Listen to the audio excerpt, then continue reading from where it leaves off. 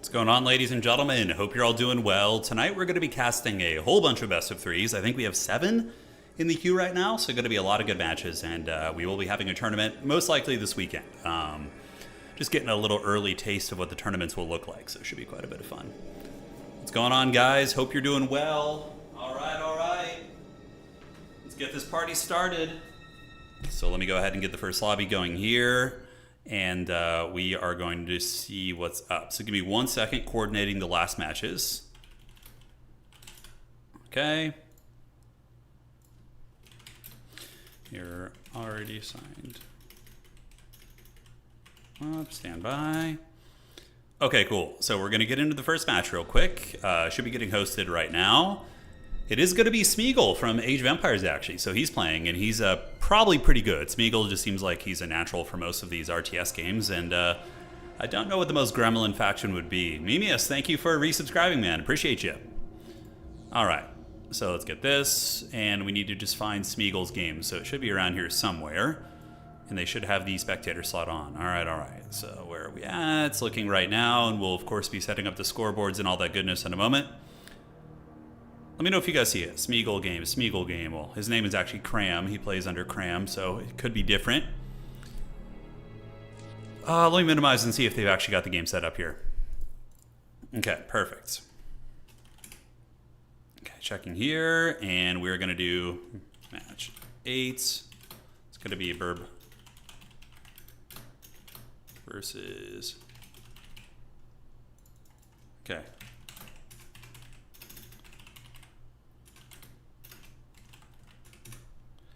All right, so that one is done. Okay, perfect. And we're all set. So then we just need one more person.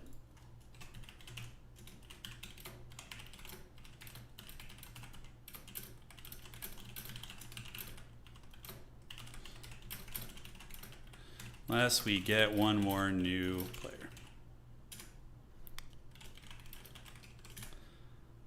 Okay, so we got all the players here. So we have 8 best of 3s. I just finished scheduling the last one. Okay, and there we go. And Silco game. It's going to be a long one tonight, guys. We're going to be grinding. No, tonight we're casting best of 3s. Yeah, we are casting them. All right, so let me find the best of 3 match. Sorry about that. I was just coordinating with the players, but we should have it right now. All right, there it is. Turn best of 3. Let's get the Eye of Horus going and jump on in there. And I don't know what the password is. I assume it's just going to be 1, 2, 3 like every other game lobby. Oh, you dirty dog. What is the password? All right, let me see what he put as the password here. All right. Okay, so, oh my God, he actually made a complicated password. What is this? All right. 29, 3, okay. All right. So this is going to be our first one of the day. It is going to be Smeagol from Age of Empires. So if you guys know him, he is the king of gremlin play. He moves around, likes to use the rare corners of the map to thrive and feast, and then comes in for the kill in the end. But it looks like it's going to be Dark Eldar versus Imperial Guard here. So let me just switch on over to the tournament match here, and we need to get the names updated. And it is going to be Smeagol versus... okay, so it's going to be you here, and that's going to be average. Going to be the player. Score is going to be 0-0. All right. Outstanding. So we're all set. Let me just make sure everything's good in the Discord. All right, perfect. And there we go. All right, so it is go time. Ready to start. Good luck, have fun. And we're going to be casting today. Now, we might play a set of games at the end as well. We'll have to see. But for now, we're just going to be casting. Are these players relatively new? So basically we have a sign up in the Discord and players can let me know their skill level on medium, advanced, beginner.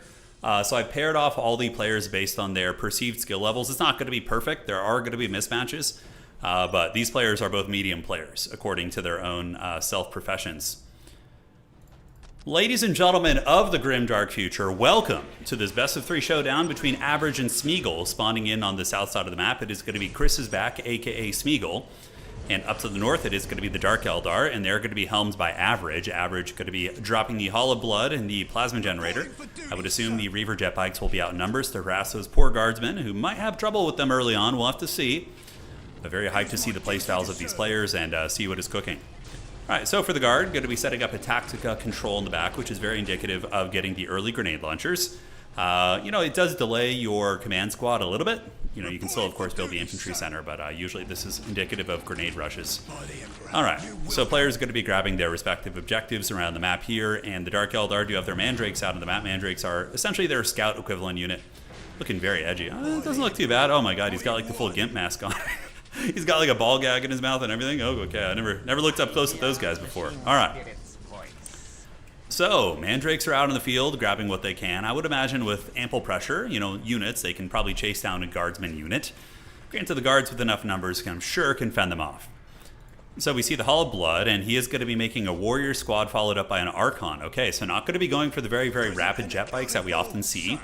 Rather, going to be going, I would even say, more standard. Going for the warrior squad followed up by the hero character, the Archon. Now for the guard down here, we do see the guardsmen squads descending on the map, and there's going to be a little cockfight in the middle. We do have 2 guard units fighting 1 mandrake unit. Now this is going to be favoring the guard, because what you do is the unit that's being attacked, you run in circles, and then the other one's going to be shooting them. So a 2v1 versus range units is really not great. Granted, if you have 2 mandrakes, 1 on each, it's going to be a little bit better for you. But now that the warriors have arrived, they should be able to mow down some of the guards. Granted, he's not increasing the numbers. He's kind of taking it a little bit easy, only keeping the bare bones. And the warriors will trade okay, but they also get mowed down relatively quickly by guardsmen too if they're not careful. Especially if the guardsmen do have the forbidden grenade launcher. So guardsmen are falling, but the grenades able to return the favor. And that ends up being, I would say, a bit of a win for the guardsmen, especially if they get another model there. Okay, that model is able to get away. There they go. So the Dark Eldar are taking good map control though, grabbing a relic on the outside, setting up their Towers of Loathing, which are their listening posts. The Guardsman grenade blob can be really foul though, especially at like tier 1, tier 1.5. If they can get a command squad, some commissars, and a bunch of guardsmen, it can be pretty nasty for sure. So infantry command's going to be getting set up. Now you'll notice he sets it up more forward facing, which is something that I need to do more often when I play guard. Basically, you set up the infantry command forward, and it serves as a bunker. So when they start pushing up on your listening post, you have a bunker to get in. And you're going to need it right now. So the bunker is up, and we do see the Archon is out as well as the warriors, and the bunker has been garrisoned. So the guard are going to be in the bunker, where they get a little free plasma shooty. And they are going to be poking back. Granted, this guard squad is off on its own and is getting pounded pretty good by that shooting. These guards popping out with their grenade launchers and trying to help it. Oh god, it's saving. It's Platoon, Willem Dafoe. He didn't make it. All right. So he did get pinned down there, and yeah, that is going to be that. So Dark Eldar definitely have the map control right now, but again, the guard are pushing out slowly. They're setting up their listening posts. Their Mechanicus workers working tirelessly to get those points set up right here. Meanwhile, over on the east side, the Archon going to be spinning around, and looks like it's mainly going to be warriors. We do not see a homunculus building yet. So Reaver jet bikes are not going to be in play right now. Guard going to be heading up to the middle, but we do see Towers of Loathing coming in. Now, what's really strong about Dark Eldar is the fact that they get Protoss buildings. So all of their buildings, you don't need a worker. Obviously, you need to own the strategic point, but once that's done, you're able to just build a free listening post on it. Not free, but you don't have to keep your worker there and build it, which is incredibly nice. So you can just move on, do something else, and live your best life.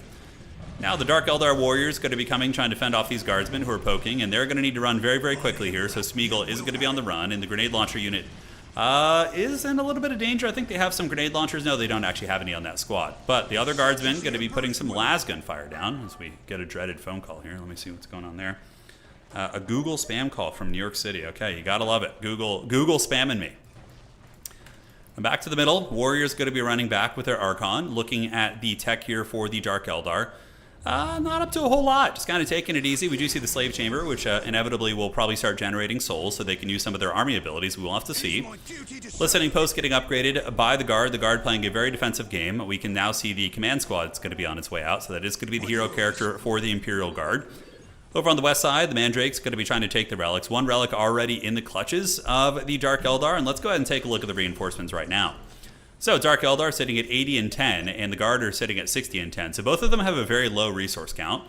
However, the Dark Eldar are slightly ahead in this situation. Mandrake's chasing down the Guardsmen. The Guardsmen, could they fend them off? I mean, the Guard might be able to fight these guys off, but they would take some decent casualties. Probably wouldn't be worth it. Relic going to be getting decapped on the other side, and it looks like the Archon and his little bodyguard are trying to harass, but they're going to be fended off by the listening post. and sent back to the Shadow Realm there. So there it goes. Now on this side, Guardsmen being harried by the Mandrakes. But what's really cool is they can use this listening post as a little bunker right there. So they're going to be jumping in and shooting out. Very cool stuff. And the command squad character, he does have like not a lightning claw, but he's got like a power claw of some sort, able to fend those characters off. And he is getting a priest. So the priest is just like an angry religious dude with a giant chainsaw. Think of some Evil Dead Ash Williams action going on from that guy. But he's going to be popping out and chasing the Mandrakes and doing their thing. On the other side, a guard squad does get massacred. They were trying to decap the relic. Now the risky part about decapping the relic is it leaves you trapped on this little water bridge, where then if you want to escape, you have to run through your pursuing enemies. So the guard taking some decent casualties there. Certainly not fun for them. However, on this side, the same thing happens. Look, he's pulling out the Emperor's Bible there. Some good stuff. But we do actually see the Mandrake squad also get killed on the other side. So both players basically trading their Tier 1 units there and, doing their thing. Middle, though, looking pretty good for the Dark Eldar. They are going to be getting 2 points right here. If we're looking at Dark Eldar, they're at 92 income, whereas the Guard are going to be sitting at 92 apiece. Wow, so dead even on income right now. Very, very interesting. Command Squad Man thinking about harassing, but the Tower of Loathing is upgraded here and is going to be able to defend those characters off pretty easily. And with the Archon there and his bodyguard, which I believe are, I don't know if it says what they are. Oh, it looks like you can get an Incubus. Okay. Great band from the early 2000s. I was a big Incubus fan back in the day. I'm sure some of you guys might have been as well. But this critical location could be captured. You could slap a Guardsman unit on that. Granted, it takes a long-ass time to capture, so sometimes you want to use a chaff unit there, something that's kind of expendable. Now, the Hellion squads are going to be out. Now, these guys are going to be kind of fast and kind of furious. You can already see the command squad character taking a bit of a hammering of the Guard, I think, realizing they might be a little bit too greedy and a little bit too deep in enemy territory. And they're going to want to get back in this bunker for sure. So the listening post getting upgraded to a fortified position. The Guard squad has jumped in there, and the command squad is going to be running away from the Hellions. I think the listening post, it's still a ways off its upgrade. The command squad is now fighting, so they do have the priest getting in there, but they're going to be retreating from now. Okay. But the Dark Eldar are now delving a little bit greedily and deeply themselves. Moving in, Cram using some really good micro. So moving out of the bunker, shooting a grenade, getting back in, and now this is going to be upgraded to a heavier listening post. The Guard need to salvage this, though. They've invested quite a bit of money. So if they do lose that, it's going to feel bad. More Hellions flying over the top, and the Guard are going to be making their valiant stand here. Granted, the bunker's getting low. It did upgrade to a heavy listening post. So the Dark Eldar are going to start taking some substantial casualties from this, but they do have a nasty Death Star of these Hellions.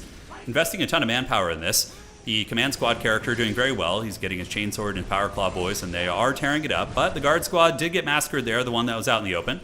Some more Guard on the way in, and Cram going to be pulling in the Tech Priest engineers to repair this, which is a really, really good play. More grenades from downtown, and I can't tell you how many times I've made this mistake against Guard. They're squishy, you think you're getting kills, but ultimately I think probably a bit of a win for the Guard in a way. I mean, they lost some Guard squads, but okay, if they lose the command squad, then I would say it's a bit different. Okay, never mind. So now I think the Dark Eldar came out ahead there.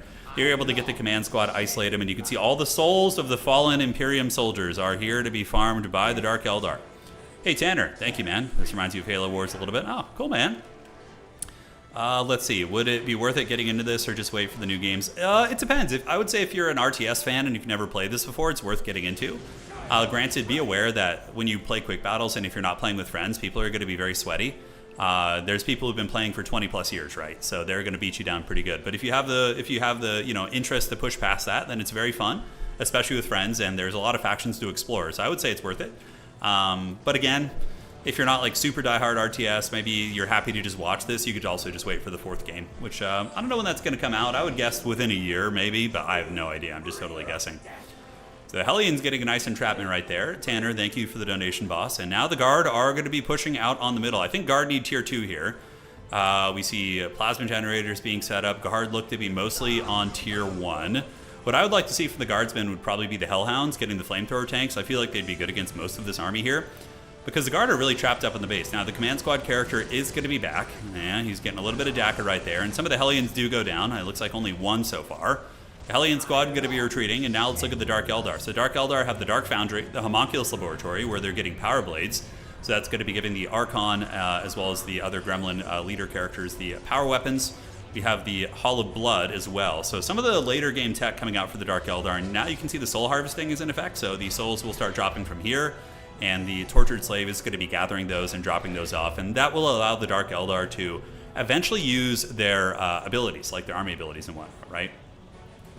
All right, guys. So it looks like Cram was able to get tier 2 as well, and instead of going for an immediate vehicle, Not a bad idea, getting an entrenched position. So the Guard going to be setting up their heavy weapons team right here, which is going to be really good. That thing will mow down these squishy Dark Eldar. But map control is going to the Dark Eldar. And let's see if the income reflects that. So we see 122 income for the Dark Eldar and 40 against... wow, they are dead. Wait, is it even switching? Oh, no, I'm clicking the wrong button. I'm an idiot. Oh, my God. It's 74. I was just clicking this button like, why isn't it working? We do see 74 income for the Guard, and the Dark Eldar are crushing them economically, which is going to be very tough to come from. We see the Witch Arena as well, the Witch Cult Arena. Going to be quite nasty, and I think the Dark Eldar are for sure in a position to win this game. I mean, they have both relics. They have the side map control. Granted, they haven't built listening posts out here quite yet, but even still, just crushing the Guard economically. And the Guard are going to be waddling up ever so slowly. Hellion squad's lurking in the wings, as is the Archon here. And you can see Cram is doing a bit of a slow push. He's moving up, slowly taking ground. But I still feel like the Hellions are going to be able to fly in and instantly kill that heavy weapons team. You really need the Hellhounds at this point. We don't see any Scourges on the table for the Dark Eldar yet. So, okay, Talos is coming out. So Talos, heavy vehicle, strong melee attack, and it can harvest souls. Ooh, on the battlefield. That's really, really cool. All right, guys. It's going to be tough. Yeah, they're going to be getting their tier 3 stuff, and it's going to be nasty. The Talos, I haven't seen those things in action yet, so interested. We do see the 3 slave chambers, which are going to be producing souls nonstop. All of Blood is out, and ladies and gentlemen, it's going to be getting crunk nasty for sure. The Guard, what vehicle tech is it going to be? It's going to be Hellhounds, but I think the only chance the Guard are really going to have in this game is if they push out like immediately. They get their first Hellhound, they go.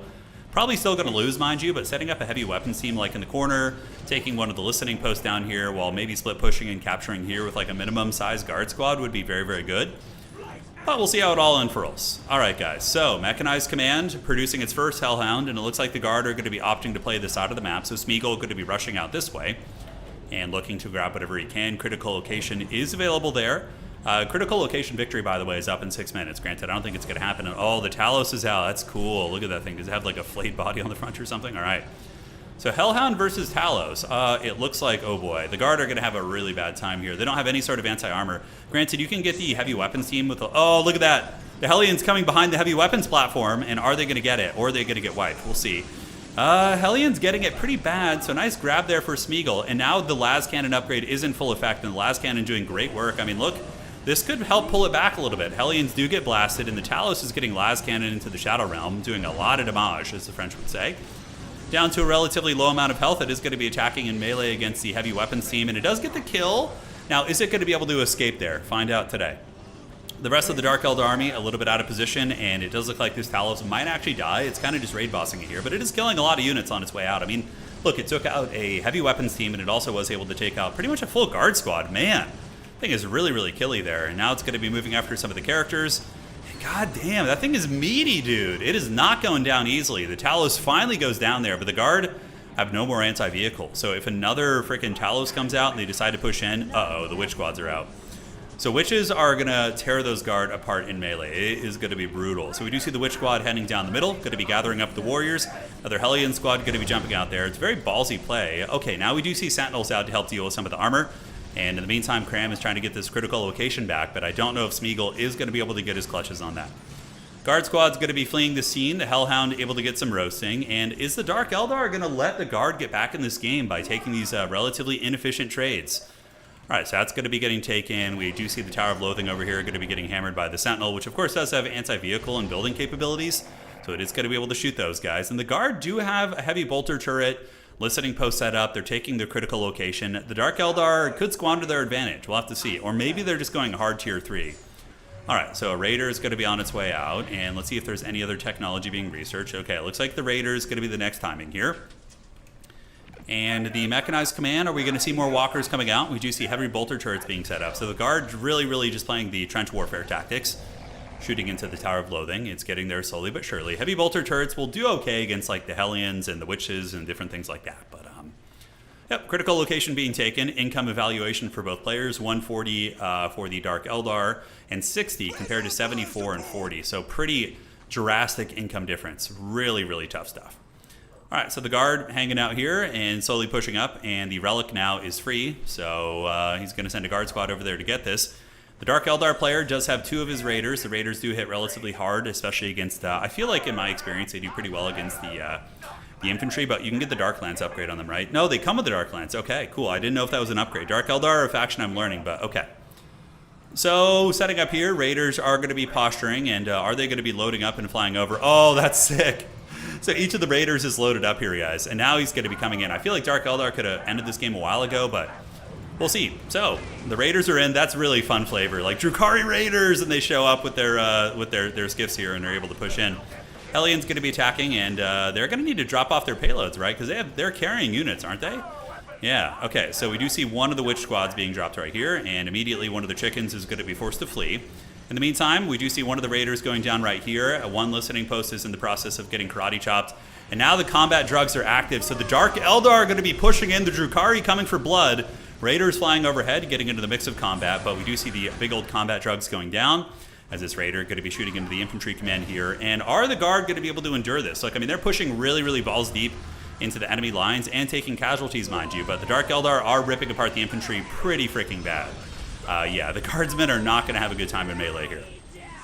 Hellions chasing down the walkers, and honestly, the Dark Eldar are kind of lacking anti-vehicle. And as such, we're seeing the Hellhounds returning the favor a little bit. The Hellhounds are cooking a lot of these infantry, and even still, though, man, these witches are able to actually put some hurt down on one of the Hellhounds, which is impressive. Warrior Squad going to be forced back. And I think he needs some Scourges. I think he does need it. So those guys going to be moving in. A lot of the Witch Elves are going to be getting on top of the Hellhound here. HP is dropping very, very rapidly, ladies and gentlemen. One Hellhound is going to be paying the Troll Toll. Smeagol might be able to endure this, but I don't know. That is a lot of Witches, guys. There's a whole bunch of them, and they're going to be burning through the Witches. Rob Zombie time. All right, so Relic is still owned by Average. Smeagol really needs to get listening posts on these forward points if he can. That should be a priority. And the Dark Eldar did not bring enough anti-armor, and they're going to be paying the price. You know, the vehicles were able to kind of feast, and he obviously pushed very deeply into enemy lines.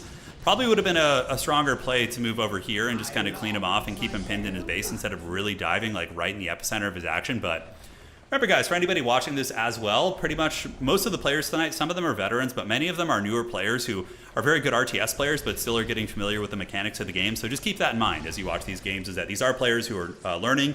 Some of them are like medium, low-level players, but we don't have too many advanced players playing tonight as well.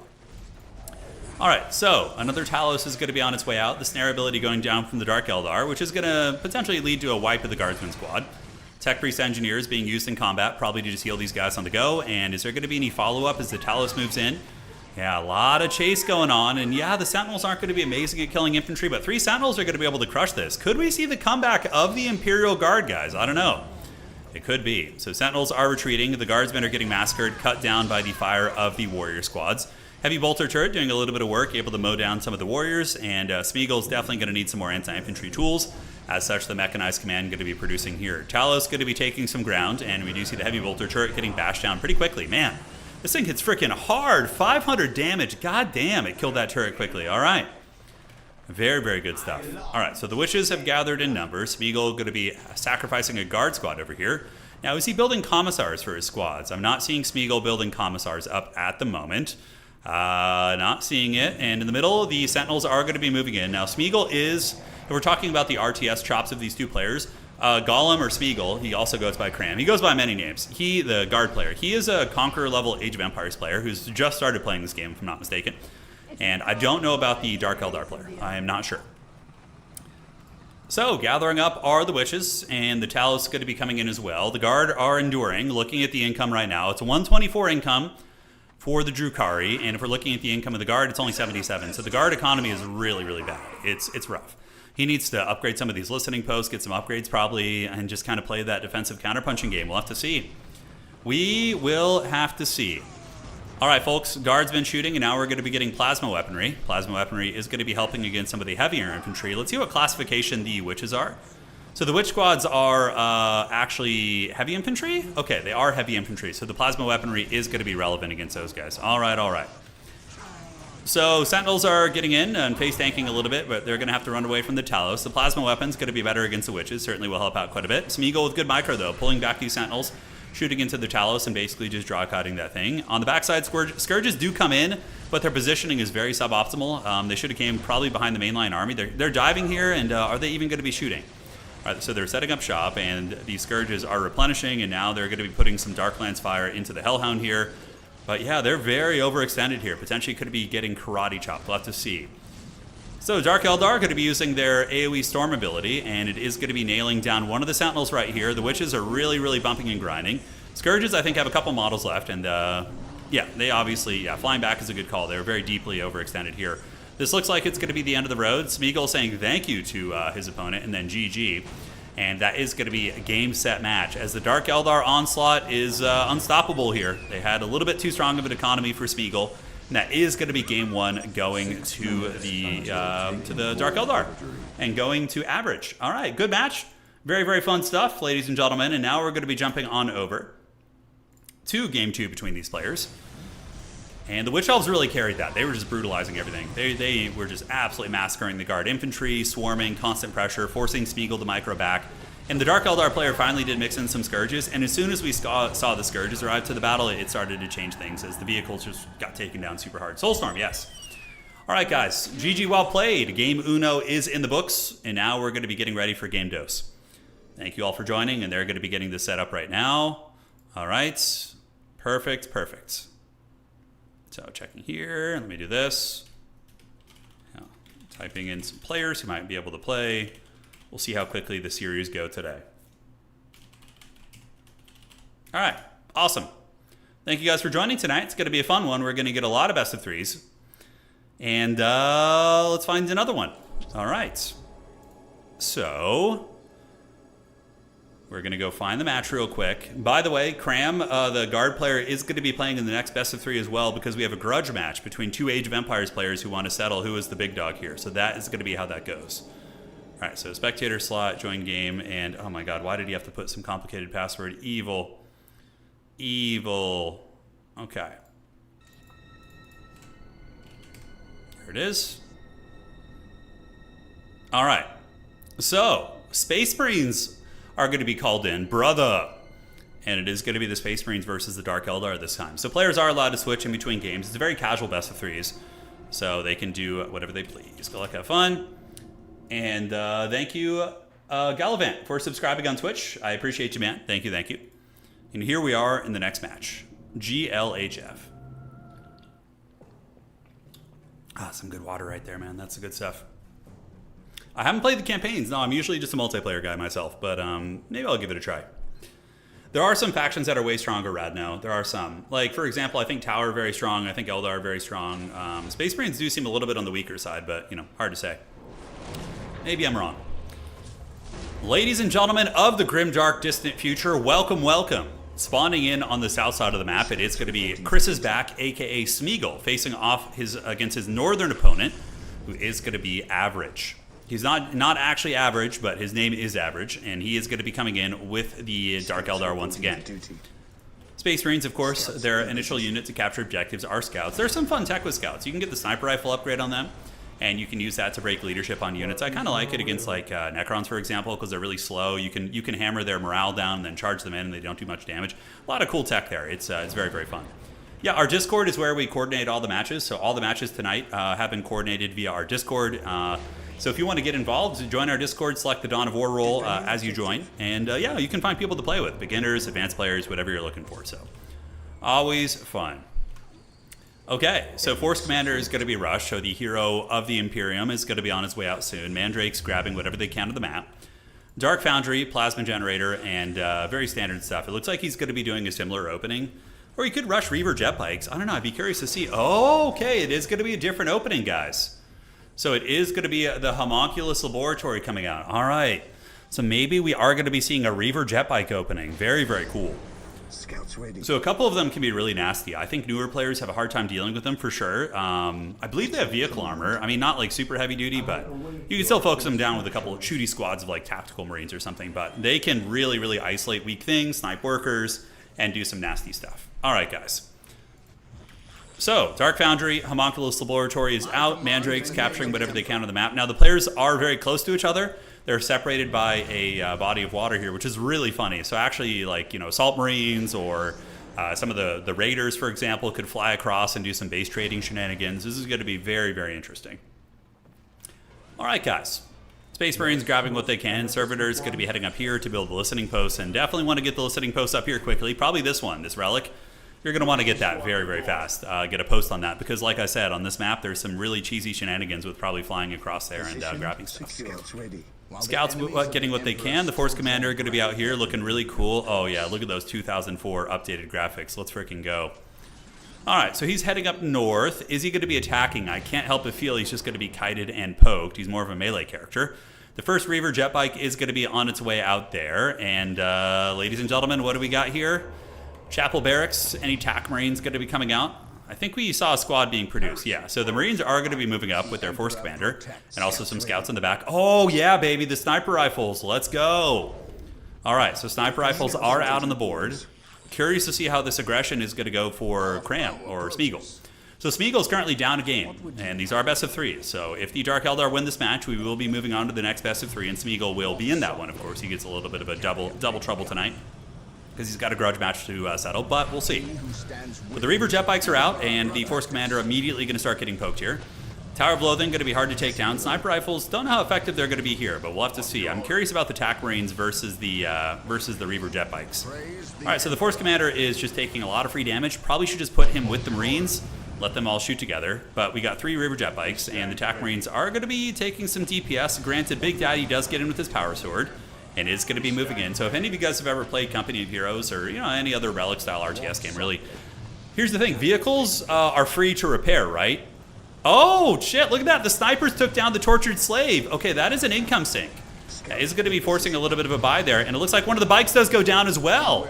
So Smeagol with the Space Marine aggression, using the sniper rifle scouts in tandem with the Force Commander and the Marines, putting a lot of pressure on the Dark Eldar in this game. And the Dark Eldar bikes, a little bit of a miss micro, that's all it takes. They're very, very squishy. Scouts are being focus fired, which is going to be annoying, and they're going to be trying to get away. One of the scouts does get taken down, but a jet bike for a scout is not a good trade, as a jet bike does go down there. All right. So the brother captains, the Space Marines, continuing to fight, but are going to be forced back by the Tower of Loathing. Reaver jet bikes, ever the Vulture unit, going to be chasing and picking them off as they run, which is a really, really good play. Force Commander going to be turning around, trying to keep the Marines from getting massacred here.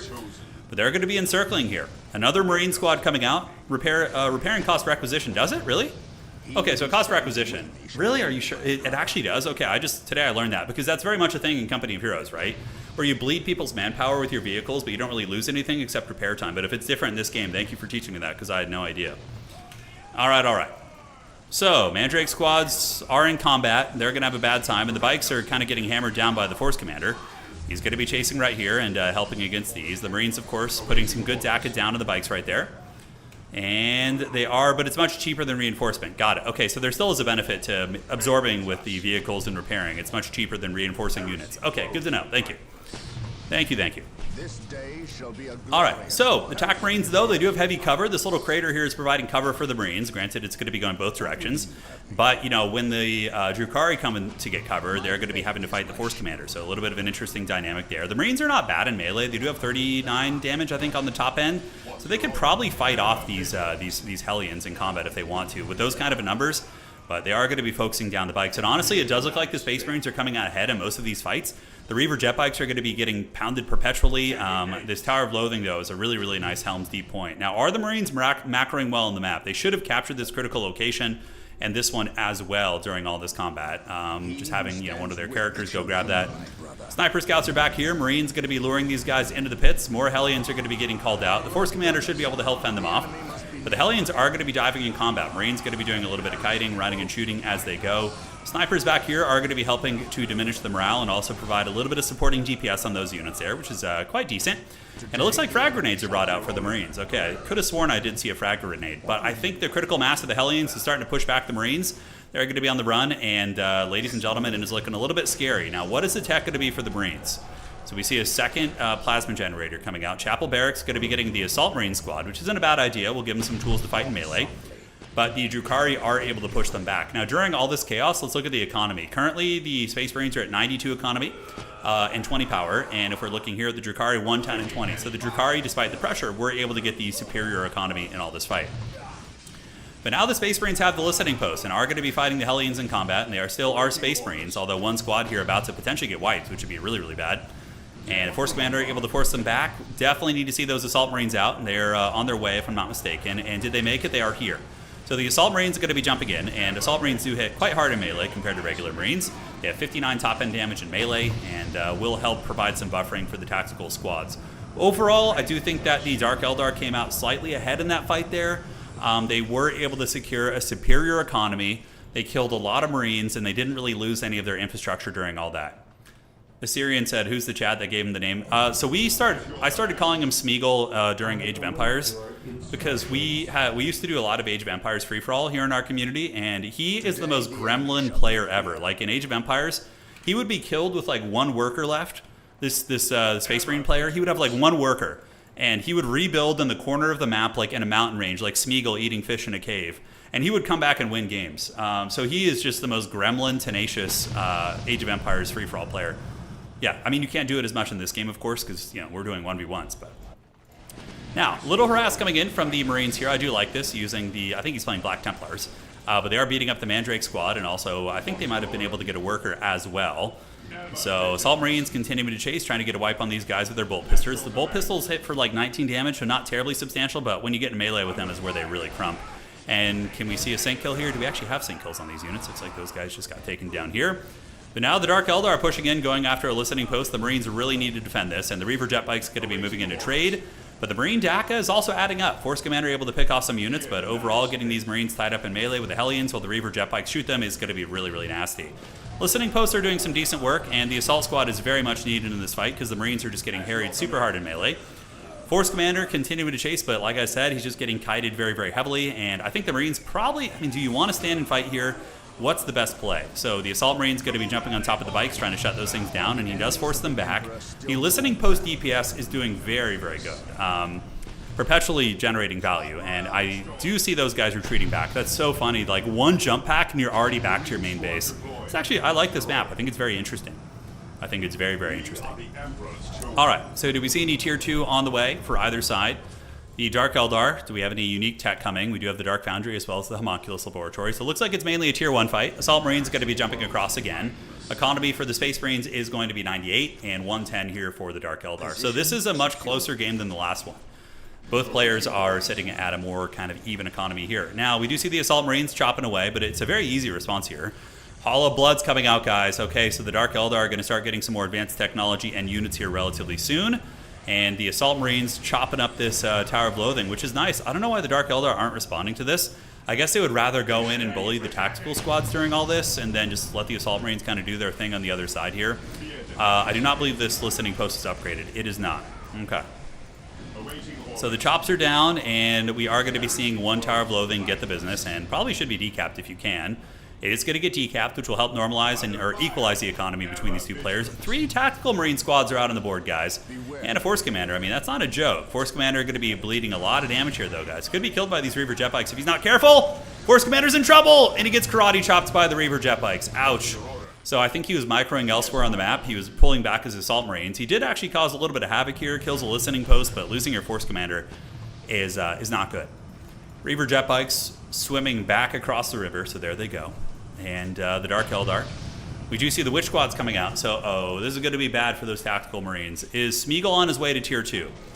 So we do see Tier 2 on the way. The Monastery add-on is here. He's going to need to really just like lay down and pray that he can live until Tier 2, because the Dark Eldar are going to have some nasty timings here against him soon. Are we going to see the Listening Post being rebuilt? We are. No generators on the outside, and it does look like Smeagol is grabbing the critical point, so he finally is going to be getting those. Alright, so Dark Eldar sitting at 110 income, 104 for the Space Marines, so pretty negligible difference. Both players are in a decent shape here. And the Marines come in once again and are able to get a kill on the Listening Post, which is nice. And with Micro, they should be able to fly away now, so there they go. Flying across, the harrying Marines using their jump packs, and looking real cool. These are the retro jump pack Marines, where they just have these huge jump packs. I think Chaos Space Marines and Tabletop still have the old jump packs. Like the Raptors and the Warp Talons for the Chaos Space Marines, those models are old as hell. They're ancient. Alright. So guys, Marine squads gathered up, 3 of them in numbers, and what's cool about Space Marines is as soon as you get Tier 2 timing, you have an option of a ton of different weapons, right? Like plasma weaponry, flamethrowers, rocket launchers. It's really fun. You really get to feel the flexibility of the old Space Marines, where you had like just kind of a Swiss Army knife when it comes to the tactical squads. Critical location taken by Smeagol, one taken here as well. The Lone Scouts, they're like, oh god, this isn't what we signed up for. as they get run down and massacred there by the Hellions. So that is going to be unfortunate. I think one of them had a sniper rifle as well. And so it begins. It looks like the onslaught of the Drukhari is here. And where are the witches? All right, I know the witches were gathering in the base. We do have 2 witch squads getting gathered, and they are getting the succubus as well. And it looks like an Archon is going to be built, but he needs a little bit more population cap. Over here, we do see the Agonizers, so equips Dark Eldar, Archon, and Leader units with the Agonizers. Increases melee weapon damage, very, very cool. And yeah, man, it's going to get tough. I mean, the Marines, they've got their defensive posture, but they're going to need to start getting some heavy weapons. It looks like we do have a heavy bolter coming out, so the heavy bolter will be good against these type of units. And wow, that Marine squad killed to the last by the jet bikes as well as the Hellion squads. Really, really nasty stuff. All right, guys, the DACA continues as the Marines are going to be forced back right here. Listening post getting a little bit of damage in there.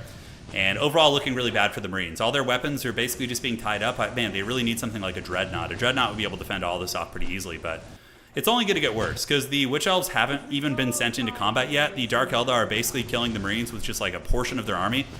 And the last Marine squad is going to get surrounded, karate chopped by the Hellions and the Reaver jet bikes. Man, it's so nasty because the Hellions tie you down in melee and they hit really hard actually.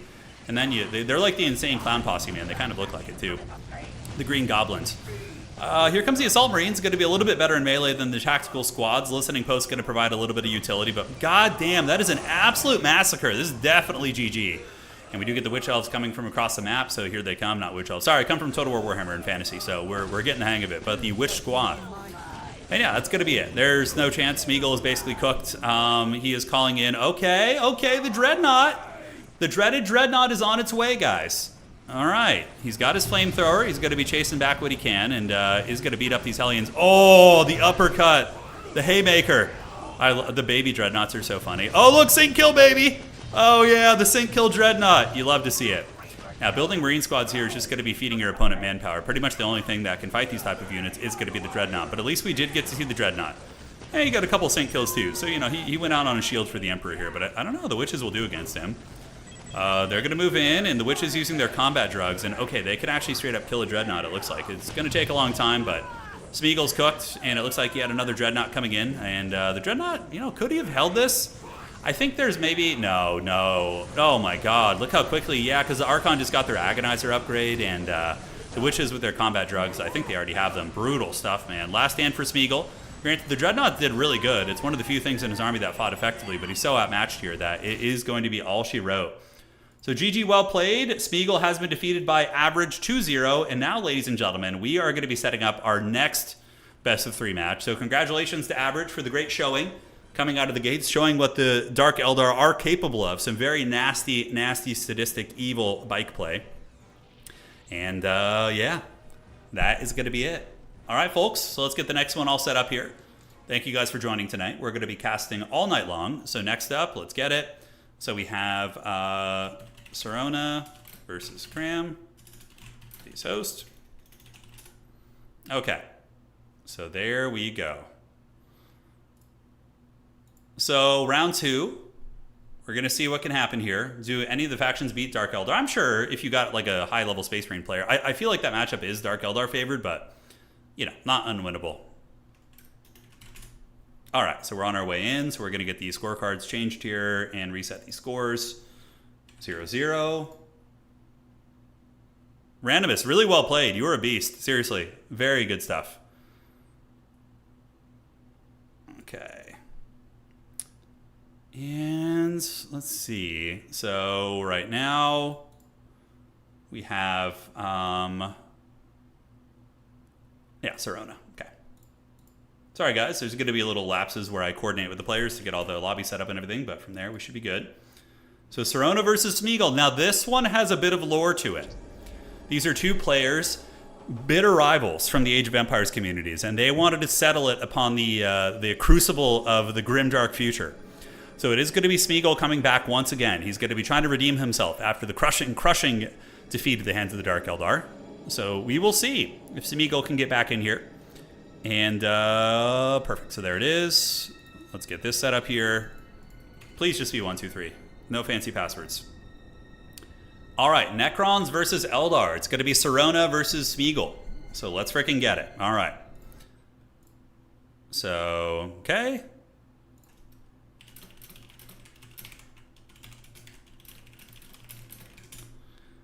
Outstanding.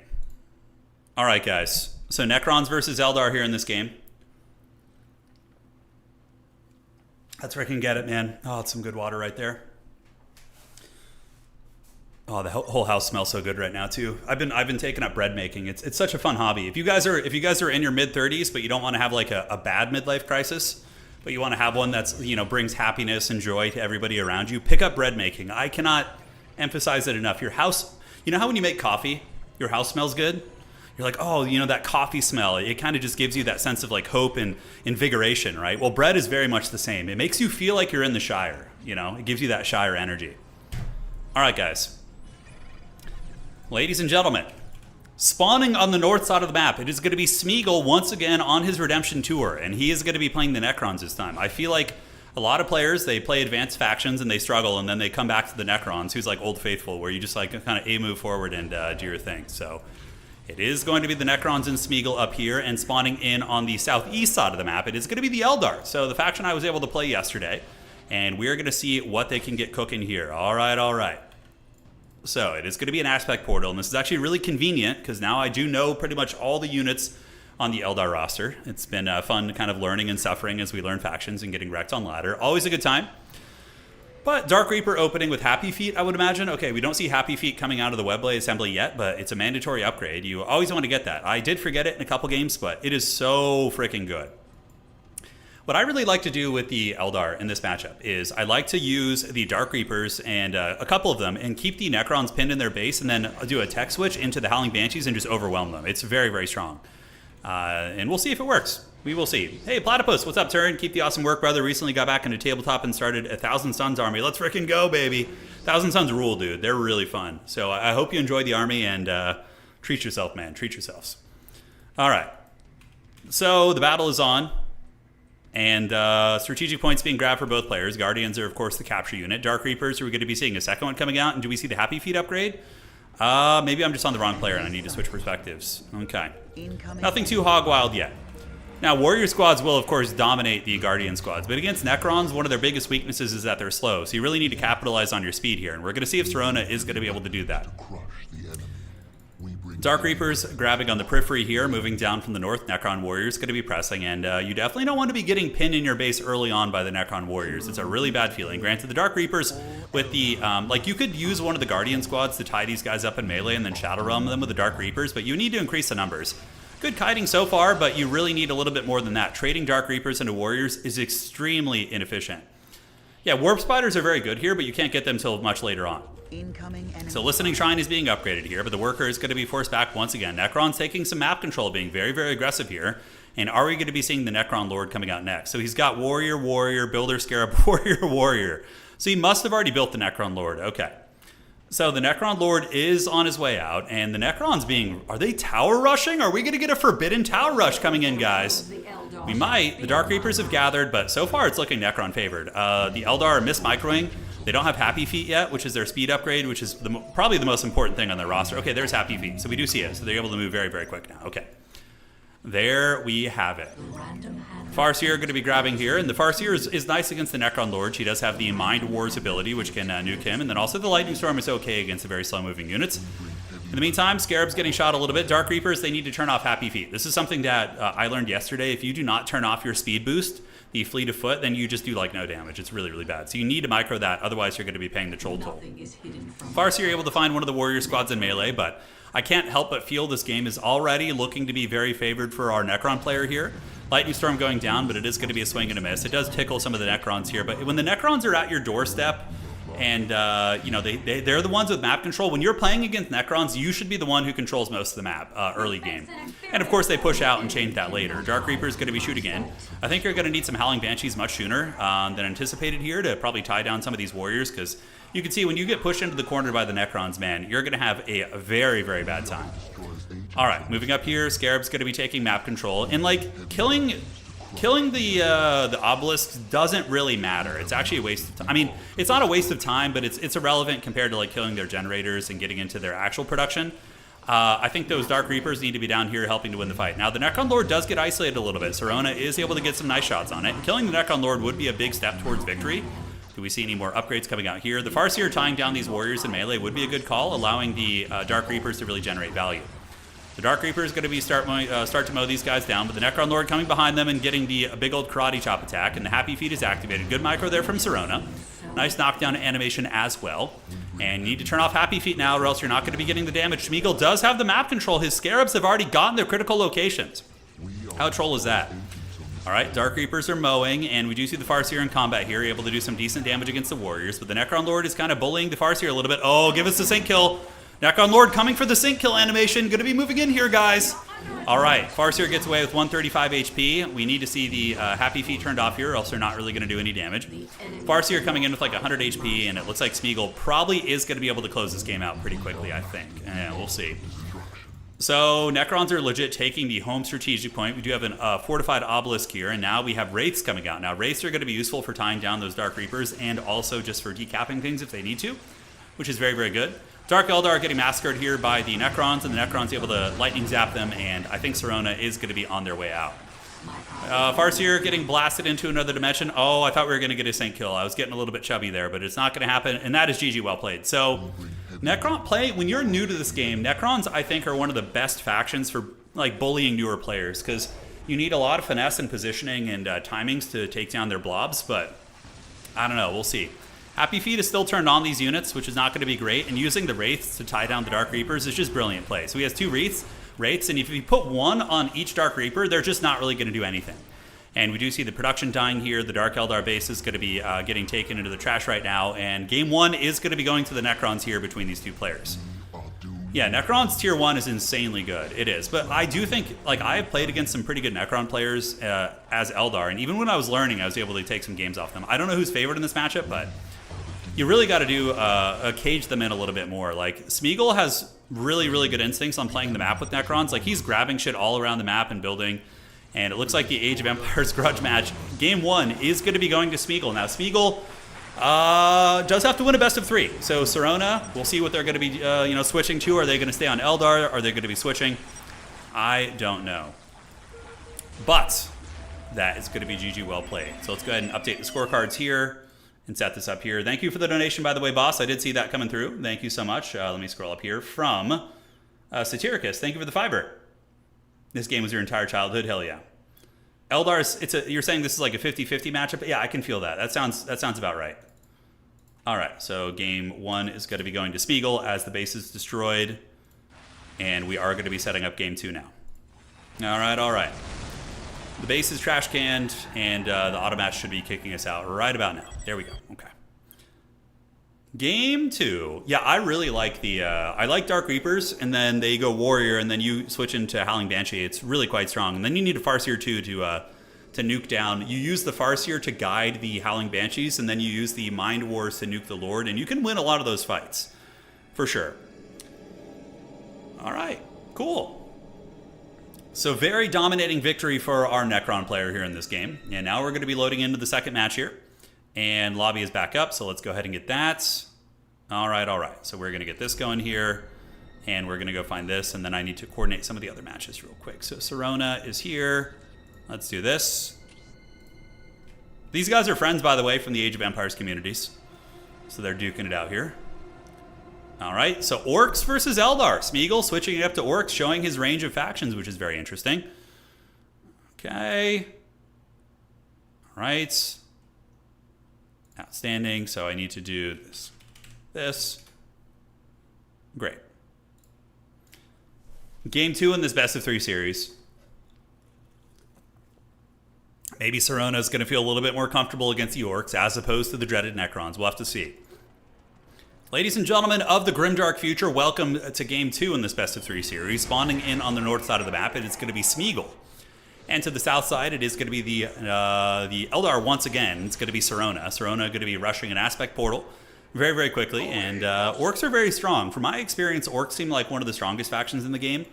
When I play against them on ladder, man, like pushing their bases is hard. They can get those knobs, which is brutal. Those war tracks do seem a little bit OP as well. I don't know if that's just me, but they kind of feel that way. Sirona says, "I'm coming for your green booty." All right, so the smack talk is on. Double plasma generator. That's interesting. So going to be rushing some power. Maybe going to be trying to get a quicker tier 2. I don't know. Get that Soul Shrine up and maybe get some of the Falcon grab tanks. Double gen does not seem like the way to go for Eldar right out of the gates. But, you know, I don't know. Maybe there's some forbidden strategy that we have to learn about. We'll have to see. All right. So Howling Banshees. Oh, he's doing a Banshee rush. Okay. So Howling Banshees, they do get ripped up really bad by Shooter Boys, though. If you get a Big Mech with some Shooter Boys, they can just bully those things so freaking badly. So we'll see if that's the direction this goes. The Orcs are coming across right away, guys. All right.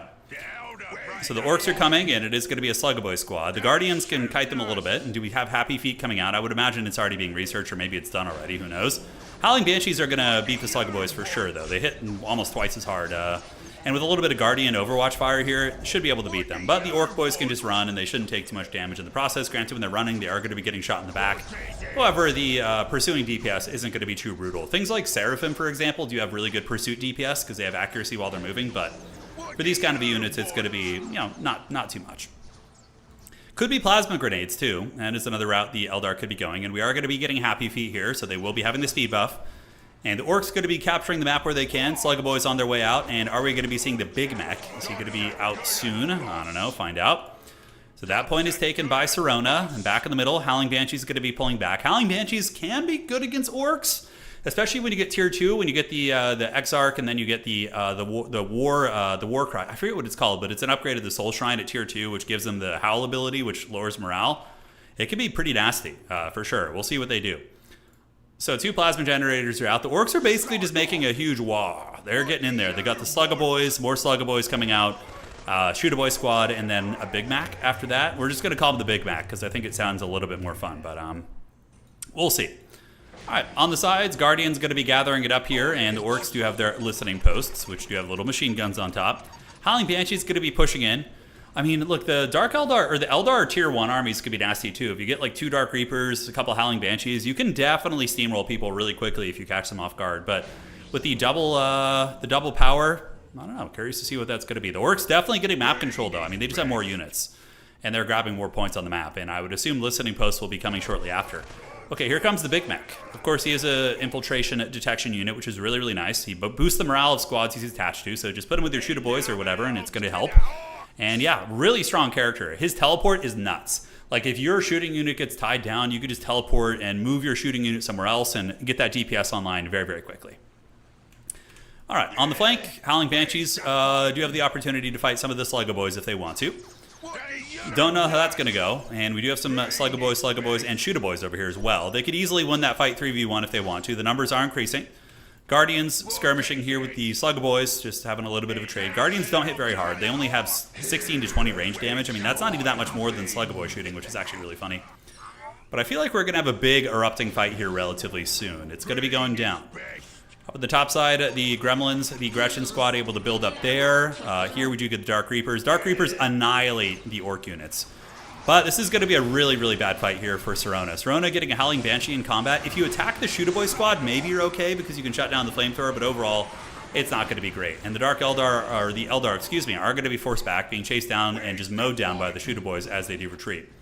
On this side, Dark Reapers are being chased. Smeagol does have pretty good micro. He's a high-level RTS player in general, and he's going to be trying to chase these down, but Serona also showing some good micro as well, as he does kite these Orc Boys and tries to consolidate his army. And this would be a good idea. Just get a pick on this Orc Boy, the Sluggaboy squad. We do see Happy Feet are activated right now, which is going to be nice for chasing things down, but also will mitigate your damage. You really, really got to turn that off, because if Serona takes big fights while the Fleet of Footed is active, I mean, you're just going to lose. You're going to lose the game. Howling Banshee's on the way out, and this is going to be a big fight. Got to turn off that Fleet-Footed, man. It's still on right now, which is going to be a huge penalty. It's on everybody. The Big Mac is going to be chasing. Those guys are trying to run. One Howling Banshee squad does not have it active.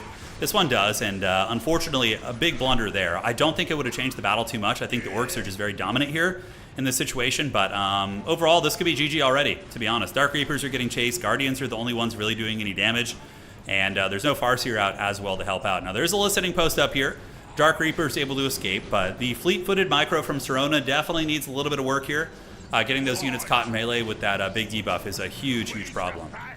All right. So, the shooting continues, and the Guardians are moving up. Dark Reapers can put some good Daka down. Fleet-Footed is still activated on the Banshee, so they're going to be taking a big damage penalty, and they also get hard countered by Shooter Boys as well. And the Howling Banshee is going to be killed to the last squad member. Looks like they're going to get away, and the Happy Feet has finally been turned off for the Howling Banshees. Dark Reaper's getting some good damage, but the Orcs are also taking some of the peripheral elements as well. Here we can see the Listening Shrine is going to be taken to Pound Town. There is one upgraded one on the base, which is going to be picking off some of the Orc boys. Dark Reaper and Farseer are now out, so that could turn the tide of this fight for sure. And the Howling Banshees are replenishing in numbers. Maybe the Orcs will dive a little bit too greedily and too deeply here. Honestly, I think if you're struggling with Happy Feet micro, it's better just to not use it. Just leave it off. And, I mean, sure, the speed is nice, but if you're forgetting to turn it off, like what I was doing in some of my games, when I was struggling with the micro, I just stopped using it. I was like, all right, we'll use it when we're like running around the map. But other than that, tricky. Dark Reapers are getting huge value, though. They are mowing down a lot of the Orc army here, and we do see the Lightning Storm activated, which isn't an insane amount of damage, but it's not irrelevant either. The Storm Boys do get in there, being pulled into the Listening Shrine, as the Dark Reapers do pull back right there. Farseer able to get some nice poke as well. Howling Banshees on top of the Slugga Boy squad should be able to kill them eventually. And the Eldar are getting a little bit of a... I see these like units, they look like they should be like Dark Eldar because they're all evil looking, but you know, it's a little confusing there. But the Orc morale is low. You can see those little red auras around the Orc units means that their morale is low, so they're going to be very ineffective in combat. But the thing is, during all this, Smeagol is probably taking map control, right? He's got his little gremlins building listening posts everywhere, whereas the... they're going to need to have their own equivalent of the Great Crusade here and move out and push these guys back. Dark Reapers generating value of being immediately attacked by the Storm Boys. The Big Mac is on its way in. The Farseer, I don't know what abilities it has because the spectator tools are really bad in this game and you're not able to really see a whole lot. But pulling back to the Listening Post is never a bad idea with those range units. The Farseer and the Howling Banshees and some Guardians fighting in melee. Howling Banshees doing great work. Farseer with a very nice AoE disruption. And it looks like the Dark Reapers were able to get back. Flamethrower squad from the Slugga Boys going to be potentially lowering the morale of the Guardians and or the Howling Banshees eventually. These bad boys going to be getting back online here. Shooter Boys going to be forced to retreat. But overall, I mean, the Orcs are crushing it economically, right? Only 92 income, actually. And if you look at the income of the Dark Eldar, or the Eldar, god damn, I'm going to get that right eventually. They're at 62 here. So, hard to say. You guys not hearing audio? You should hear game audio when I'm on the game there. Let me know if you don't. Do let me know. No, it's on for sure. Yeah, the audio's on. What, you just trolling me, dog? All right. So, Listening Shrine is shooting here, and on the back, the Howling Banshees continue diving, but I think they're going to be at the end of the road doing their carnival backflips. They are going to be swarmed by a massive Orc Wah, and they continue moving in. Big Mac also generating good value. Farseer still... Ooh, Farseer's very beat up. Still is in play, but it is very low. Retreating back with the Dark Reapers. And I do think the Orcs are going to win this game. I mean, they're just taking over the entire map. It's looking bleak. All right, Dark Reaper squad setting up shop here. We do see the Happy Feet is still activated on one of these units, so it's going to be mitigating the DPS. The Farseer actually killed right now. Howling Banshee's doing okay. Storm Boys are out on the flanks there fighting, but I think it's going to be the end of the road, guys. I think it is going to be the end of the road. The audio might have cut for you a moment ago when I minimized the game to look at chat, but to check the audio, but no, it should be consistent. Yeah, this game has weird sound. Like when you move away from a fight, like audio just kicks in and comes back like super awkwardly, so it's a little bit strange. Now, the Howling Banshees are going really greedily and really deeply, but it's going to be a massacre. Like, they're moving into flamethrowers and into a listening post. I mean, there's so much that's just going so south for the Eldar. And in the meantime, Smeagol is basically just grabbing everything. Listening posts are being secured all around the map. Another Howling Banshee squad's going to be on the way out. The Orcs are probably way ahead. We have 104 against 62, which is a massive advantage. I mean, the only way the Eldar can maybe come back is if they were on their way to Tier 2 already, and they were going to get, you know, for example, like one of their Falcon grab tanks or something. I don't know.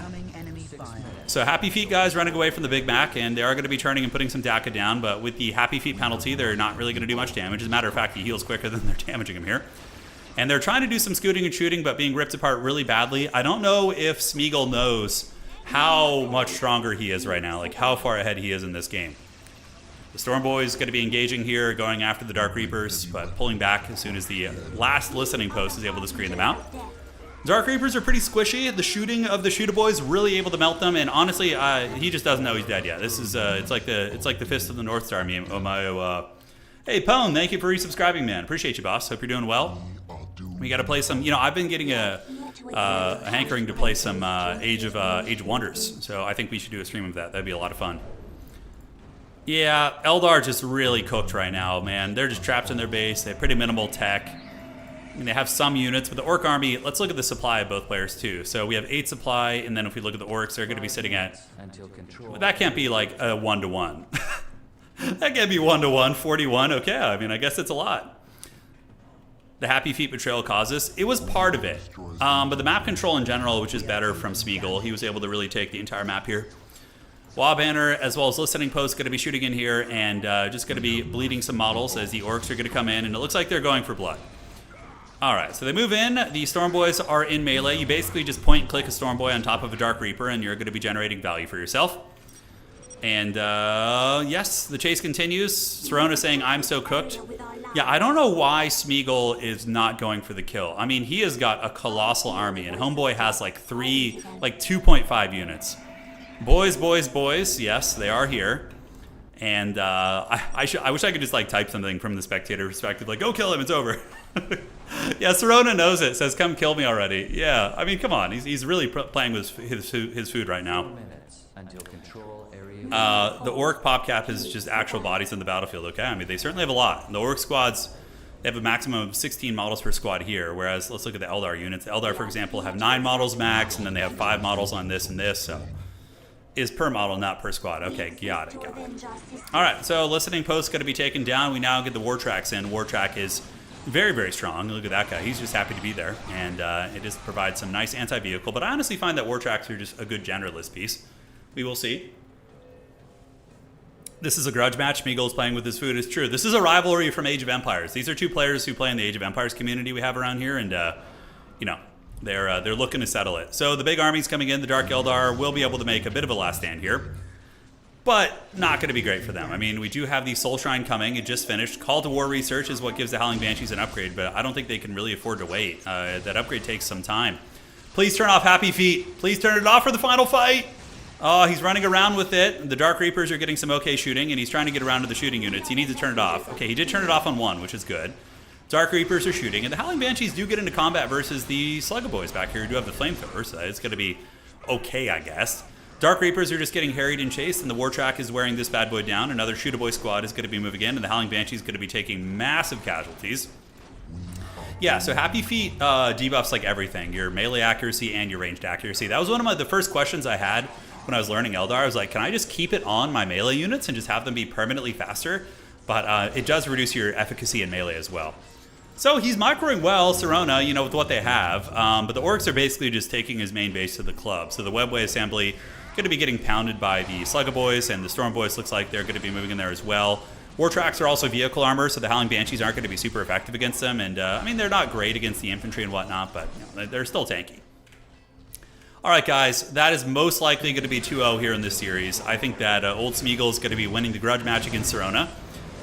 And we do have the old Dark Reapers able to get a potential wipe over here. You know, fighting in the periphery away from the mainline action is not terrible. And just getting the War Tracks to finish off those listening posts would be pretty big. Literally sitting at 60 HP right now. Missile's going to be hitting the main base. Big Mech is able to wreck some of the Howling Banshees here. And he did forget to kill the listening post. It looks like he did. This Howling Banshee, not Howling Banshee, this War Track just shooting a random worker over here, which is pretty funny. Outside, the Howling Banshees doing what they can. The Shrine is going to be going down. Another War Track is on its way in here.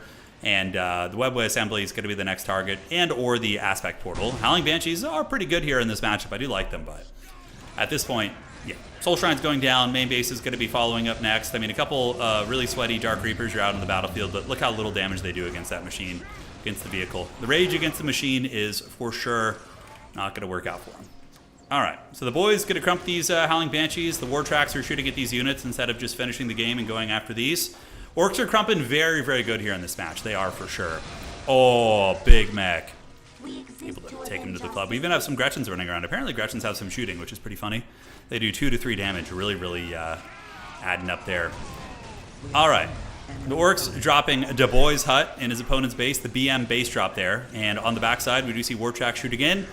Going to be blasting after the Webway Assembly. And a decisive victory and a decisive series win for Smeagol. After he was 2-0'd, he was able to return the favor here and come back and beat a different opponent.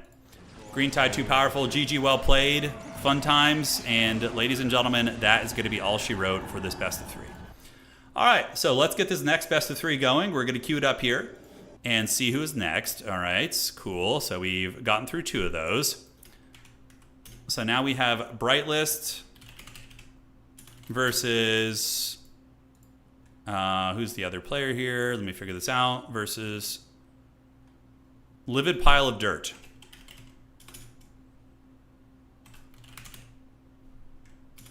Host, please. Okay, so hopefully homeboy's around here. Messaging them, making sure everything's good.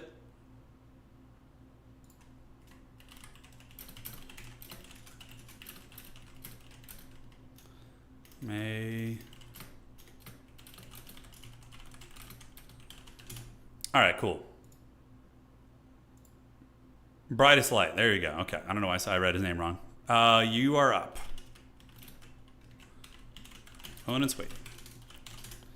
Okay, so we're going to get this next one going here. It's going to be a livid pile of dirt versus brightest light. Also, I think he goes by Bitcoin Barry in here, so we'll see what name he's going to have.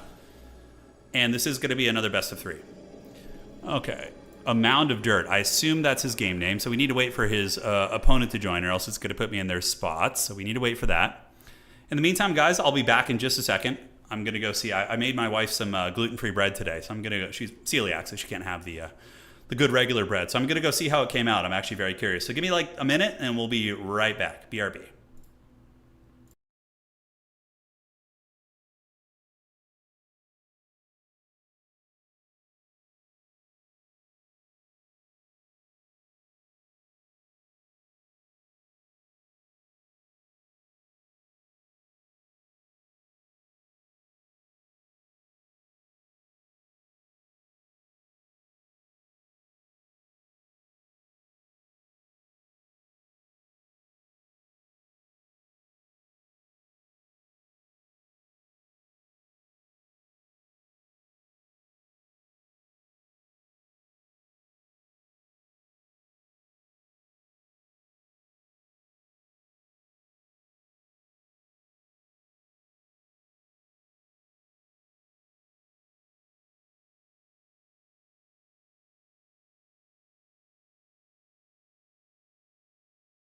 All right, guys, back in business. Let's go ahead and get here and go to the tournament match. There we go. Reset these scores and get ready for the next best of 3. 0-0. And cool. All right, so we're going to refresh this. Find the lobby. There it is. Join game and uno dos tres, the classic password. All right, so let's get the names all set for the players. So this is going to be... We're going to put Barry, because it'll fit a little bit better. Okay, so it's going to be Barry on one side versus pile of dirt. His name's a little bit long, but we're going to have to shrink it down here, guys. All right. Here we go. So these guys are medium players. Well, I can't have the bread pone. It looks like it came out well. Because I don't eat dairy, but I make her bread with butter. Because gluten-free bread is really, really strange. It crumbles because it doesn't have gluten, right? So gluten is a binding agent. So gluten-free bread is like really crumbly, but you need to use butter in it typically to give it like some moisture and taste. Yeah, we'll see how it comes out. We'll see how it comes out. It's still cooling down. She hasn't tried it yet, Pone. Yeah, so we'll see. We will see.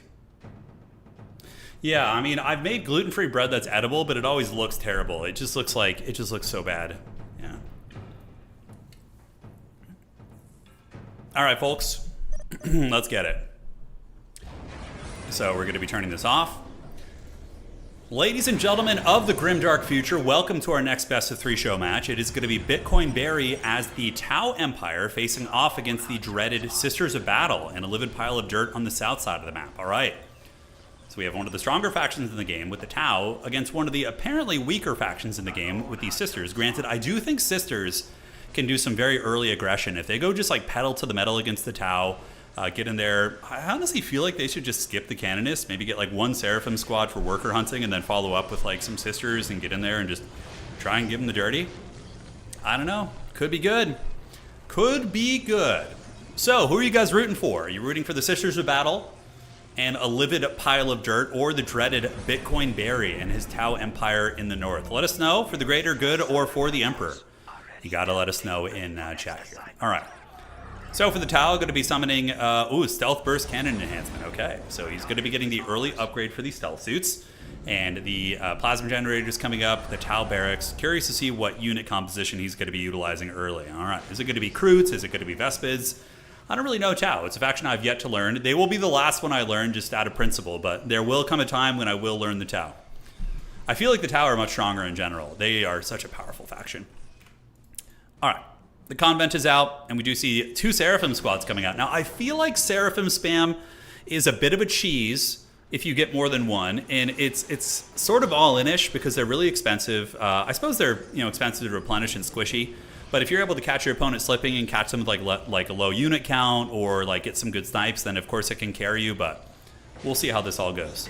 Hey, Evan, thank you for being a member for 73 months. Goddamn, for the Emperor, all right. Seraphim Sam is like half of Sisters of Battle games, if not more. Correct me if I'm wrong, though, but is getting like 2 squads really worth it? I always feel like it's a bit of a trap. All right, so the Seraphim are going to be on their way out, and they're going to be heading up to the Tau and trying to get some picks. Granted, they won't be able to see the stealth teams, which is unfortunate for them. Stealth team's going to be sneaksy hobbitses, grabbing what they can on the maps. Tau are going to be setting up listening posts down here, securing their relic.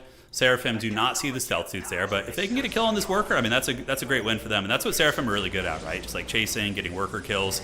And you need to keep moving. So Livid Pile of Dirt needs to get the chase on and get the pick there, and they're going to keep going, chasing down that worker there. Perfect. And they can move and shoot very effectively. I don't know if Livid Pile of Dirt knows this, but that's a really good start, honestly. Taking down one of the Tau builders out of the gates is quite brilliant. And if there was some sort of a detection here, you could take down these stealth teams too, probably, but it doesn't look like there is. So it is going to be a Bronzodia Seraphim rush. They're going to be gathering up here, and looks like a Lapse in Micro. Maybe he's got some stuff going on at home. Yeah, it looks like he does. So the Tau Commander is down here and is going to be attacking his workers. And if the Tau Commander is able to kill a couple workers, that's going to be a disaster and a half. We'll have to see.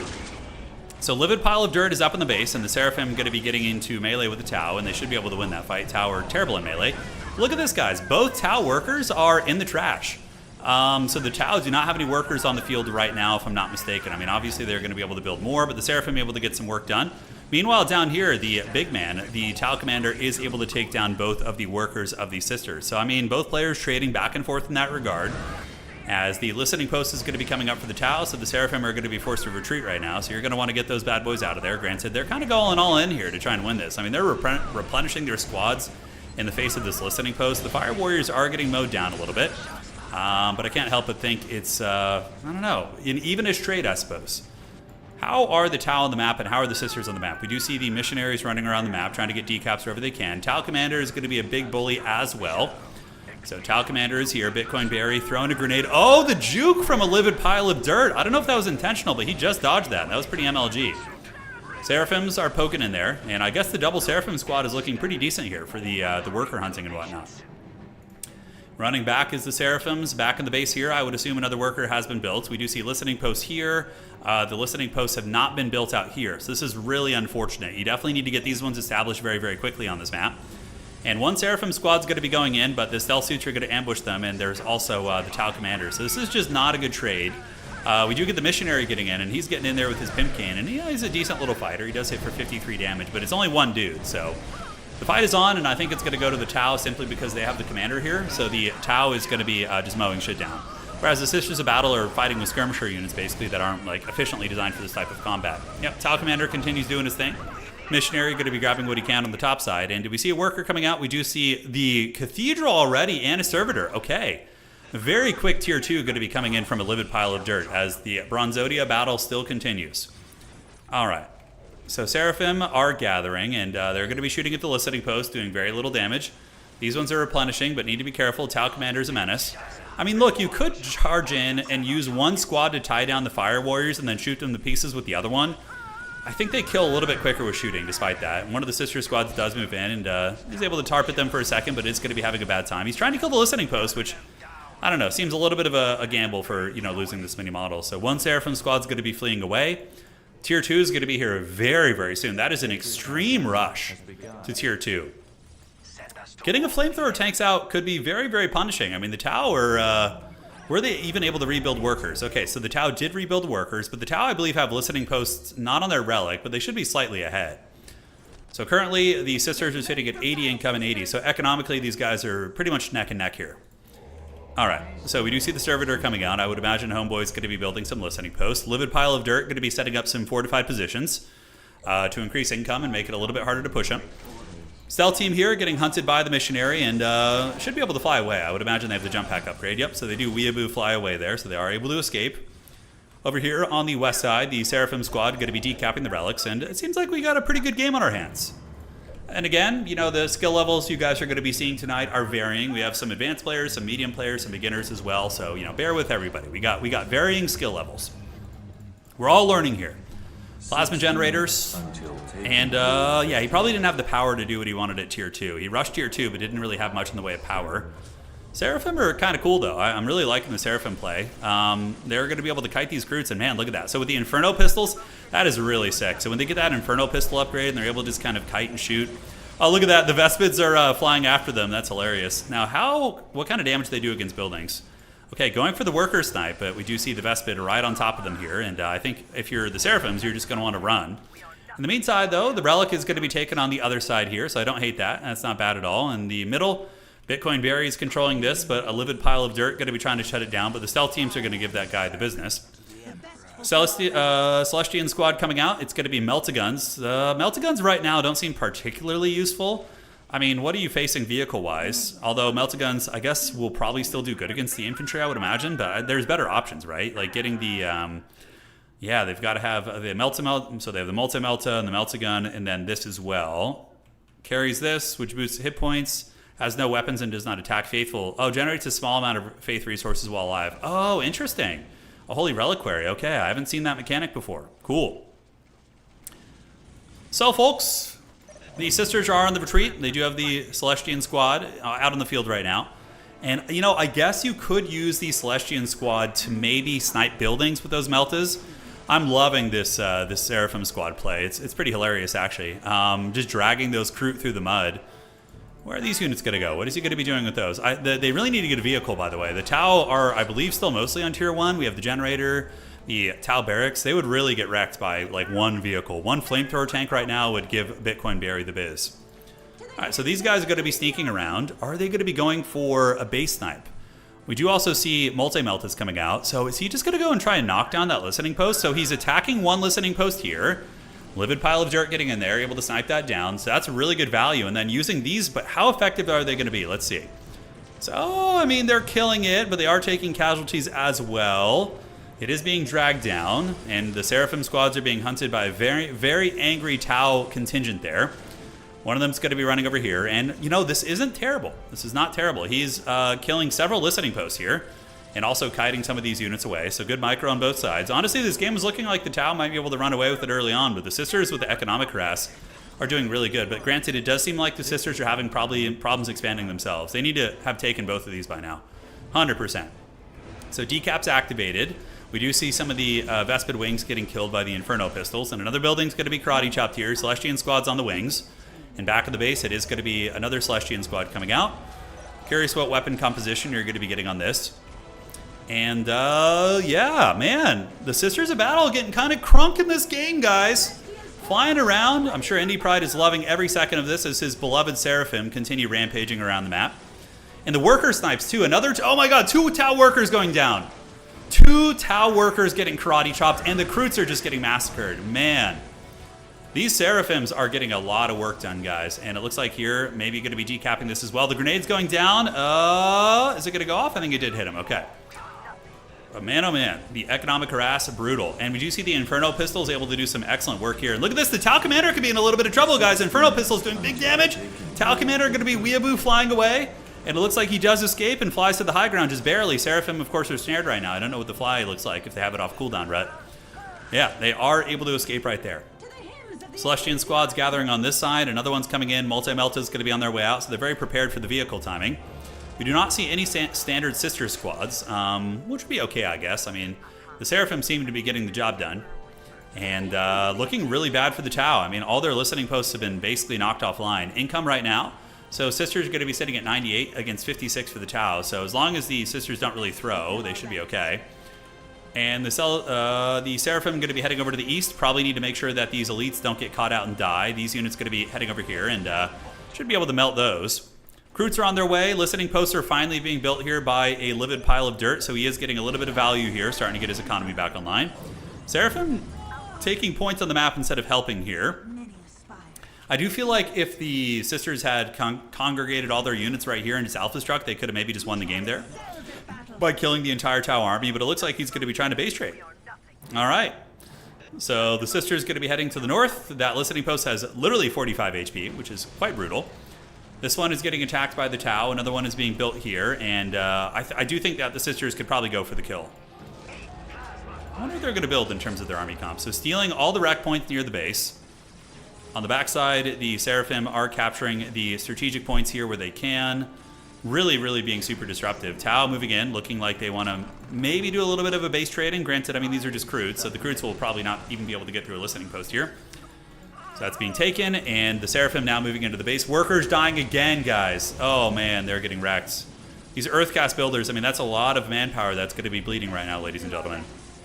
Generators are getting sniped. Really, really good base RAS tactics from a livid pile of dirt. He's been really excellent at this here.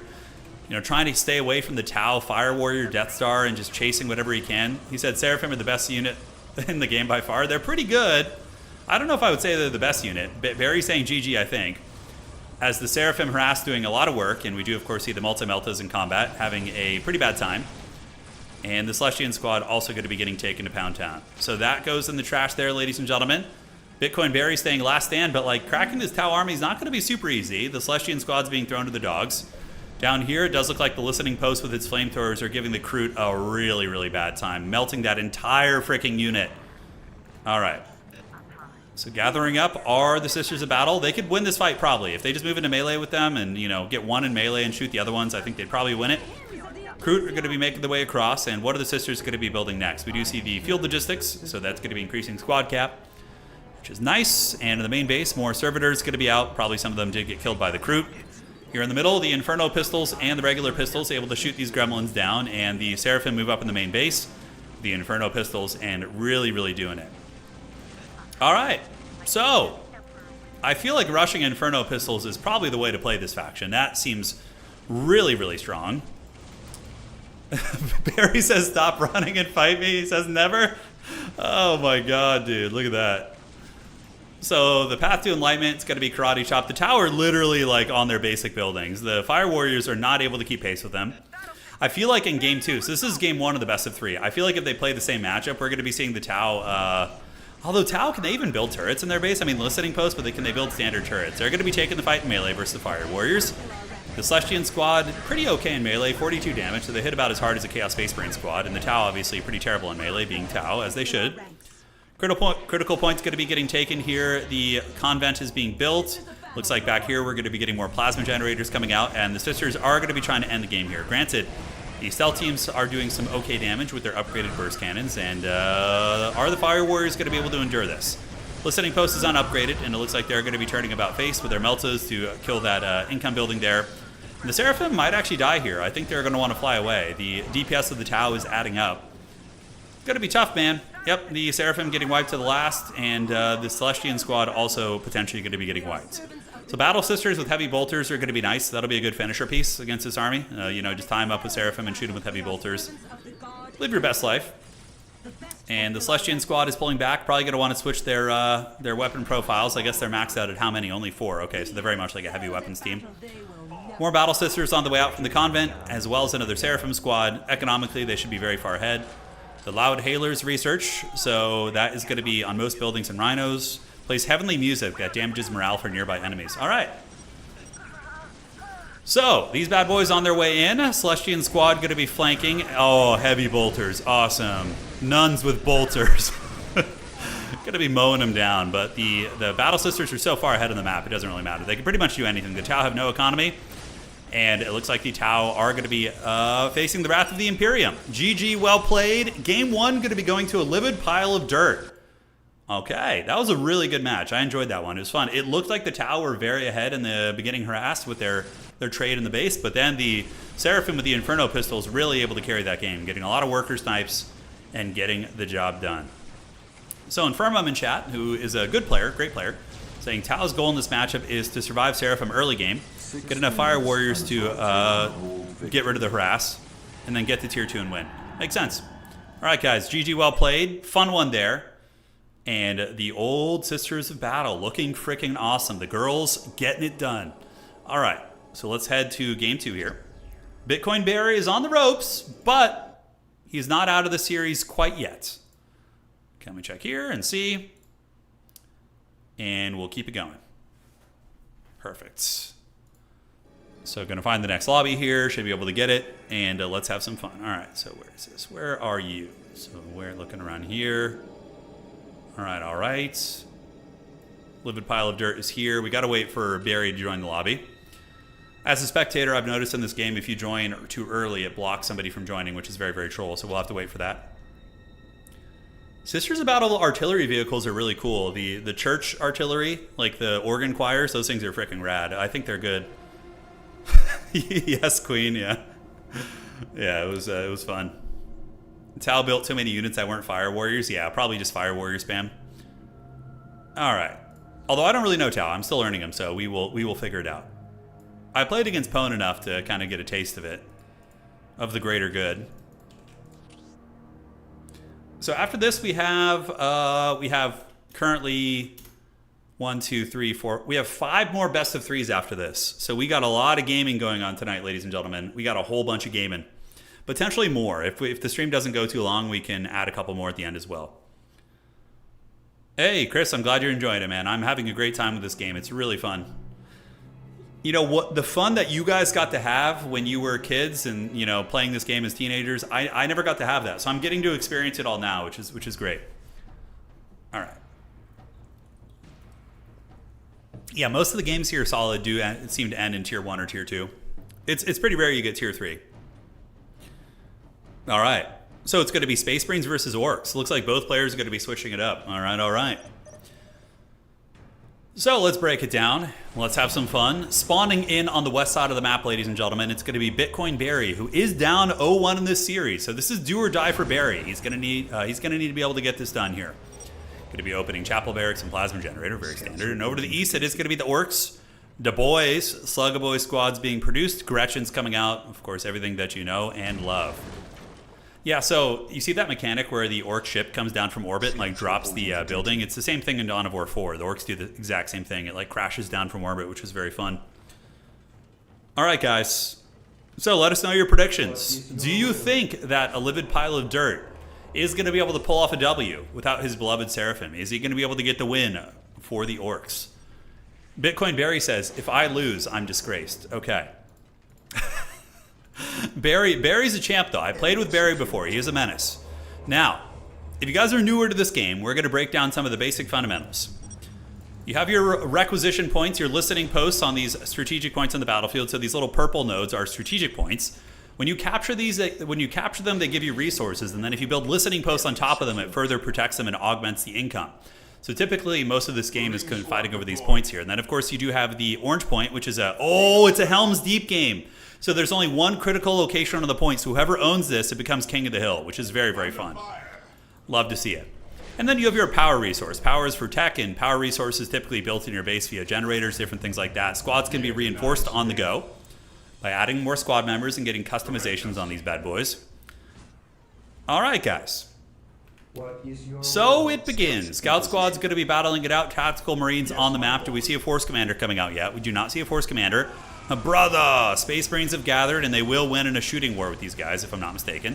Although it looks like the Shooter Boys hit a little bit harder, but I guess they're a dedicated shooting unit, right? They're going to be god-awful in melee, whereas Marines can fight melee and at range. And they are getting a good pursuit, as the Black Templars are on the chase here. All right, so they're going to be hunting those bad boys down. Hey, man, well, I'm glad to hear that, Gakel. I hope you're enjoying the old tourney here. Well, not really a tourney, but just showcase matches. All right. So, Bitcoin Barry, if you're looking for revenge, Black Templars is a great chapter to play. They're going to be coming back and getting the hunt on and chasing back some of the Shooter Boy squads. In the meantime, Slugger Boys could tie them down in melee. That's the ideal situation. Slugger Boys tie them down and then Shooter Boys shoot them with the DACA. And it looks like that's going to be the case. So the Black Templars have engaged against the Slugger Boys. Scouts providing some utility, and it looks like Bitcoin Barry is trying to finish the servitor post here, or the listening post with the servitor, I do dare say. The Marines are pretty Giga Chad, though. They're tanky fighters, and they are able to bully those Slugger Boys. And it looks like these Slugger Boys are going to be killed to the last unit. And a livid pile of dirt is going to be on the back foot, guys. All right. So listening post being secured by the Marines. Slugga Boys down here are going to be trolling this side of the map, but upgraded listening post for the Space Marines is going to be getting set up everywhere as the Black Templars continue chasing. And the Orcs getting pushed back into their base a little bit, guys. Marines going to be capturing. Definitely map control looking pretty good for the Marines at the moment. Now, is he going to be getting a second squad? He is. So a second tactical squad is going to be on the way out right now. All right. Orcs don't have listening posts here, but they do have one down here that's being built, which is nice. And the special site is going to be taken by the Orcs. Looks like the Space Marine squad going to be trying to get in melee with the Shooter Boys, which makes sense. I kind of like that. Like, chase them, make them run, then shoot them, and then pull back if need be. All right. So heavy bolter turret is being constructed, but it looks like the servitor who is building it did get mowed down here. Granted, an upgraded fortified listening post is going to be coming in for the Space Marines, which is going to be serving as a, no, basically a bolter turret, and is going to be able to shoot at these Shooter Boys right here. Space Marines pulling back right now, coming to secure what they can. But a livid pile of dirt does take the middle and is able to get it. Now, these Marines are being attacked by the Stealth Gretchen, which is really funny. You see these little gremlins in stealth? That's so funny. There's like 30 goblins hitting these Marines, and they're just not taking any damage. But they should stand up and fight right now for sure, as the middle is going to be decapped by the Tactical Marines. Granted, they're going to be eating some Shooter Boy Daka in the process. You have 6 minutes and 36 seconds, so it's going to be a long time. And eating that firepower, I don't think is worth it for these Marines. The decap isn't that urgent. You know you have another tac squad down here, because right now they're just bleeding Tactical Marines, which feels really bad. Granted, he gets a decap there, so those Marines are going to want to turn and fight right now. Oh my god, he's trying to capture it. It's like the cinematic trailer where the Marine guy's getting shot trying to capture the goodies. All right, so are they just like trapped by the invisible goblins? That is so freaking funny. Oh my god. So, the battle is on. Space Marine's going to be chasing these guys back, attacking the base. Space Marine's mainly just staying with tacticals right now, nothing too wild. Listening post here, listening post here. Marines and Bitcoin Barry are back on the menu, guys. It looks like he is going to be able to secure a couple points. Meanwhile, the Orcs are trying to fight their way back. Pile of guns being activated, very much a territory battle. The Marine player, Barry, really needs to watch this. It's more important to just push these Orcs back. Honestly, just get a critical mass, push them back into their base, and then take these points. Although taking the middle point and then dropping a couple of heavy bolter turrets next to it wouldn't be a bad idea for just kind of pressing the initiative here on the game. All right, the Marines getting in. They don't have their chain axes. They just have like little haggard daggers in Dawn of War 1, which is sad. But the Shooter Boys are getting annihilated in combat. Oh, sync kill right there. That Shooter Boy had a nice sync kill, and it looks like the Black Templars are going to be forced back. We have the pile of guns and also the listening post, which is going to be a little bit problematic for them. All right, another Space Marine squad's coming out, and I found that with Space Marines just spamming the tac squads is pretty good early on, just getting like 2 or 3 of them, and then as soon as you hit tier 2, if you're dealing with vehicles, you get missile launchers, and if not, you get heavy bolters, flamethrowers, whatever, you know, pretty fun. So up on the top side, though, the Orcs are Daka, getting some decent Daka right there. The Stealth Gretchens are so troll, oh my god, it's just doing like 1 damage at a time, but you know, it's like that old YouTube skit where the guy, like, you know, the death by 1,000 spoon blows or 1,000,000 spoon blows or whatever. It's basically that. All right, so up top, we do see the Marines charging in, and I wish I could replicate the haggard yelling sound from the old Space Marine cinematic. It's so freaking funny. But they're going to be chasing these Orcs down. Tactical squad going to be grabbing what they can, and Bitcoin Barry now has the victory timer in the middle. And now it seems like he can detect the Gretchens. He must have gotten something that he was able to see them. Replenishment's coming in, but fighting the Gretchens in melee is not what you want to be doing while you're getting shot by Shooter Boys. Definitely need to deal with the Shooter Boys here, but a critical mass of TAC Marines could probably bully the map pretty badly. Skull Probe activated, detects infiltrated units, very nice, and it looks like another listening post is going to be set up on the top. Meanwhile, a livid pile of dirt going to be sending Shooter Boys over there to try and harass, and the Giga Chad Black Templar Marines able to push back the Shooter Boys here. All right, but the Orcs were able to secure a bit of a Helm's Deep here. They have the Wah Banner, the pile of guns, and listening post here. However, that's a lot of angry boys, and they are going to be moving in and probably bonking that down with their melee weapons. Orcs dropping a Wah Banner here. Any tech in the base? Not really. He forgot to get his listening post back here, which is unfortunate. Yeah, it would help a little bit. Not the end of the world. All right.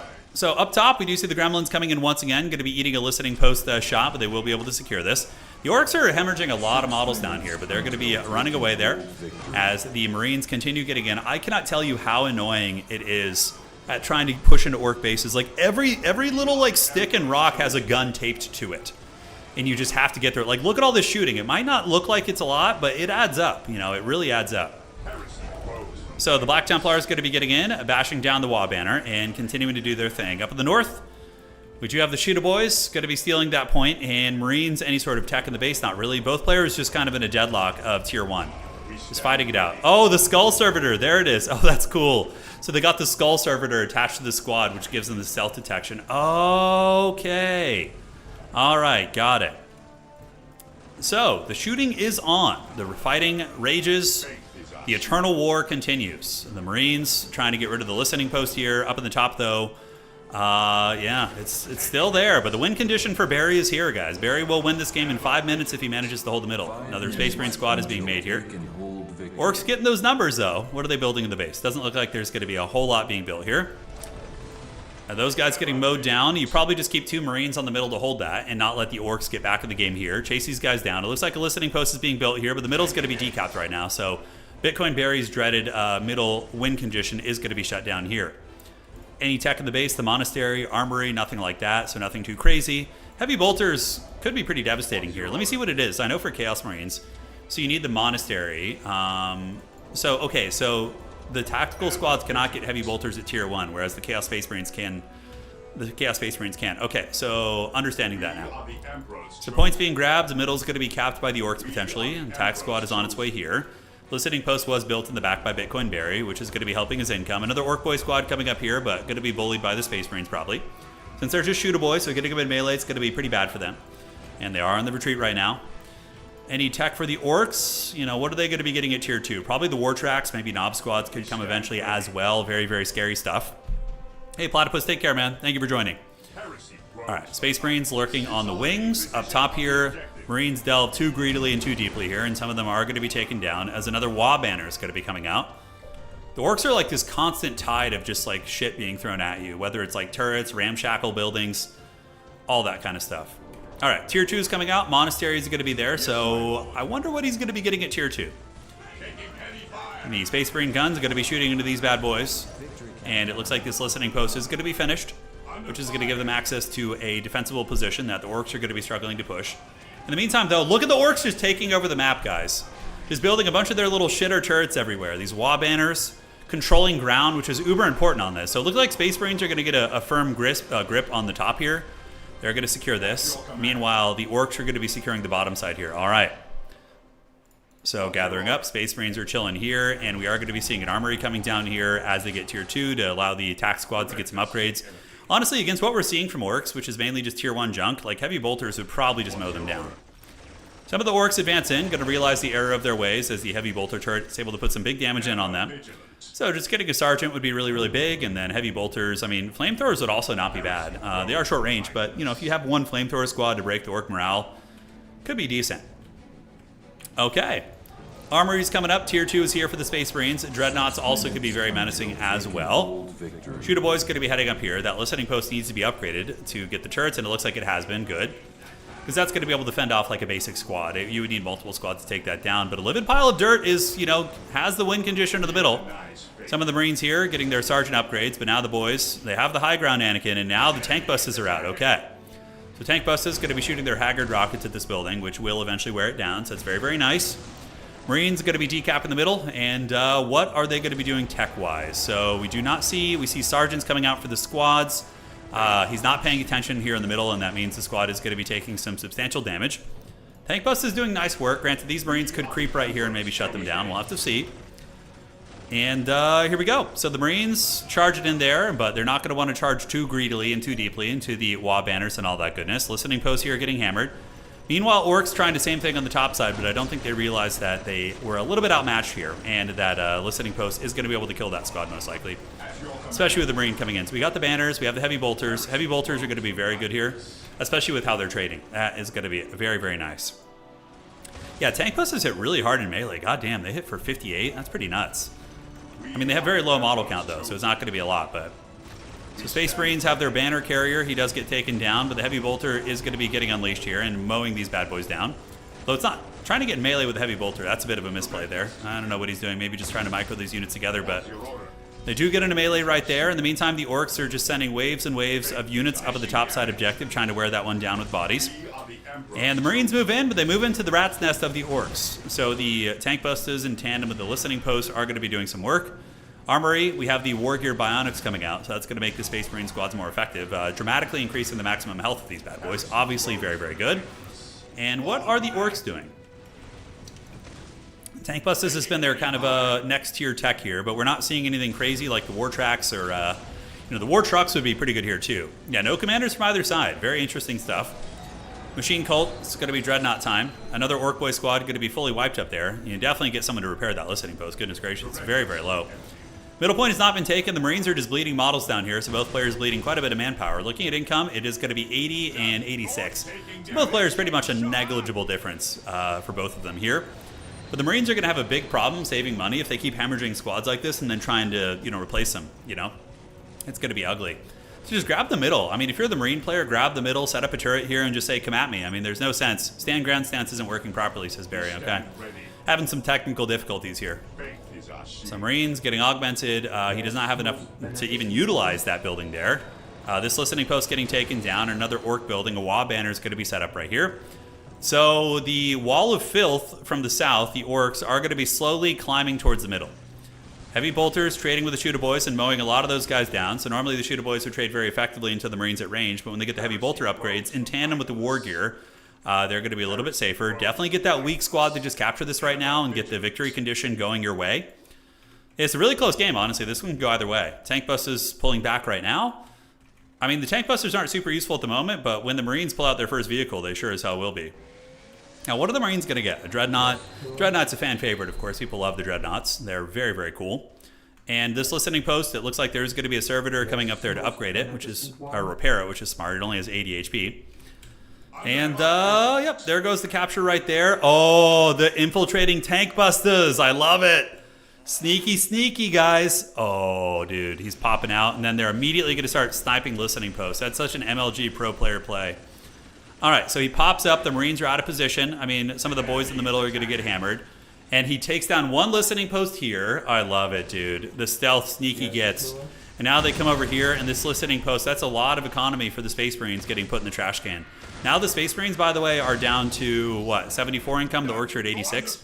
So the income is being hammered, and that listening post is also going to be getting hammered as well. It's getting captured there. You really need to finish this. Up in the north, we do see the Tank Busters getting sneaky and grabbing that point. This one should be captured by the Marines. Another Marine squad here. Probably just move those guys to the middle, honestly, and help secure this if you can. The Marines engaging versus the Tank Busters and doing some okay damage. Tank Busters doing a little bit back, but nothing too crazy.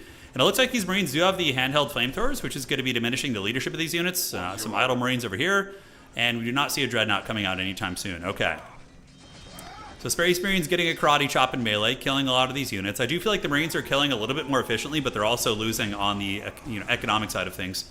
So one Tank Buster squad karate chopped. It seems like a livid pile of dirt. Mismicroed. He didn't see what was going on over here, and he's going to be trying to retreat. But losing two Tank Busters is...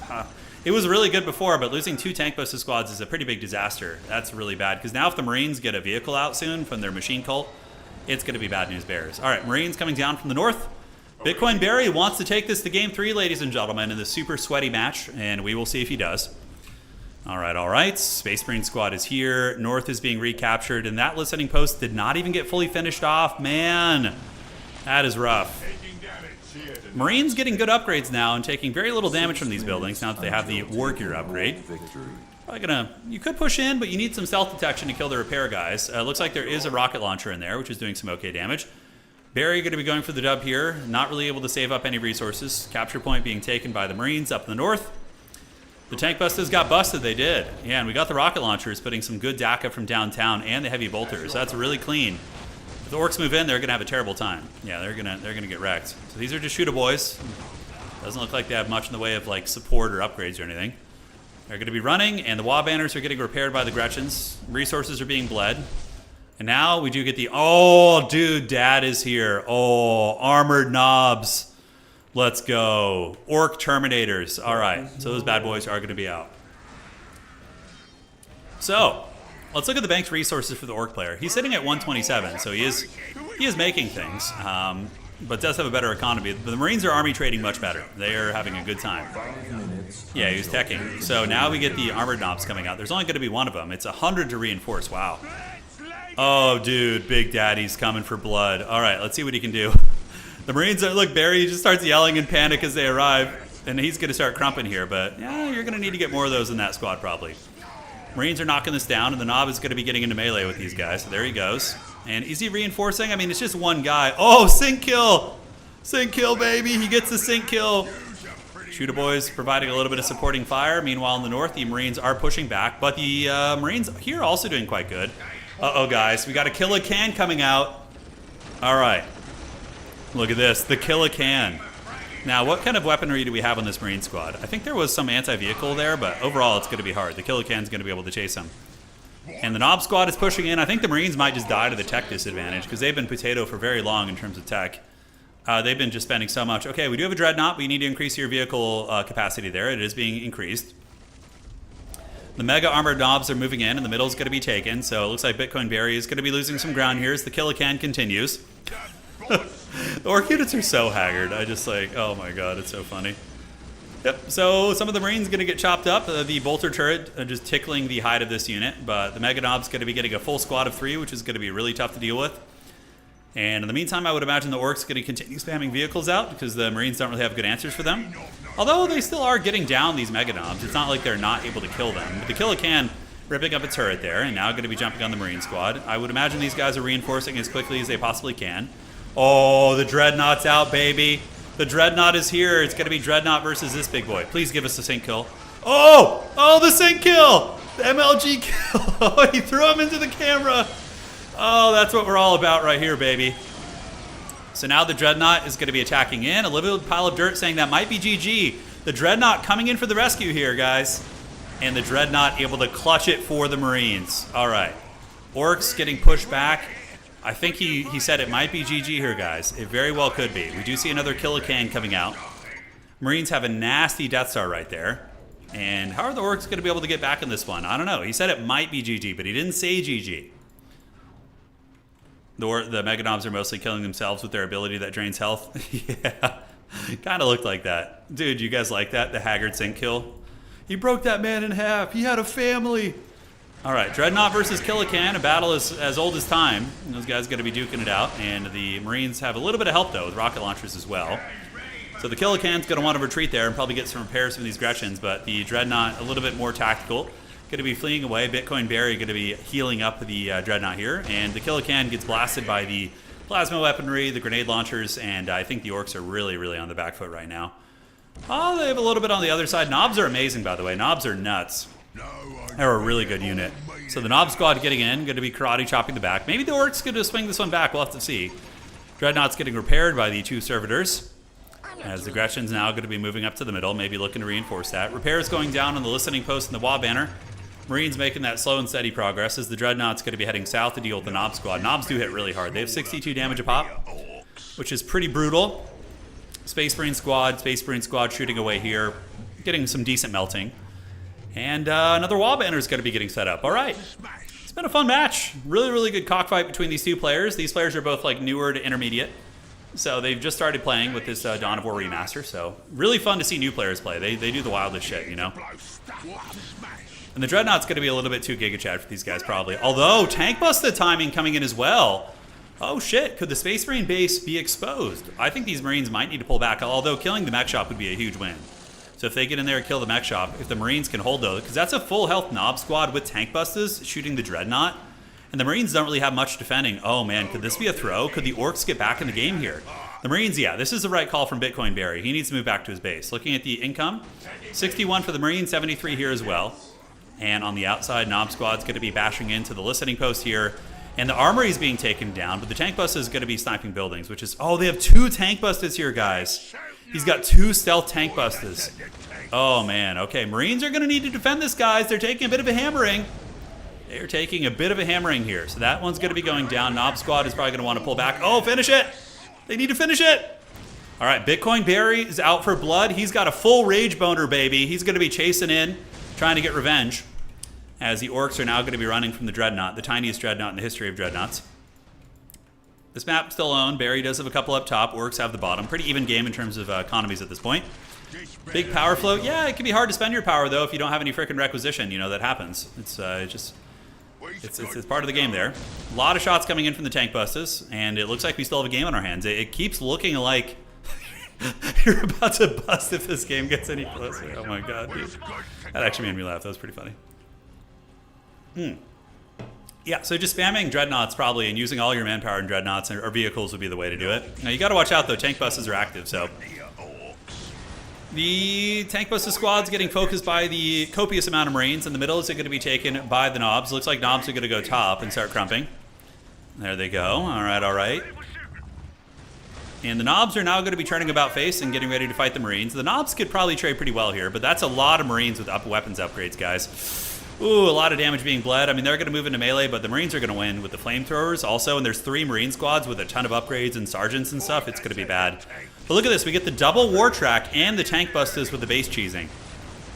The knobs get obliterated by the tactical Marines. There's just too many of them. Heavy bolters, plasma. They've got all the goodies, all the colors of the rainbow right there. All right. The Marines are going to be pushing the Orcs off the bottom, but the Orcs are going to be pushing them off the top. But the Orcs do have the vehicle advantage. All right.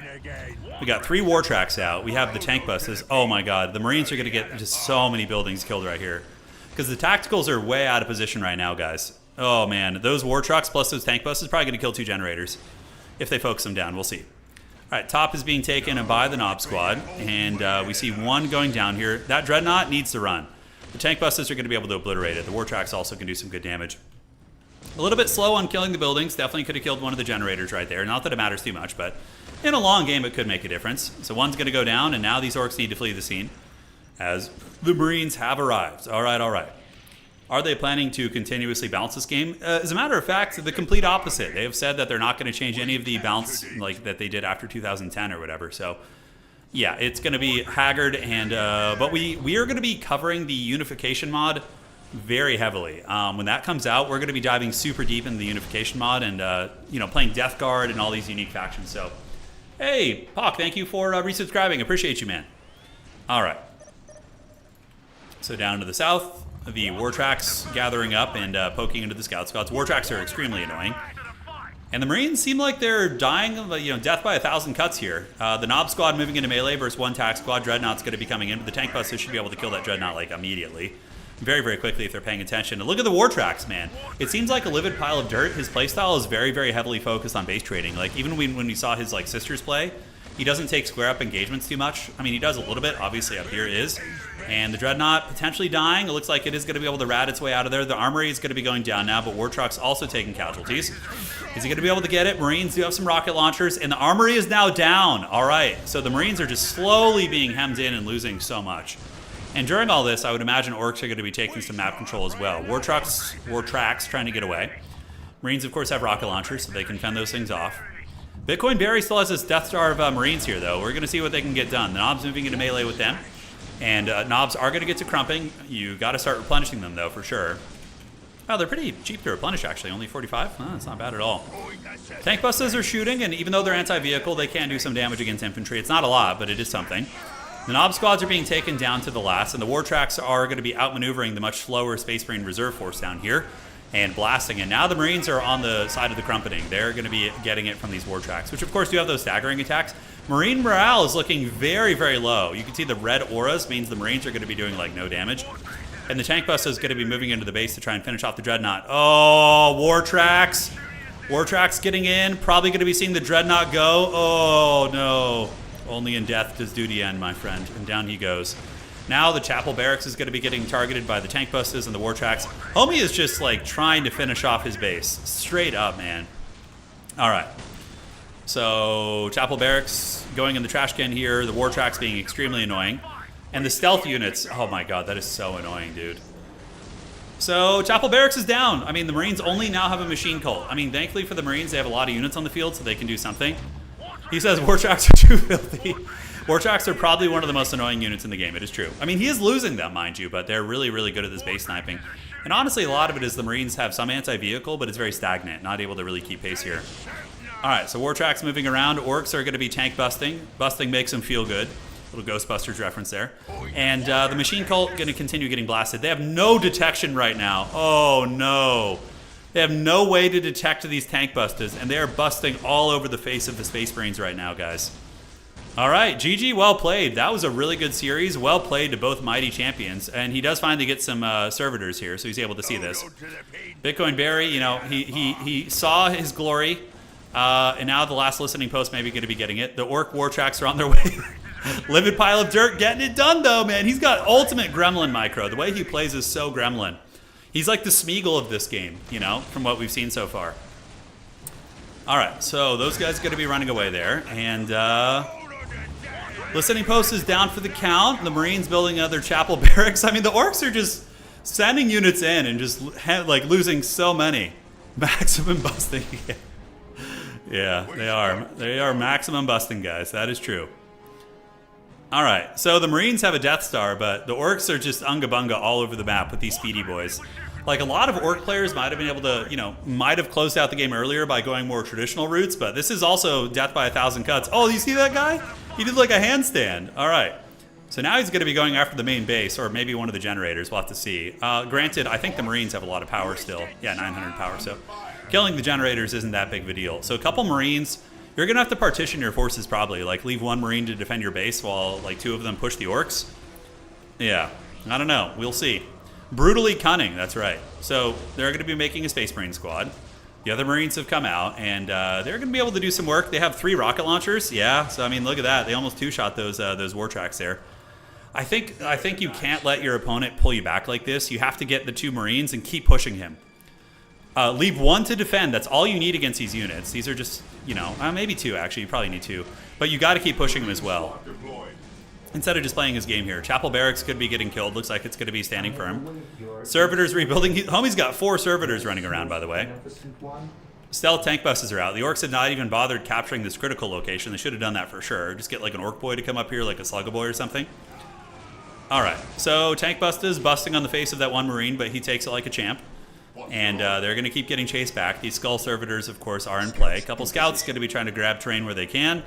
Listening posts are coming back, and guys, are we like living the Warhammer 40k slogan right now, the Eternal War?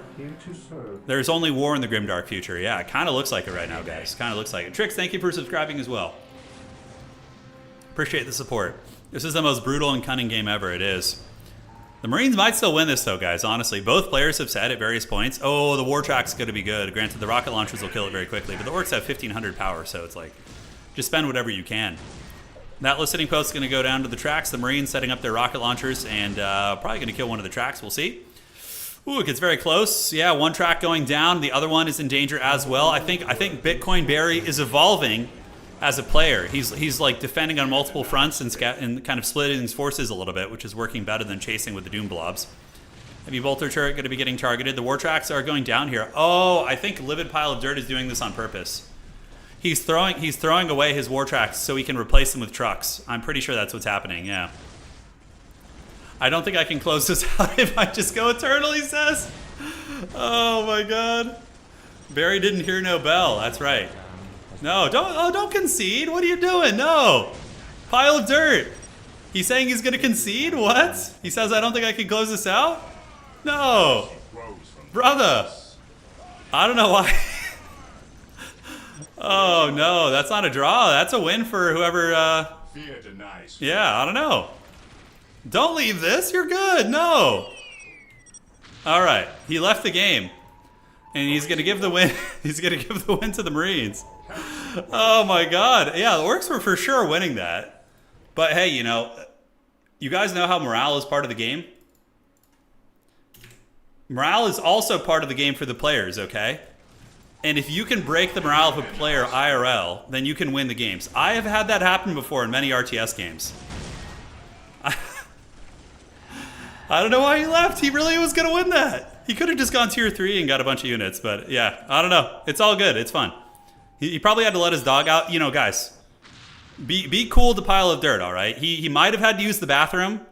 Maybe he didn't want to say it. Maybe you need to let his dog out. He had something going on here. You never know. So it's 1-1 here, guys. That's a victory for Barry right there. All right. So let me do this, and we're going to do game 3 right now. So versus Pile of Dirt. Go like have fun. Oh, Idra? No, that wasn't Rage, though. Idra was a Rager. All right. My favorite thing was the... my favorite Idra moment was when he was playing against Huck, and Huck made all the hallucinations. Remember that? He made the hallucinations and was able to and get him to rage quit of the Colossus. That was such a good moment. That was a classic. That was one of the best like RTS moments of all time. So after this game, we have Davok versus Not Greg. It's going to be coming up. So let's get here. We're going to join the game. I think a livid pile of dirt had to use the bathroom. That's my only guess.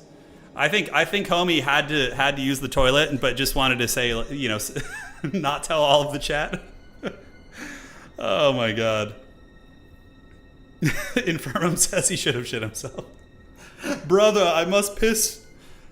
Oh god, dude. All right, let's find the game. These games are really good though. These guys, this has been a really good series we've had tonight. All right, so we just got to wait for them to join up. That's why you have to have a bucket under your desk. So that was probably my crowning achievement in gaming, by the way. I was playing a guy in Age of Empires 4 on a choke point map. It was a ranked, and we were playing it like low conqueror level. And he was clearly better than me, right? This guy had better micro, better macro, but it was a choke point map, and I was turtling. And the game had been going for like 2.5 hours already. And he ended up giving up because he had to pee. Like, we were both having like a duel of fates, so like a willpower duel, you know? Like to see who would last longer. And yeah, I was close though. My hands almost gave out. I couldn't go much longer, so it was very lucky for me. But that was one of my favorite moments.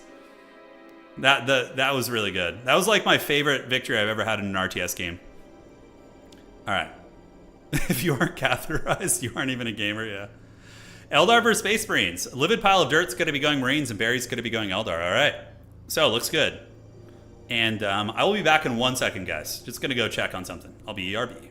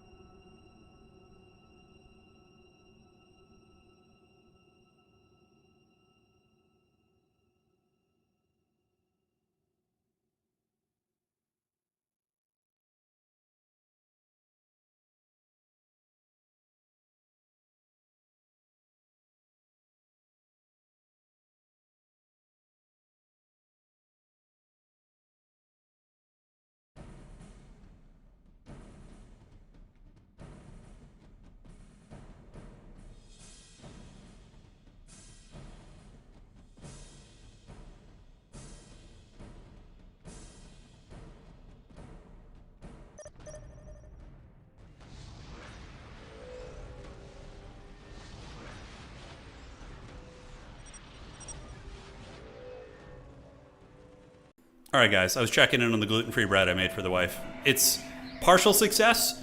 The copious amounts of butter I put in made it more moist, which is very rare for gluten-free bread, but it's a little bit too much butter.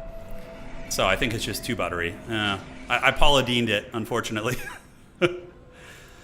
All right, ladies and gentlemen of the Grimdark Future, welcome to tonight's stream, and welcome to this best of three match 3 game here. It is going to be Bitcoin Barry spawning out on the east side of the map, and over to the west, it is going to be the Forbidden Space Marines, who are going to be played by a livid pile of dirt. All right. So let's get it. Let's have some fun, and let's see how this goes. So it is going to be a servitor setting up the armory and a chapel barracks. A very quick armory here, and oh, he's going quick snipers. All right. Look at that. I dig it. So Trix, somebody in chat saying, I used to work as a baker and always hated having to bake gluten-free bread. It smelled... Yeah, the gluten-free bread is really tricky. It's really tricky. Yeah, I still have yet to master it, but, you know, I'm going to master it for my wife, so because she can't have the good regular bread I make. All right, guys. Anyways, we're going to be focusing on the game here. It is going to be the Eldar going for what tech? We see Happy Feet, and we do see the Dark Reapers being... Oh, wait. He's doing both add-ons right away. Okay, so we do see a fast Reaper aspect and a fast Banshee aspect. So he wants to have the flexibility out of the gates. Very, very interesting, guys. All right. So they're setting up shop, and to the southwest, we do see the Guardians getting ready to party right here. So Guardians, Bone Singer, and what is the first one going to be? Dark Reapers. Okay. Over to the west side, the Space Marines, I believe they're going for Assault Marines and Snipers, right? So we did see these guys getting sniper rifles to try and break leadership right away. And, yes, Assault Squads. Okay, so going to be getting very crunk nasty in melee, trying to push in, maybe harass, get some of the Bone Singers. We will see. Good Happy Feet usage coming in from Bitcoin Barry, as he's going to be running to the south with his Eldar. And he's got a pretty upgraded squad, actually. Does he have a Warlock in there already? It looks like we got a Warlock in this squad, as well as the squad members being added. So the Guardian squads are actually being augmented. This is not a tournament tonight. These are showcase matches, so we have people from our community who we have matched based on their skill levels, and they are playing best of threes on stream here. Enemies cannot predict, Davok saying, enemies cannot predict your build if you don't know what your build is. Yeah, that's right. The chaos can work well to your advantage. So, assault squads grabbing a critical point. Scout snipers grabbing the top point right there. Servitors going to be moving, and it looks like these scout snipers going to be heading down here as well. Not going to want to lose those guys, though. The sniper rifles are not cheap, if memory serves. Yeah, they're 20 power a pop. Oh, look at that. Oh, the sniper with the MLG shot. He picks off one of the Eldar and is now going to be running away, but the Happy Feet pursuit is on. They should be able to get away, though. Happy Feet massively lowers the accuracy of the range shots. Okay, so on the top, we do have a couple scouts battling it out versus those guys, and the scout snipers are going to be running. Oh, Assault Marines coming to the rescue. Very epic. All right, they almost look like Blood Angels a little bit, like the Death Company, but yeah, is that what they're called? Dark Reapers, though, shooting, but as long as you can tie them up, we got the snipers on the hill right here, so the Livid Pile of Dirt going to be using the sniper squads. And getting some okay value. As the Dark Reapers are being hunted perpetually, and look at this, the snipers are just picking them off on the run. They do a bit of damage against those units. So one of the Dark Reaper units is killed, so that's going to be like a 50 manpower or something like that. Another sniper shot coming in from downtown. I love the sniper units.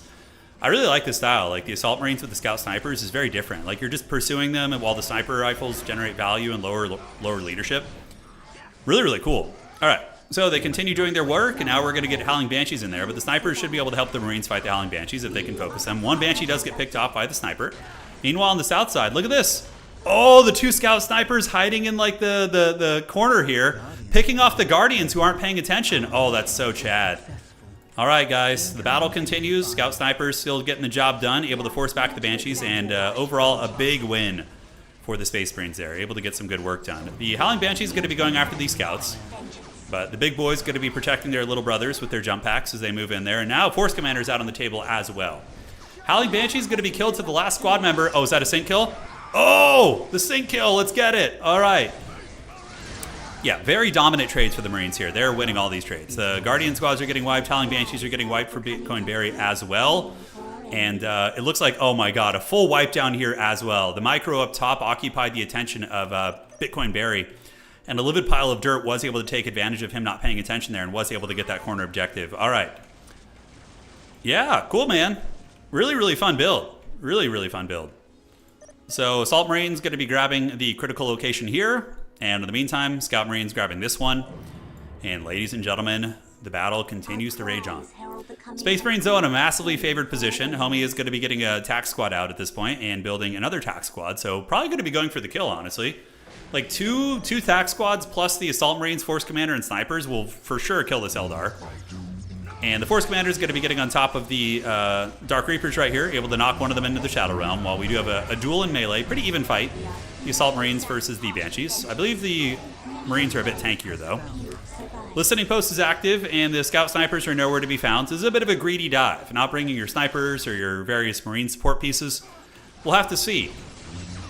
Now, is Bitcoin Barry? Is he going to try and drag the game out, knowing he can break the morale of his opponent if he can get a stalemate, you know? We will see. Livid Pile of Dirt is able to get away right there, so he does flee. Attack Marine's coming, but pretty low squad numbers right now, but he's going to be replenishing all of those. Scouts taking the Relic in the corner. That's going to be very nice. This is honestly one of my favorite maps. I really, really like this map. I think it's pretty great. So, a little bit of a lapse in micro here from a Livid Pile of Dirt. He is going to get his Jump Marines away, and now we have two Space Marine squads and a Force Commander, which could for sure overwhelm this Eldar force with proper micro. We'll have to see.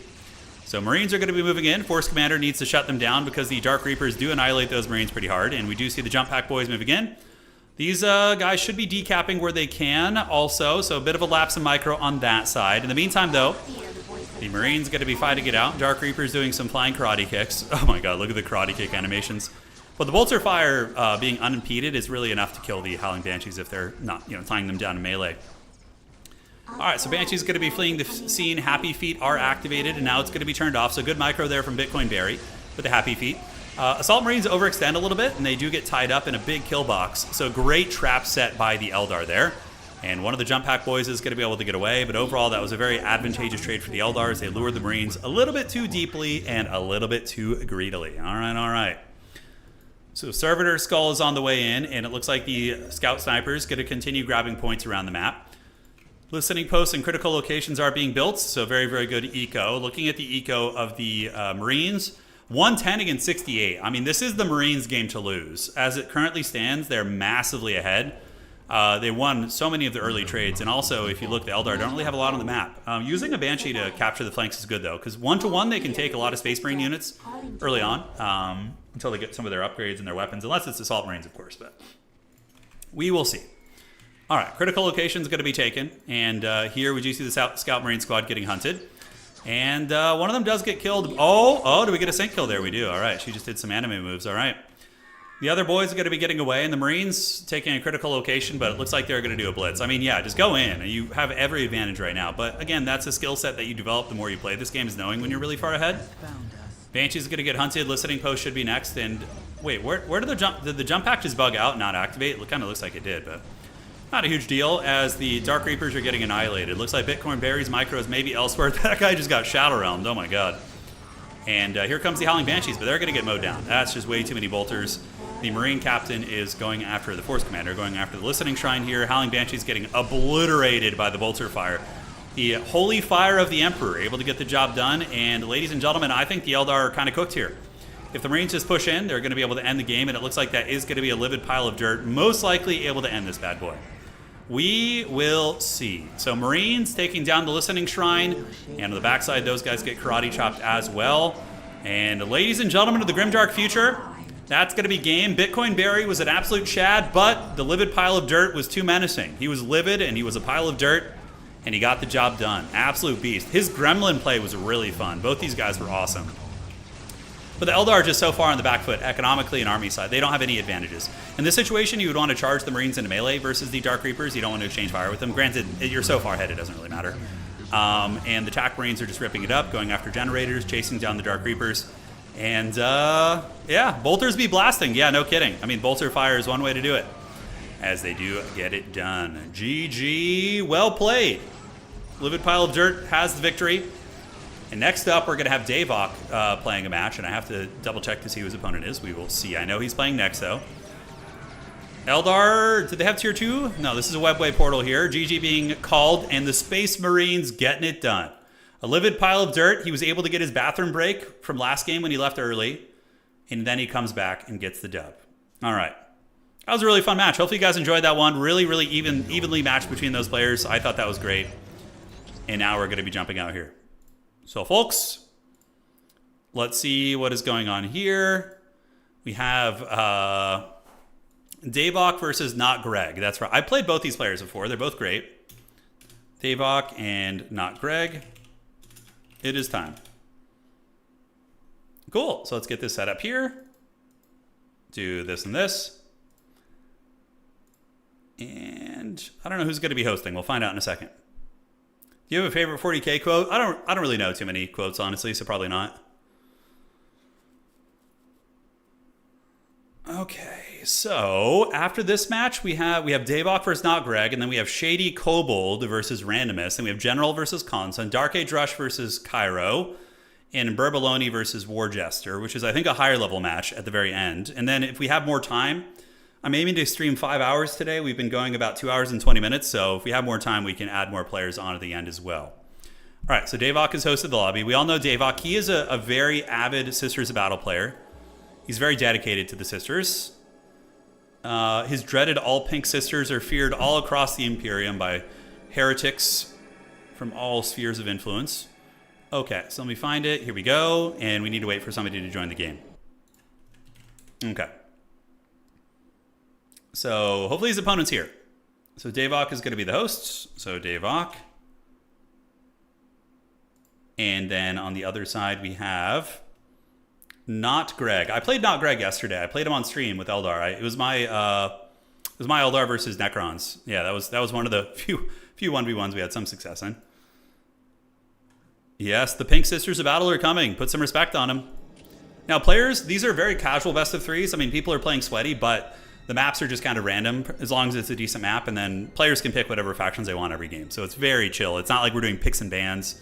When we do inevitably host a tournament for this game, we are going to be using single faction format. So you will lock into the tournament, and you're going to be playing one faction the entire tournament. So it'll be very much like a mini faction war of sorts. If we have somebody who knows the competitive scene for this game well too, that could point to some of the better players, like stronger players in the world, I would be interested in organizing a faction war for this game where we have one tournament where it's just, you know, players on their best factions, and we see which faction ends up winning. So I think it'd be fun to see. All right, so looking for Davok here. I'm blind. There it is. All right, so let's join the game. Cool. What's going on, Hoopsai? How you doing, man? Okay, so what's the password? There we go. Okay, so he has a special password. Cool. All right, so we have Imperial Guard versus Sisters of Battle. All right, we have an Imperium battle here. It looks like these sisters are going to be trying to root out some of the corrupt guardsmen units. Maybe these guardsmen are like, you know, chaos cultists. Who knows? Yeah. Let's have some fun. You're raging because the sisters are beating you? All right. Who are you playing? Necrons? Necrons are probably... It's probably very annoying as Necrons to play against sisters in the early game because they just fly around and harass you. But, I mean, I feel like if you build a couple of those Gauss turrets around, you can usually fend them off, but... Oh my god. Oh, they're both bright pink. Please. Oh, why are they doing this? Necrons are really fun. Yeah, they're great. Like, when you don't want to micro too much. Necrons are very much like the decision-making and long-term planning is pretty big for them. Yeah. I mean, they get micro later on when you get, like, destroyers and items and things like that. But early on, it's just very Unga. At least for me. All right. So, oh my god. These guys are such trolls, dude. All right, well, at least the units look different enough. We're going to try our best here. Slanesh Guardsmen versus Barbie Sisters, that's right. Spawning on the north side of the map, ladies and gentlemen, it is going to be Davok, and Davok is going to be on the Sisters of Battle, and facing off against the Pink Guards. Oh my god, that is so troll. Oh, it's so awful, dude.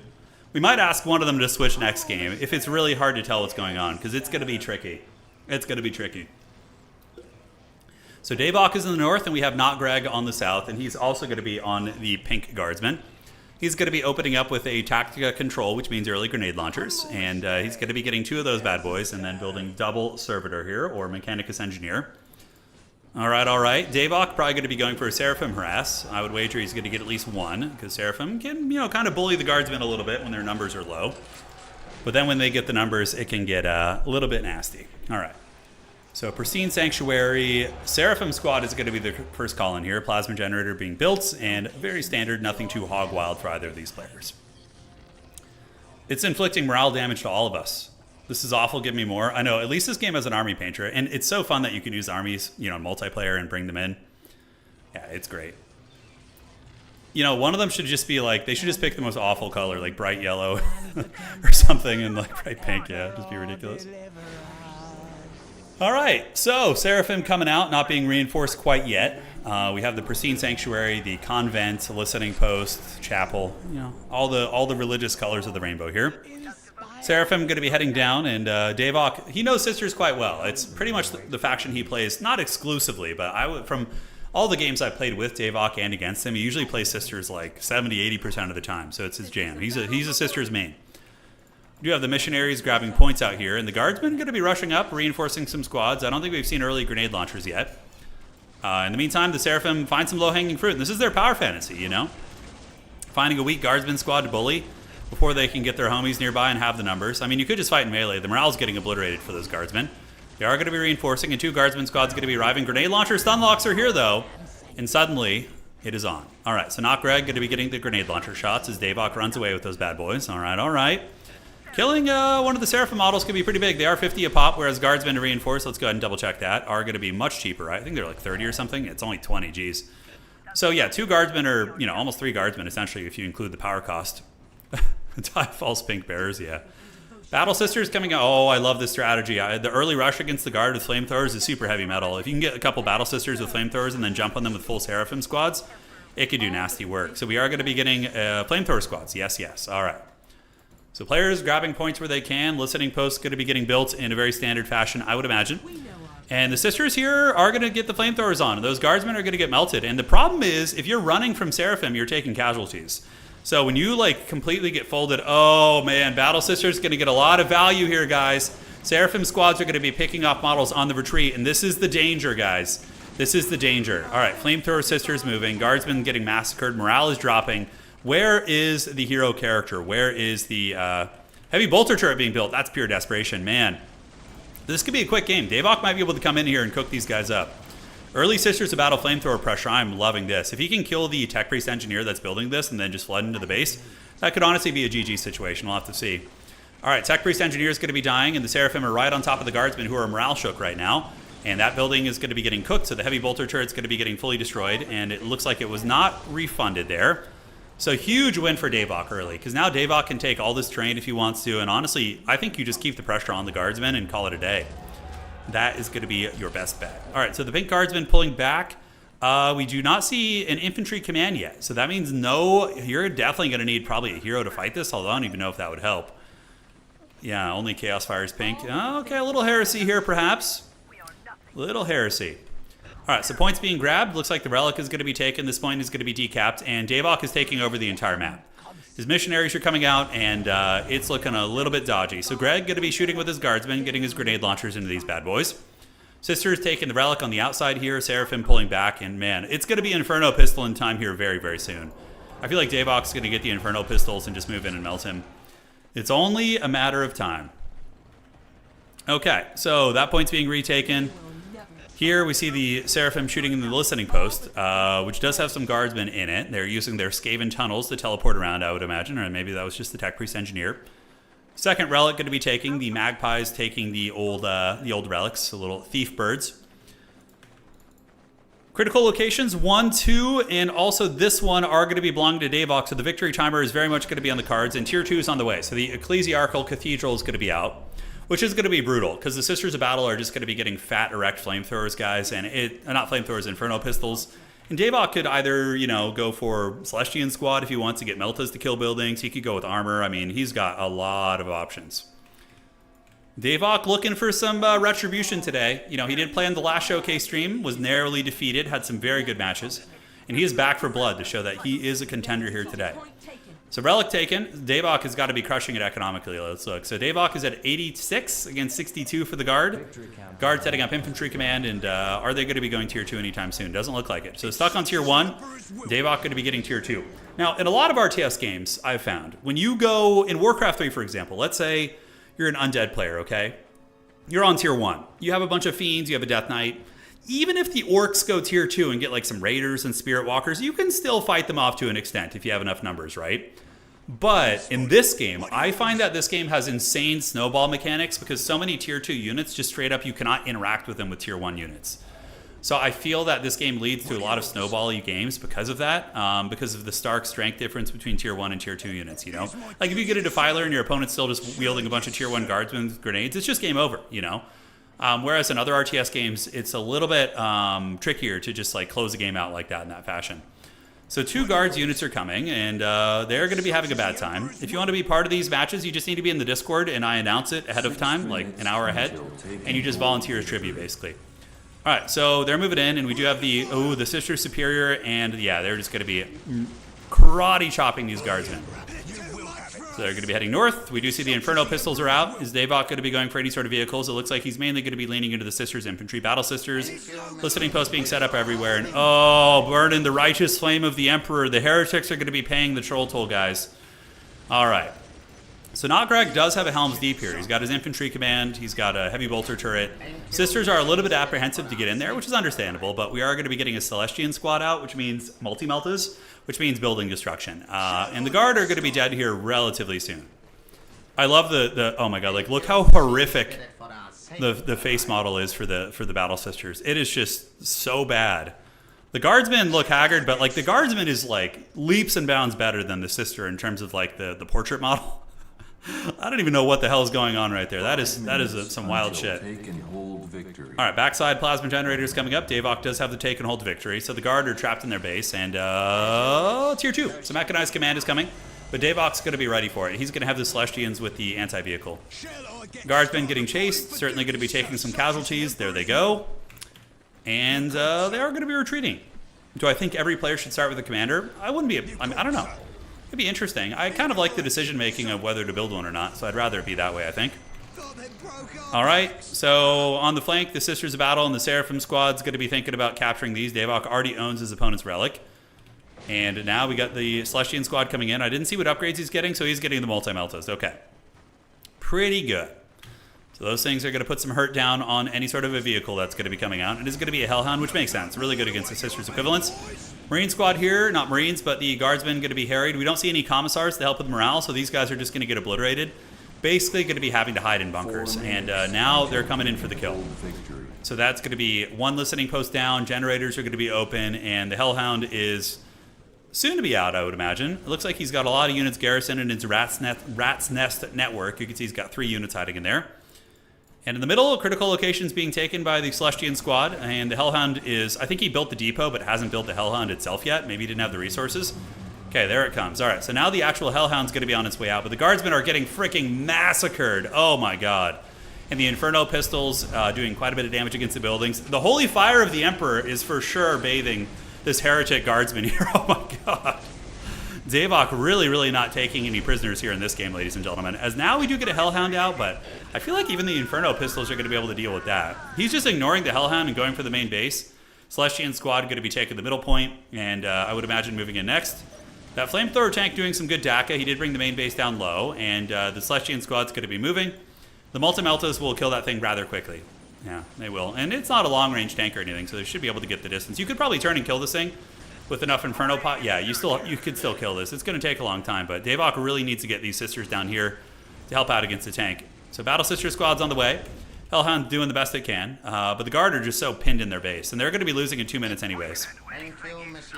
All right, guys, big angry pink Sisters. This is what happens when you try and counter Davok with the pink army. You know, he has practiced with his pink color scheme. He's ready for it. So is he going to pull back and, you know, go for the objective victory? Is he going to move in? Do we see any of the organ gun tanks coming out? Okay, so heavy weapons increase, crack grenades, and another Celestian squad. Okay, so yeah, just kind of generally augmenting the infantry. It does seem like the Sisters really don't index too much into their vehicles from what I've seen. I would like to see that. I think it'd be fun. I'm sure at a very high level you could see that, but Battle Sister is going to be moving up, getting ready to party, and here comes the Hellhound and the dreaded Guardsmen. So they are on their way. Hell of a lot of units gathering here. Income, 50 for the Guard and 104 for Davok. Davok actually using the Faith mechanic, which is... Wait, did he upgrade the Faith item on one of the Celestian squads? Is that why he's not using it to fight? I don't know. He definitely could have just ended the game there, but now the Guard are actually going to get a couple Hellhounds out and trying to retake some ground. All right, so he's moving out, and the Celestian squads with the multi-meltas are going to brutalize this tank here when they start shooting eventually. So the Celestian squad's moving in. They're going to need to get in range here, and yeah, the tank almost gets one shot there by the units. Heavy bolter turret and Guardsmen are at the ready. Faith, Steel, and Faith, Ceramite, and Fire, I suppose, would be the battle cry for the Sisters. So they're going to be chasing down the Guardsmen squads.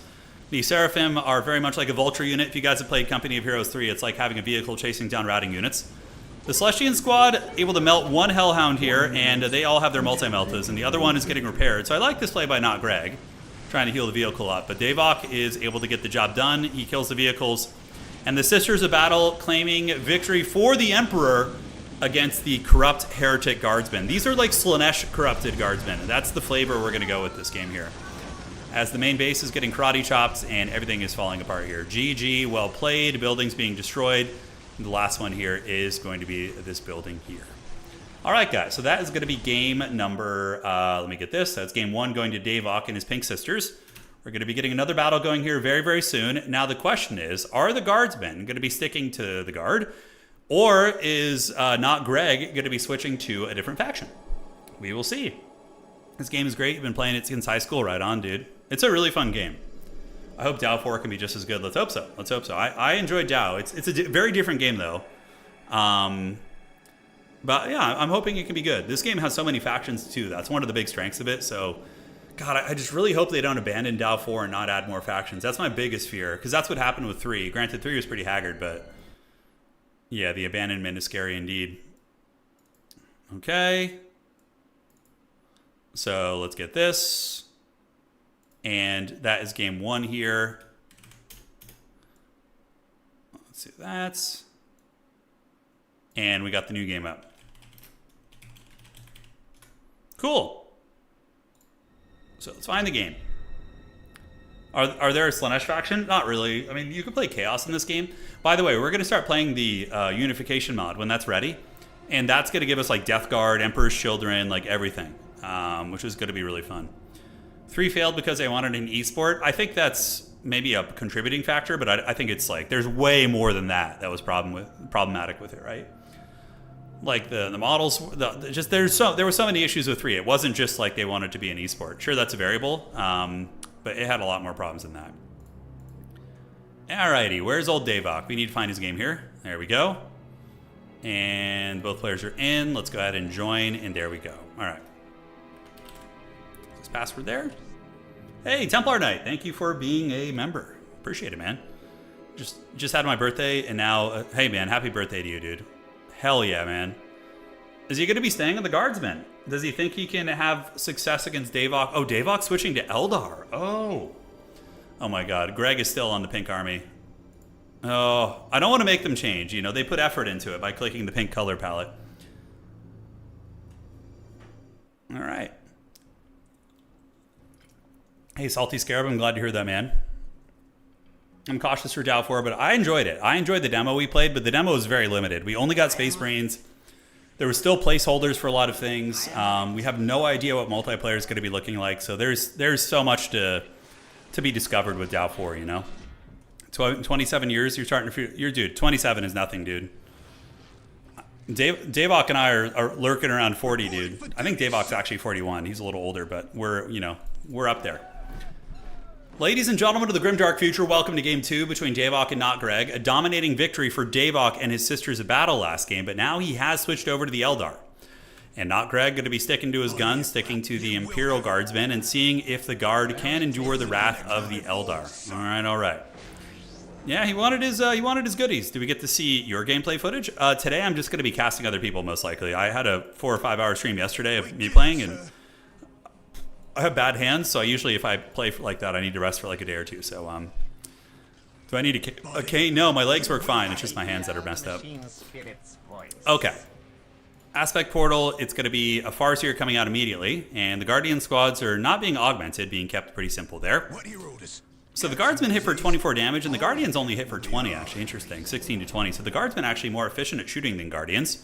Guardians have 10 to 16 in melee, and these guys have 13 to 15. So very comparable, actually. If anything, the Guardsmen, and to replace Guardians are going to be 30 to replace. And wow, so the Guard are pretty cost-effective against like a Guardian squad or something like that. Mr. Pig, you're going to be turning 30 next week? Hell yeah, dude. Join us. Join us in the dirty 30s. It's a good time. Oh, you mean the Dawn of War 4 footage? Yeah, so we're not allowed to show the footage from our demo playthroughs. It's probably because they had placeholders for buildings and things like that. But overall, it was a fun experience. Like most of the stuff looked very similar to the B-roll footage, obviously except the building placeholders. All right, so the Farseers out on the table, Guardians out on the table for Davok. 3 Guardsmen squads. Really need to see the Force Commander, not the Force Commander, excuse me, the Command Squad for the Imperial Guard. I feel like he's such a massive staple. Getting the Psyker for the Stripped Soul is really good. Playing without him feels like it's just, not really playing Guard correctly. I could be wrong, but, you guys have to let me know. So Infantry Command, Generators coming up, Guard playing very defensively. Davok once again taking massive map control here. Going to be grabbing all the goodies, so critical location is right here.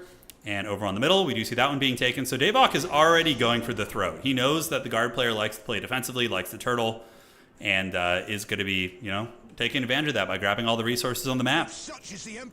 We do get Dark Reaper, so that is going to be the composition. And Exarch is coming out, which is going to really improve the damage of the squad. And yeah, I mean, the Dark Reapers can annihilate Guardsman units, but they get hard countered by grenades. If the Guardsman player just gets a grenade blob, Dark Reapers do nothing. They just get obliterated, in my experience. So we'll see if that ends up happening. So you guys are saying you want to see some more Necron. Yeah, so I can tell you a little bit about Necron gameplay in Dow 4. We didn't get to play as them, but when you play the first mission on the Dow 4 demo, the Necrons appear and like ambush you on the side. They look really Their sound design is really cool, and the War of the Worlds walkers were pretty epic. I liked them a lot, the way they looked. But again, we don't know anything about the way they play or their faction, but I assume they'll be pretty similar to this, like more of a slow pushing faction that builds up and gets stronger the later the game goes, but could be different. It could be different. All right. So Davok able to cackle on the map. He does have his Farseer out on the field, and oh wow, a really quick Soul Shrine. Okay, so Davok going to tier 2 really quick. It looks like he's just going to be armor rushing the guard. Although the guard do a rapid tier 2 push as well. Okay, so both players hard teching. The Mechanized Command of the Chimera is already going to be coming out. Oh wow, this is going to be a very different game. Okay, so here they come. It's going to be 98 there. The Chimera is out. It does have like a little las cannon. Now the guard are going to be doing Immobilized Assault. Interesting. Soulstone is a little bit behind, and this could be a really powerful timing against Davok here. So they get in there, and we do see the Guardians getting pounded, but this thing needs to keep chasing him. It needs to keep pursuit and wipe as many units as it possibly can. And Davok has got to be shocked by this. This is a strategy I've seen with Guard on ladder a little bit, where people just hard rush tier 2. And that's going to be a full wipe on one of the squads here. That's a full Guardian squad wipe. That is not bad at all. All right, so moving on up, we do see another Guardian squad in trouble. He needs to capitalize on this right now. If he doesn't get in there before Davok gets some anti-armor out, because Davok's going to rush the Fire Warriors. Not Fire Warriors, whatever the one. I think it's like Fire something. But yeah, these guys are getting wrecked. I mean, this is a really, really good opening here. The Chimera is doing great work. And now not Greg moving in with the second Chimera. This could be GG. Honestly, this could be a really quick game here. If he wipes these Dark Reaper squads, disaster. Freaking disaster and a half. He needs to get the turrets shooting at the Dark Reapers. There he goes. All right, so the Dark Reapers are taking big casualties. Tier 2 is on the way. None of these guns can even really do a ton of damage against the Chimera. Some can, and now he is shooting at these Dark Reapers. The Soulstone finally finishes. So you're going to be seeing the Aspect upgrade come down. That gives him the anti-vehicle unit. Another Chimera is out. The dreaded triple Chimera. The metal boxes of doom have arrived. Farseer is getting blasted, and we do see the Fire Dragon Aspect. That is the anti-vehicle unit. But with proper micro, the 3 vehicles should be able to pop one of the anti-vehicle unit in the face. So that Dark Reaper runs away, and immediately the Fire Warrior, Fire Dragons is what it is. Okay. No webway to hide in either. That's true. Farseer is getting karate chops, taking a lot of damage, is almost dead. You need to focus down the Fire Warriors as soon as they come out, or the Fire Dragons. Because if they're able to sit and start to wear you down, it's going to be a bad time. All right, so, oh my god, there's 4 Chimeras. So now we get the anti-vehicles out. He needs to kill those things. He needs to pay attention. Not Greg needs to turn around and shoot those with his entire army. Because that's the only thing that can really, really stop him. So he micros one away. And yeah, the critical mass. Oh my god, the Penta Chimera Rush. Holy shit, look at this. All right, so that is a lot of DACA coming in from the guard. And they are melting these Fire Warriors, or the Fire Dragons. But the Dragons are returning the favor a little bit. We're going to see. Chimeras are not the strongest thing in the world. But one does go down right there, and is he going to be able to make more? He's just producing them nonstop. Okay, that metal box does break, and the guardsman units are going to jump out. Farseer's looking a little bit low, and it looks like Davok might be able to hold this. He's wearing them down one at a time. These are just transport vehicles, mind you. So they're not the strongest fighters in the world, and these things are hard counters to vehicles. All right, Lightning Storm going down to the guardsman. Okay, I think the timing is over. It is the end of times here. Is this Chimera is going to be fleeing the scene? That was almost GG, though. That was really, really close. If Davok... Dude, okay, here's what could have happened. If not Greg had gotten the... had killed the worker who was building the Soul Shrine, he would have won the game, probably. So the Chimeras are going to be forced to retreat right now. And what is he going to be tech switching into? He needs to just get a grenade launcher blob now. If he could just get a million grenade launcher boys and push out... And it looks like he didn't really take too much map during all that either, unfortunately for him. So a Hellhound is now being built. And what is the guard player going to be doing next? Davok is extremely over-indexed into anti-tank infantry now. He's got 4 of these and some Dark Reapers out as well. I think Davok might be able to close this one out. Davok does have the victory points as well. He should have built a guard squad to grab the points back during all that pressure. Hellhounds do have good anti-infantry capabilities. Hellhounds, of course, can roast these Fire Dragons, but the Fire Dragons with those numbers will annihilate them. Metal Box is the sworn enemies of chaos, that's right. So, yeah, at this point, should have abandoned the vehicle tech and just gone into mass infantry, like heavy weapons teams with guardsmen, grenade launchers. I honestly don't hate that build, though. I thought it was pretty cool. Like, big rush timing, very unorthodox, almost had Davok, but Davok is a cunning foe. He knows exactly what to do and was able to get the counter pick. And Davok now has him pinned in. He also has the victory condition on the table. 2 minutes and 30 seconds. I think that not Greg is going to make one more blitzkrieg for it here, and he's going to get wrecked by the Fire Dragons. There's just too many of them. Fire dragons do like 2 DPS against infantry. Guardsmen can kill them. Absolutely. Absolutely. So the vehicles are just circling about. No guardsmen. Yeah, he's very light on the guardsmen. And currently, let's see. So he's got 240, man. Build like 3 guardsmen squads. Get grenade launchers. Feast, you know. And grenades. Yeah, all that goodness. 2 minutes until taken. 2 minutes until take and hold victory. As the Chimera is setting up shop. And Homie is just going even further into it. He's like, if it didn't work the first time, I'm going to brute force it the second time. So another metal box is going to be coming out, the Hellhound, and his power is going to be kind of lowish, so we won't be able to make too many more of those. Those guys are, 150, 150, so it's not a small amount of resources. But there is another Hellhound out. And you guys are about to see probably a massacre. When the Metal Box Legion moves in, it's going to be bad. So Chimera moves in, shooting some of the workers, and we do get the Hellhounds moving in. They are negative cover right now. Flamethrowers are out, and they are cooking and doing some damage. I love that he's just indexing even more into it. Happy Feet is running away. He could have just stood his ground and fire. Yeah, now he's going to be doing it. So the Fire Warriors turn around, and one of the Hellhounds immediately getting obliterated. Doing better than you would expect, but yeah, that's going to be it. Holy shit, that's a lot of anti-vehicle damage. But guys, look at the Hellhounds, actually. Hellhounds are kind of melting all these Fire Dragons. Yeah, look at that. There's only 2 Fire Dragons left. Whoa, Hellhound's getting it done. I did not think that was going to happen. Oh my god, and the Chimera's chasing him down now too. Is this the return of Palpatine, guys? I don't know. Palpatine somehow returned. The Hellhound's able to melt those guys. I think it was because they're all blobbed up. Guardsmen going to be jumping out, shooting these guys, but like you got to take some map back too. You can't just... I mean, I guess you could just maybe just spam Hellhounds. I have no idea. The pink Guardsmen going to be battling versus the pink Eldar. Guardsmen coming over here from this side as well. And the Fire Dragons do get obliterated. Holy shit. Lightning Storm going down on those units. This Hellhound's getting very low, but suddenly the Palpa Hellhounds have returned. More of the Fire Dragons being built in the base, and a support portal's coming out too. So now they're going to be trying to get some armor of their own. Alright guys, Hellhounds are cooking and the Eldar are getting roasted. Now, will the guards be able to end the game is the question if they get this done here. This would be such a weird win. I mean, the guard they have 44 freaking income. They have like no income. Davok getting a Wraith Lord who's going to be getting a Bright Lance, which will wreck the vehicles. And yeah, Greg calling GG. All right. Yeah, Big Daddy's here. Oh, Dad, he's here. And he's just using Eldar karate moves against that freaking Hellhound. All right, guys.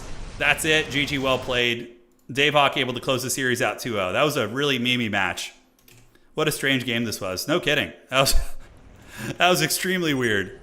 Did not realize Eldar could get Fire Warriors as fast as I get Chimeras. I mean, it wasn't as fast. It was actually quite a bit slower than you got the Chimeras, to be fair. But, yeah, Fire Dragons is what they're called. All right, guys. You see the Hellhound running. Eldar coming in with the Wraith Lord. Wraith Lord does have the Bright Lance, which is good against vehicles, of course. And he could also fight this thing in melee if he wants to. Also, they out-reinforce 3 Hellhounds. And he's saying, oh, I mean... Davok was like mass producing them, for sure. GG being dropped, and that is going to be all she wrote. Map control going to the Eldar, and Greg is gone. It's funny how this game works. Like, when a player leaves, it starts like randomly destroying their buildings, I think, until it gets all of them, I think. Did he have anything over here? Not really, yeah. All right, guys. GG, well played. We're going to jump out of that one. That is a 2-0 victory for Davok. And now we're going to be getting the next one up here. Dark Age. One sec. I'll get you. And what do we got here? Okay, so next up it's going to be Shady Kobold versus Randomus. Please confirm you're both here. All right, Shady Kobold is here. We'll see if Randomus is here. They are going to be up. Okay. Host, good luck, have fun. So Shady Kobold has a lobby. All right, great. So 0-0. And then Davok is done. Well played to him, as well as his opponent there. That was very fun. Not Greg. A grudge match has been set up here. Okay, so let me get that name a little bit. Shady Kobold against GG Dave. Fun game, man. GG, not Greg. And he's going to be playing Average was this player's name from earlier. All right.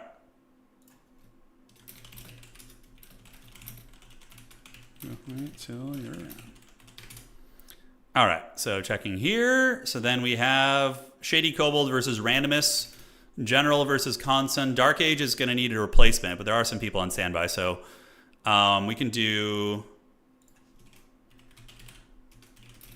play when he comes up. Okay. So let's join this. Let's find Shady Kobold's lobby. Where art thou, shadiest of kobolds? It looks like he is here. The Eye of Horus spectates. Hopefully the password is just 123. There we go. All right, so we got Eldar again, and Average is going to be playing, we don't know what yet. Okay. Versus...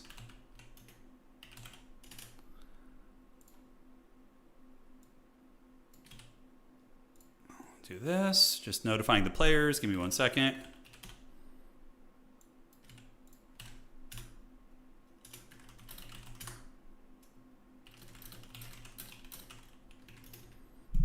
Very cool.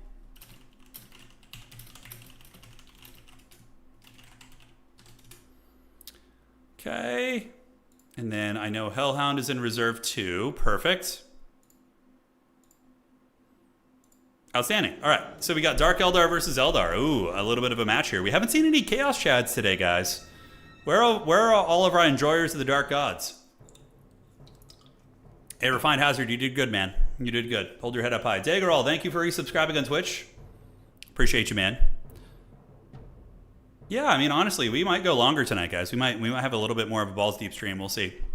So I know there's some other people on standby who wanted to play, so I'd like to get everybody in. Ladies and gentlemen of the Grimdark Future, welcome to this match. It is going to be Shady Kobold with the Eldar facing off against the Dark Eldar. So we have an Eldari Civil War here.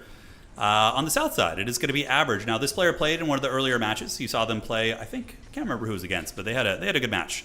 Yeah, this is the player who played early who played with the jet bikes and did really well. So minimizing real quick here. And cool. Awesome. Great. So we're all set. Can you hear the voices too? Oh, for sure. Absolutely. Mandrakes with their ball gags and their BDSM gear are going to be grabbing the strategic point here. Hall of Blood is out, and up in the north we have Guardians, and what aspects are going to be built? Dark Reapers are going to be the priority, with Happy Feet coming out as well here for our boy Shady Kobold. All right. I don't know. If nobody plays Chaos, maybe I can throw in a Chaos game at the end. We'll have to see. Certainly something to consider. Our mission is okay, so this point's being grabbed. Strategic points. Dark Reapers are out. Happy Feet's going to be finishing here soon. It's at 50%, which is really nice for just getting around the map. Eldar vs. Dark Eldar is fun. So okay, what have we seen tonight? We have a little bit of downtime before the action really kicks in. Warrior squad, so standard warrior opening. So I noticed that Average earlier either does like a warrior Archon opening or goes for the Reaver jet bikes with the Hellions. I guess it really depends on the matchup, but so we saw Sisters, we saw Space Marines, we've seen Guard, Eldar, Dark Eldar, Orcs. Yeah, so really, I mean, yeah, the Chaos has not been played. And who else are we missing? I know there's a couple others, but for the most part, we've seen most of the factions played today, just not any Chaos Chads.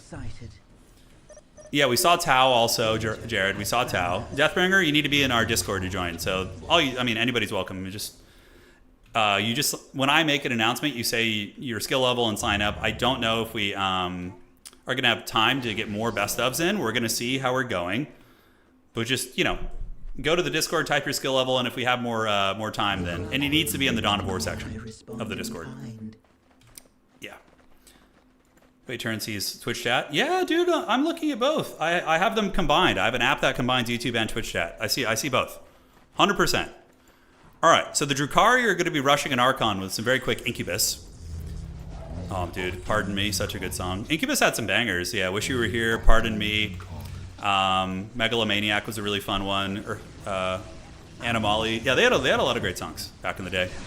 Anyways, a rant for another day. Archon's going to be engaging against the Dark Reapers, which is very good. So we have the Drukhari versus the Eldar duel in the middle. Archon, though, being the aggressive difference maker, but this is good play. Happy Feet is activated, though. It's a lot of micro to turn it on and off. And, yeah, the Archon is just chasing and getting picks here and there, and it looks like one of the Dark Reapers is going to be killed. And the Archon really putting this game on his back. In the middle, in the meantime, the Warriors able to wipe down one of the Guardian squads. Wow, they shoot so much more effectively than the Guardians. They have so much more damage. That's crazy.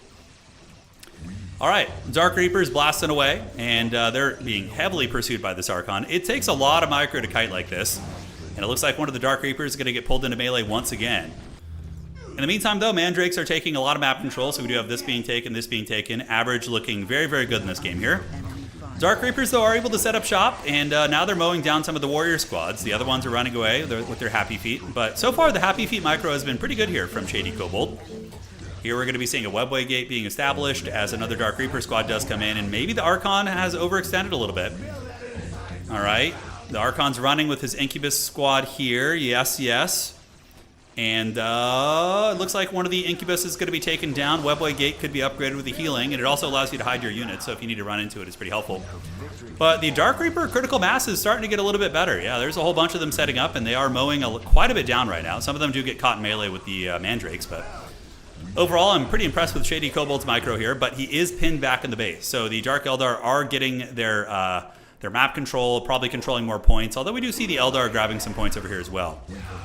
Dark Reapers against Warriors. Archon up here has been an absolute menace. He's really been able to bully these guys, but the Dark Reaper squad able to kind of finally form ranks. Yeah, Mandrake's taken down, and now we could see the Archon in some trouble. Another Warrior squad is in, but the Dark Reapers will mow them down and sustain shooting, although the Warriors hit pretty hard too. They have 58 damage, so they are able to return the favor a little bit. Archon getting hit by the two Dark Reapers. Very, very scrappy rat fight between these two players. It's been pretty great. Dark Reapers are shooting away, but one of them does get taken down by the Warriors, who are replenishing while they are not. 50 to replenish here. Dark Reapers shooting. Archon is getting low, and it looks like one of the Incubus does go down right there. During all this pressure, though, we do see Shady Kobold grabbing a little bit of map control, and the Dark Reapers are now going to be moving out here.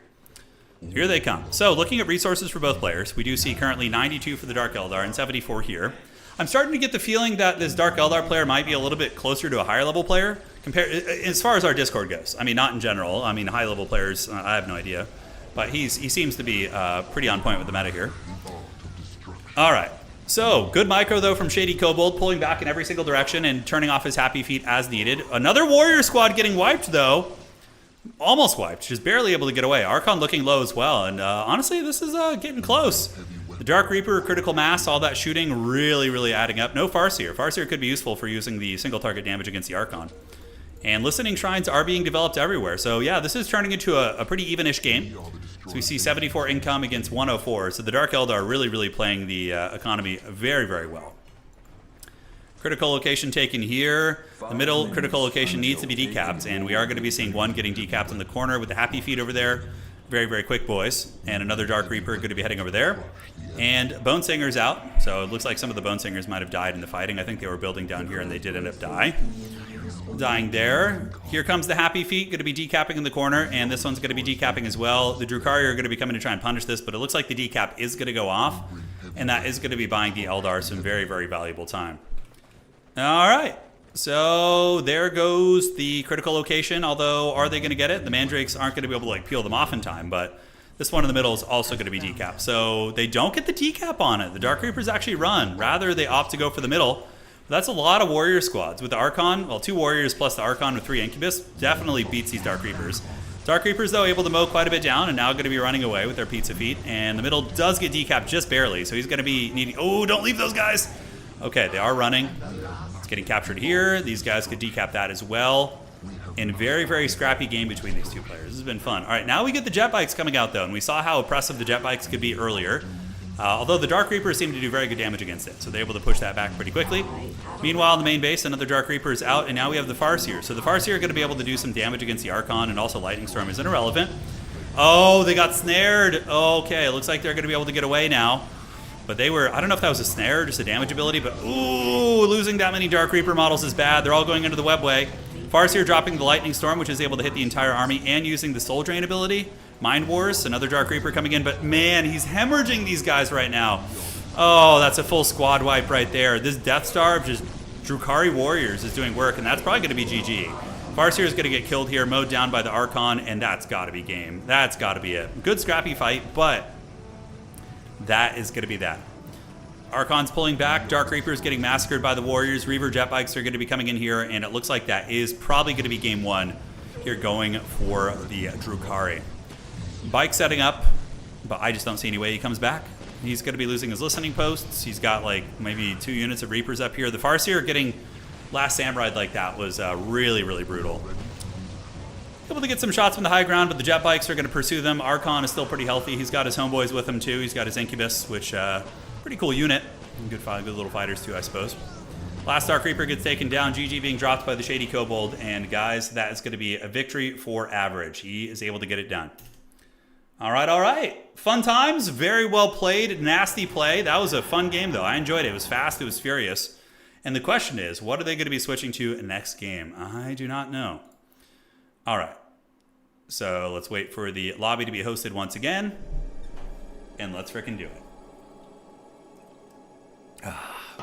Fun times, man. Cabal face-to-foot style. Yeah. Indeed. So they're going to be hosting. I'm excited to host a tournament. So what we're going to do is we're going to host a single faction tournament. Probably just a bracketed one. We'll do like a really casual one where it's... we can do best of threes. Every round is a best of three. Single elimination. Single faction, so you don't need to worry about like picks and bans and stuff. And just go through it. I'll try and schedule one for maybe Saturday or Sunday. We'll see. Maybe Friday. What is today? Today's actually, is it Thursday? I don't even know what year it is. Today's Wednesday. Okay, it's Wednesday. Great. Man, I gotta say, so I was using like a one of those like, you know, traditional mouse pads, but we used our 3D printer to print out a plastic mouse pad, and it's really nice and responsive. I'm super impressed with it. Okay, great game. Join game. Do you think they'll enable workshop? I don't know. For this game, yeah, I was looking for that last night. I wanted to see what mods existed, but they didn't have one there. So, all right. So let's find this. Where is it? Is it hosted yet? I do not think so. All right. So let's just get back for now. Same lobby, same password. All right. So it's going to be hosted here. Perfect. We're going to wait for the other player to get in there. Okay. We just got to wait for this. Yeah, it is a little strange that Farseers don't have detection in terms of like lore. That's kind of their whole jam, right? Well, it's interesting. Sunday, please. I'll see what I can do. I will see what I can do. Soon we get the mods. Yeah, I know. Oh, dude, I want the unification mod. I want to play Death Guard. Can somebody type out the roster for Death Guard? Or do they know the units that they get? Oh, yeah, dude. You got to watch out for the dreaded lobby names for sure. All right. So join game, and let's see. So Shady Kobold here. Nope, we gotta make sure we're spectator. There we go. All right, so they're gonna be playing it again. It looks like Shady Kobold wants to run it back. He says, open the weeb way. Oh, I love that. That's really good. Open the weeb way. Yeah, what is the Death Guard roster? You have like Plague Marines, but what else? Basically everything you expect. Okay, can Tyranids get so many units? It's pretty fun. Those beautiful off-putting models with their pizza. Oh my god. You guys remember Master Yi from like original League of Legends? So when I started playing League of Legends, I played shortly after it came out. Master Yi had like the biggest pizza feet you could possibly imagine. Yeah. So, ladies and gentlemen, welcome to Game 2 in this series. It is going to be the Shady Kobold over here, and he's going to be on his Eldar, facing off against the Dark Eldar on the other side of the map. Now, this is a best of 3 series. Every match that you guys see tonight is going to be best of 3. Yeah, rematch. Well, it is a rematch, yeah, because we're doing best of 3s. Correct. All right, so what are the Eldar going to be doing differently this time? We do see the Dark Reapers being built, so the aspect out, and immediately getting a Reaper squad. Double Guardians out. It's so funny how Guardians do like no damage compared to the Drukhari Warriors. Obviously, I'm sure there's a price difference between the two of them, I would imagine. Is it popular to play it now? Yeah, I would say I've been able to get games pretty consistently. Obviously, this just came out, so it's very popular right now. But the question is it going to stay popular? You know, the numbers are for sure going to drop off at some point, like they do with every game. But who knows? All right, Guardians, Dark Reapers, and Guardians. Happy Feet being built on the base. Over here, we have the Tortured Slave, Double Mandrakes, and the Dark Foundry, which is going to be going Hellions. So it seems like he switches. This is like this player style in these matches. He opens game 1 using the Warrior Archon opening and then goes to the Hellion squad afterwards. Hellions into the jet bikes. Pretty interesting. I mean, honestly, going to be pretty good because the Hellions can really put the pressure on the Dark Reapers. If you can go 1-to-1, you have one frickin' Hellion for every Dark Reaper. I mean, that's not bad at all. It's not bad. All right, so double Dark Reapers are out. Hellion squad going to be emerging. So they look like the Green Goblin from the Sam Raimi movies. Look, they're like surfing on there. It's pretty haggard looking.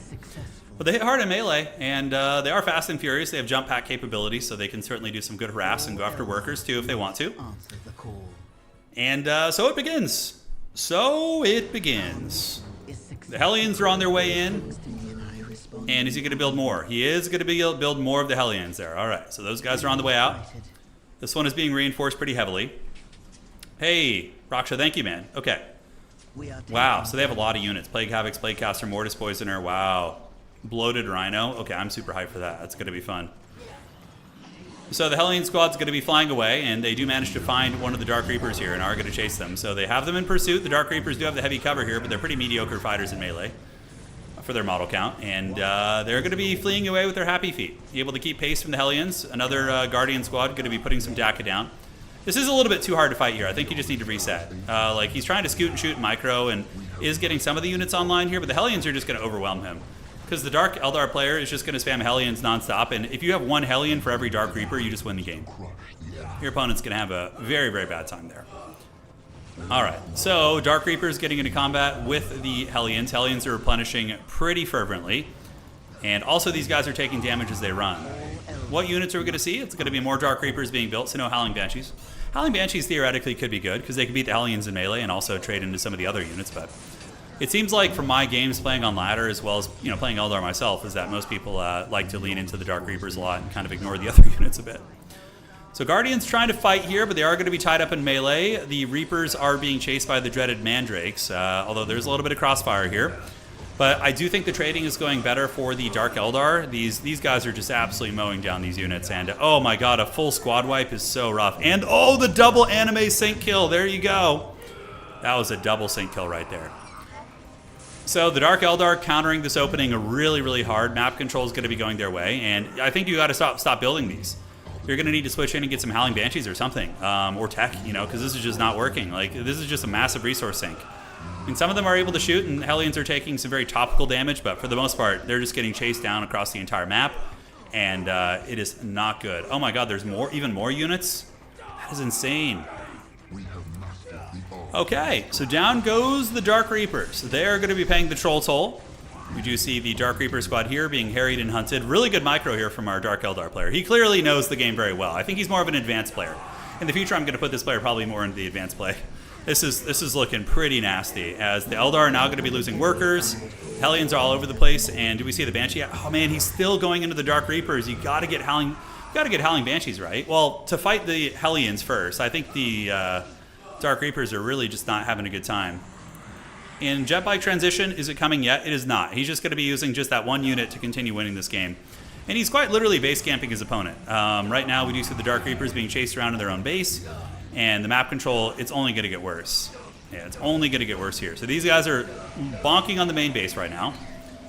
Hellions hard counter, unsupported Dark Reapers. Yeah, no, they do for sure. It's very clear that this is a hard counter. So 2 more squads go down here. We see the Bone Singers are being harried and forced to run into the shadows. Oh, man. You know what's great about these like best of threes is we learn a lot. I feel like I learned so much more about this like watching these guys play than when I just raw dog it, but yeah, this is nasty. So is he still building? No, please stop building these units. Please, for the love of God. Oh no, GG, well played. All right, that's going to be it. And that is a 2-0 victory for that player, the dreaded Average. Well played to him. Shady Kobold. Game 1 was quite solid, but Game 2 he got hard countered pretty hard. Bit of a knowledge check there. All right, well played to both those Chads. Let's go ahead and set this up here and see who's going to be next. So next up we have a Bronzodia match. These guys have both said that they're really newbie. So you're going to see the wild shit right now. All right, so it's going to be General versus Consone. Both here. All right. Yes, it looks like they're both here. He says, fair warning, I'm not great. All good. So guys, he's giving a warning to you guys. This is going to be a lower level match, but it doesn't mean that shit isn't going to get crunk and pop off, all right?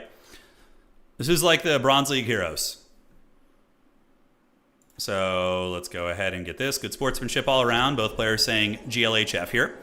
I don't know what these players play. We're gonna see. So this is a newbie game here.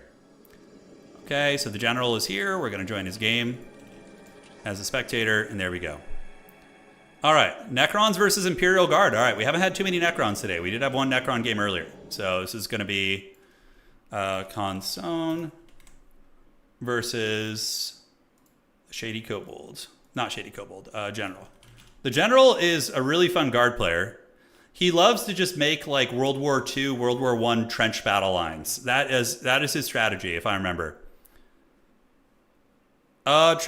Tricky to join the Discord and say something in the general chat with your skill level, and if we have time at the end, I can add you in. It all depends on how quick these matches go. We're going about 5 hours, so however long that goes. Maybe like 4.5 hours, actually. We'll see. As you wish. I do need to get some dinner before the grocery store closes, and they close in 2 hours, so yeah, probably something like that. All right, ladies and gentlemen of the Grimdark Future, welcome to this Bronzodia matchup here. These are our newbie players, and we do have General 56 facing off against Consone, who is going to be opening with a single Scarab, so usually you want to go at least 2 Scarabs in my experience. So Consone, if you're watching this back, I would recommend going 1 Scarab and then 2 Scarabs, and then get, a Gauss turret and a Necron Lord, because the meta for Guard is actually to rush you. With their character. They rush into your base right away, which is very, very nasty. Hey, see you later, Dan Life. Thanks for joining. No, I got to change the scoreline. Thank you. This is a new match. Sorry. Got a little spaced out there. Okay, there we go. Yeah, so General is really, he's a hilarious player. He literally painted his Imperial Guard to look like plastic army men.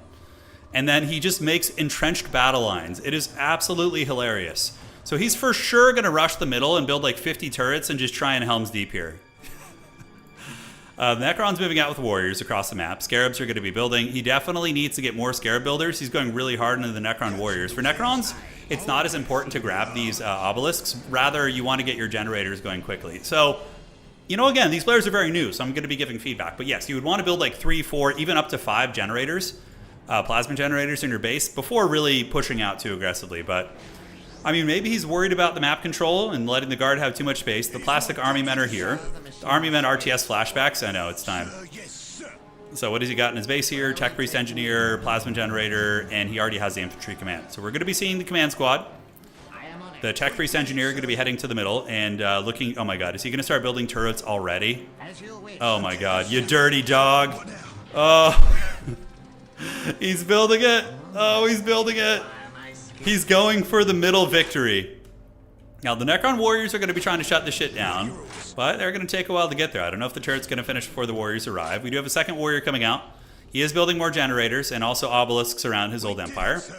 Another Warrior unit's going to be heading to the middle, and will the Heavy Bolters finish in time? I think they will. There are 2 engineers working on that, so the Necron Warriors, if the Guardsmen sacrifice themselves to buy time for it, I think it'll work out.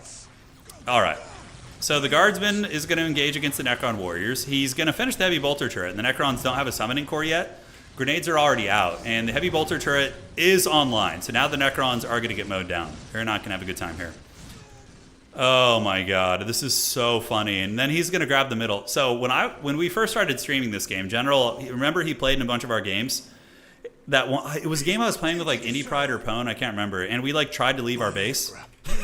And remember we tried to go to the middle and like he had already built like 7 turrets there or something? Oh man, it's so funny. He's got his little army men, yeah. It's pretty great. So, Necron Warriors are coming, but he is going to be grabbing the point, and the Heavy Bolter turrets can only be built so close to that.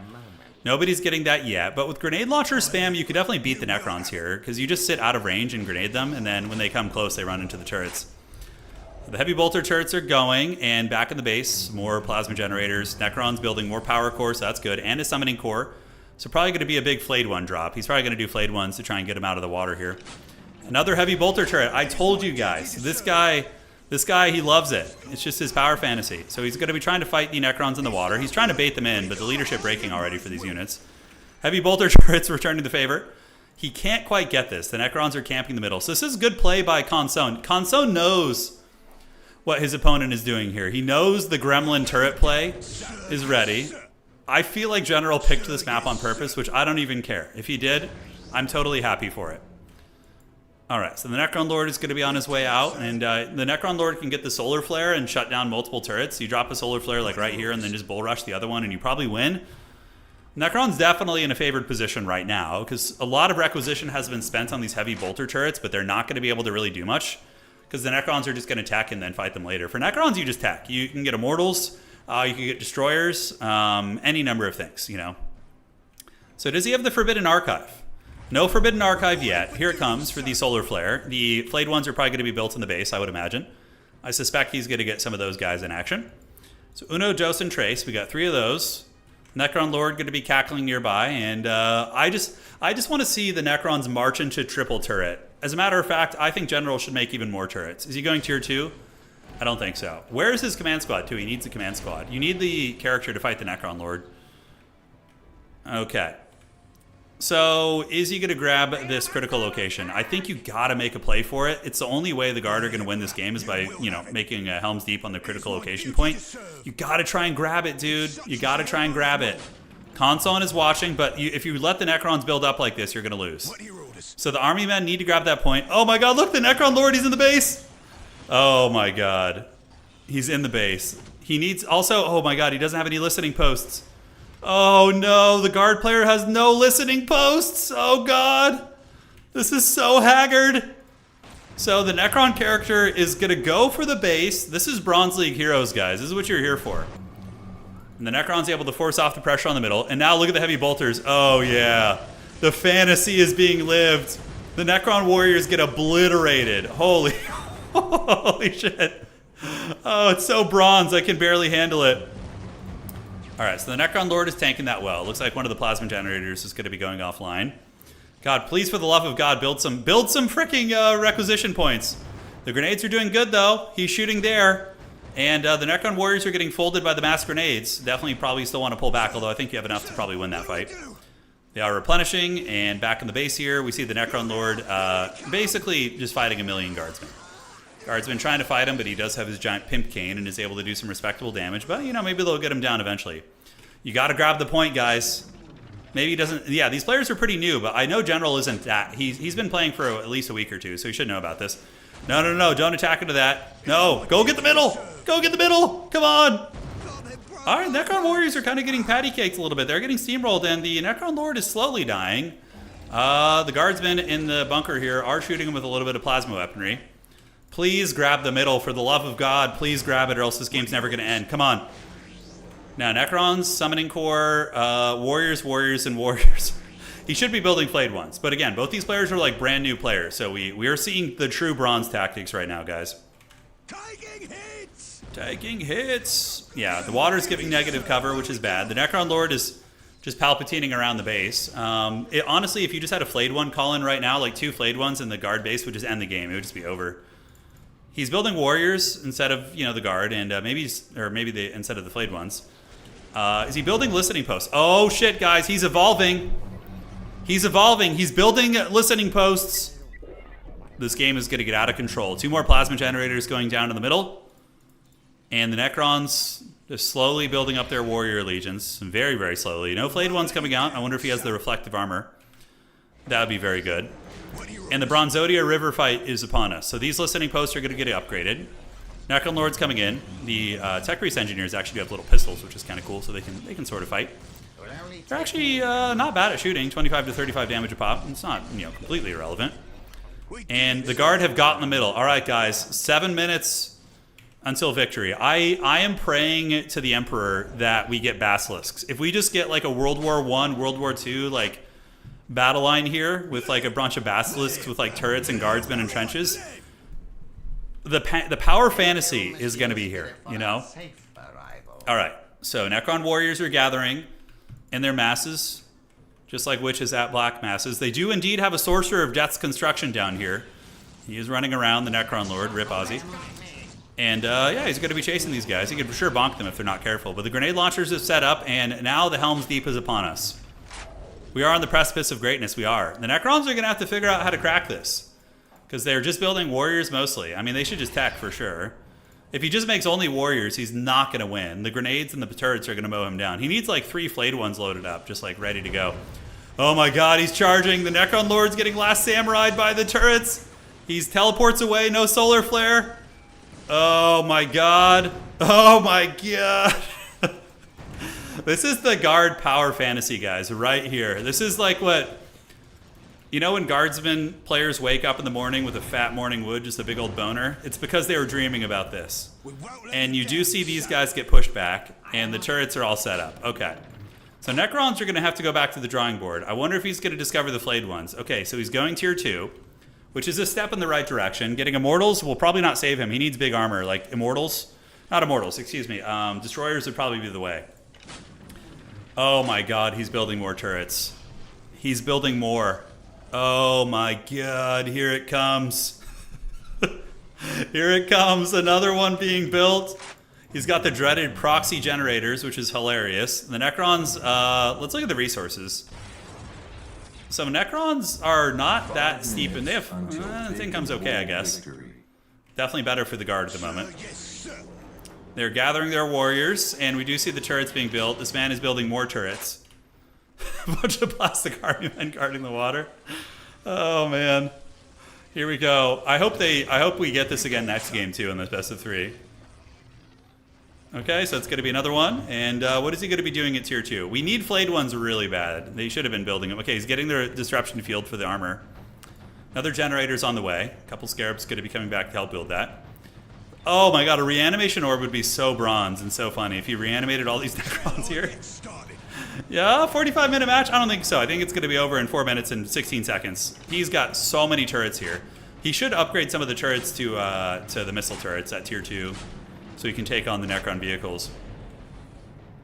All right, guys. Oh my god, he's laying minefields in the water. This is the bronziest game we've ever seen. This is the bronziest match we've ever seen, and I'm loving every second of this. All right, guys. He is laying a minefield for the Necrons. Oh god, dude, this is so funny. Are you not entertained? He says. Yeah, I think everyone's entertained. The Necron player is pulling back. Remember, these guys are both brand new, all right? Immortals coming. And the Immortals are going to be heading over, and we do see the Necrons thinking about moving in, but there's no way. This is pro play. He's setting up the minefields everywhere. Guardsmen are just grenade launcher abusing the Necrons. Okay, the Lord is revived, or at least he just got knocked over, I'm not sure. And I really hope we get to see Necrons marching into the minefields. That would just be a power fantasy that would surpass all others. We get another Immortal coming out. He's going to have one last hoorah at this. Right? He's going to have one last one. Immortals are good against buildings, mind you, but I think they're just going to get mowed down too quickly by the turrets and mines. All right. So we got the plastic army men guard versus the Necrons in the hills. So they're going to be gathering up. Necron Lord is chilling out here as well. Another Immortal unit's coming down. He's replenishing everything. Solar Flare is going to be super essential here if the Necrons want even a sliver of hope. Although he needs to get the Scarab upgrade too, the one that makes his Lord heal and take less range damage against this. That would be really, really good. This is what peak guard performance is. I agree. One more landmine right here would be peak guard performance, for sure. The one right above there. The Necron player better start marching though, guys. He's running out of time. He has only got 2 minutes left to decap that. And yeah. Oh, did we get a Basilisk? Oh, oh my god, the fantasy. The fantasy. Oh, the guard basilisks. Oh, they're now shooting at the Necrons. Look. Oh my god, you guys want to see a dead body? Because you're about to see one right now. All right, so the Immortals are shooting at the turrets. They are doing really good against it. But now we got to get the zoom in. So the Necrons are trying to move out into the water. One turret does get taken down by the Immortals. Oh my god, they're moving. And then the landmines, they're going to get them in a second. Here we go. Here we go. Are they going to go off? Okay, I guess they are. I'm not even sure how those things work. And they're just getting shelled into oblivion. Dear God in heaven, they are getting broken in half. The Basilisks bombarding from the high ground is just the coolest thing ever. And the Necrons get fully routed by the Chad Guardsmen. Oh yeah, dude. So that was it. GG called. Basilisks are shelling from downtown now, and the Guardsmen with their minefields. Oh man. All right, that was game. That was one of the best games we've ever casted, I think. I think that's peak Dawn of War 1. It doesn't get any better than this. All right, so we got game 2 between these two gentlemen. So let's do this. Let's do that. All right. World War 1, yes. Until taken hold victory. Okay, so game 1 going to the general. We're going to get out and get into the next match. And we'll see what map they pick next. I don't know. The players can negotiate the maps between themselves. It's pretty casual. Nobody's like uber sweaty tonight, so we'll see what they do. Okay, so let's go. And we're getting it going. So next up we have, General versus Console, and then we have Dark Age Rush versus Infirmum, which is going to be a sweaty one. And then we have Burbaloni versus War Jester, which is a high-level match to potentially end the stream. We'll see how long they take, of course. That was so freaking funny. The basilisks just like cackling in the shadows. Who doesn't love that? All right, let's join the room. We need to find this one. Bitcoin Barry's still playing, it looks like. Very cool to see him going strong. General's lobby is open. Let's join this.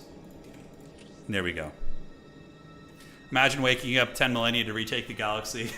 Yeah, and then be destroyed by World War I tactics. Yeah.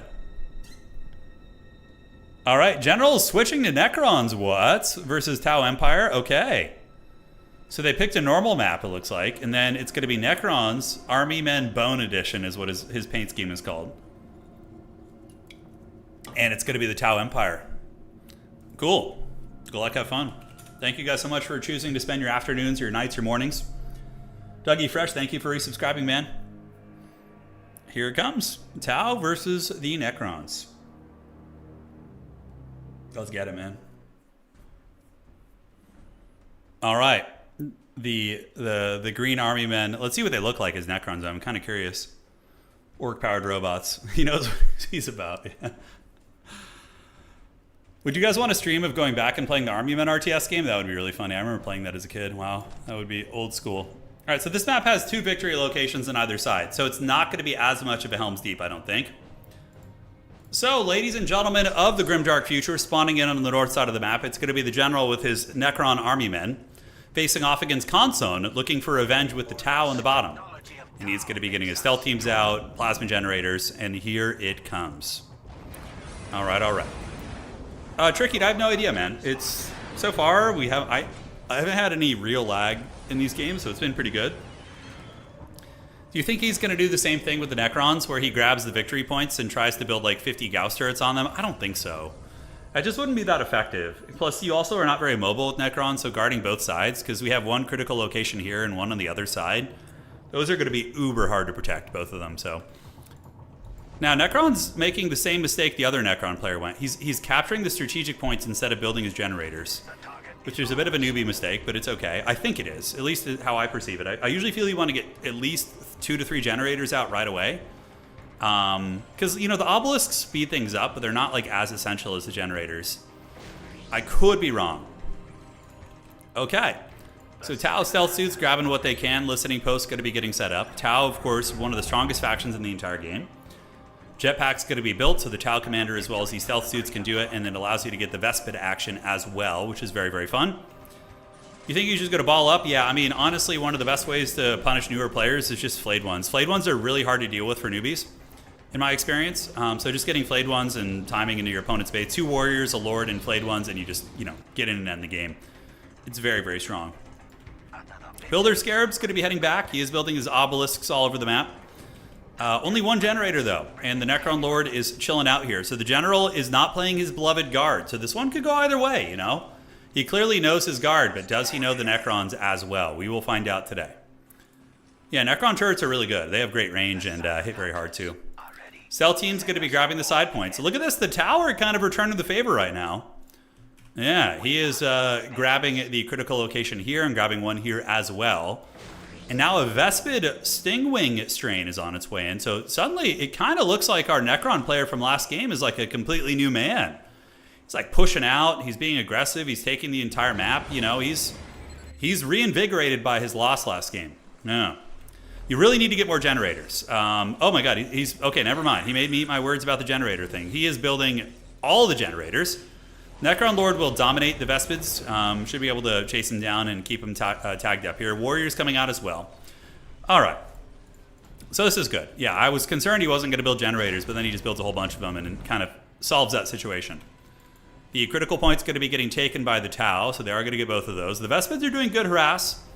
Maybe going to take down an obelisk here. Warrior and his, or the Lord and his warriors going to be marching in afterwards and trying to get those guys.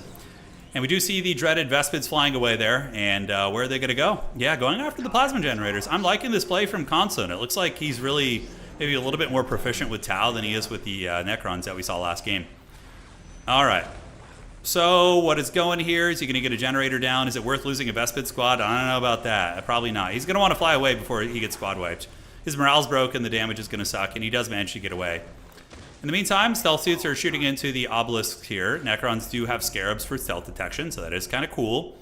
Able to get that done. In the meantime, stealth team's going to be blasting into the obelisk right there, and 2 warrior squads are now on the table. All right, all right. I like the flank pushing. I like the harass. You know, boxing in Necrons is one of the best ways to beat them.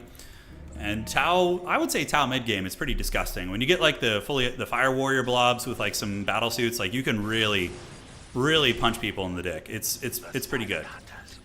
All right, so gathering up Uno Dos Tres, and we do see a summoning core coming out, which is going to be the timing push. And then I would suspect Necrons just march down the middle of the map, flayed ones, Necron Lord, and just and potentially end the game. We will see. Yeah, Vespids are really expensive. To reinforce, they are 50 and 10 power too, which is a lot. All right, so they're moving in. They do have their little plasma weaponry, it looks like, and not going to want this fight. It's going to be bad for Consone here. And it looks like the Vespids are going to be forced to retreat. In the meantime, though, the Tau do have their critical locations. So the Tau trying to box them in using these stealth teams. I'm loving this. Slowly knocking down the obelisk. Even if it takes 10,000 years, you will get there. And what is it going to be? Tau Commander? I think the Tau, of every unit in this game, probably to me, the most annoying unit is probably the Tau Commander. It's so shooty, so fast, so hard to lock down in the early game. Like, Tau Commander harass is so obnoxious. Now, one of the Scarabs does get knocked down by the Vespids in the middle. Tau Commander is going to be lurking, and Necrons are going to be marching over here with their death blob here. We got the Necron Warriors. They don't have any detection, so the stealth teams are able to cackle a little bit. And the Vespids are now harassing. This is brilliant. This is like really good instincts. Even if they are newer, the idea is correct. When the Necrons leave the base, you go kill their generators with your mobile units. That's really, really good. Even if it doesn't work out, I think it's a thought processes in the right direction. The Tau Commander should be helping over there too, like just blasting.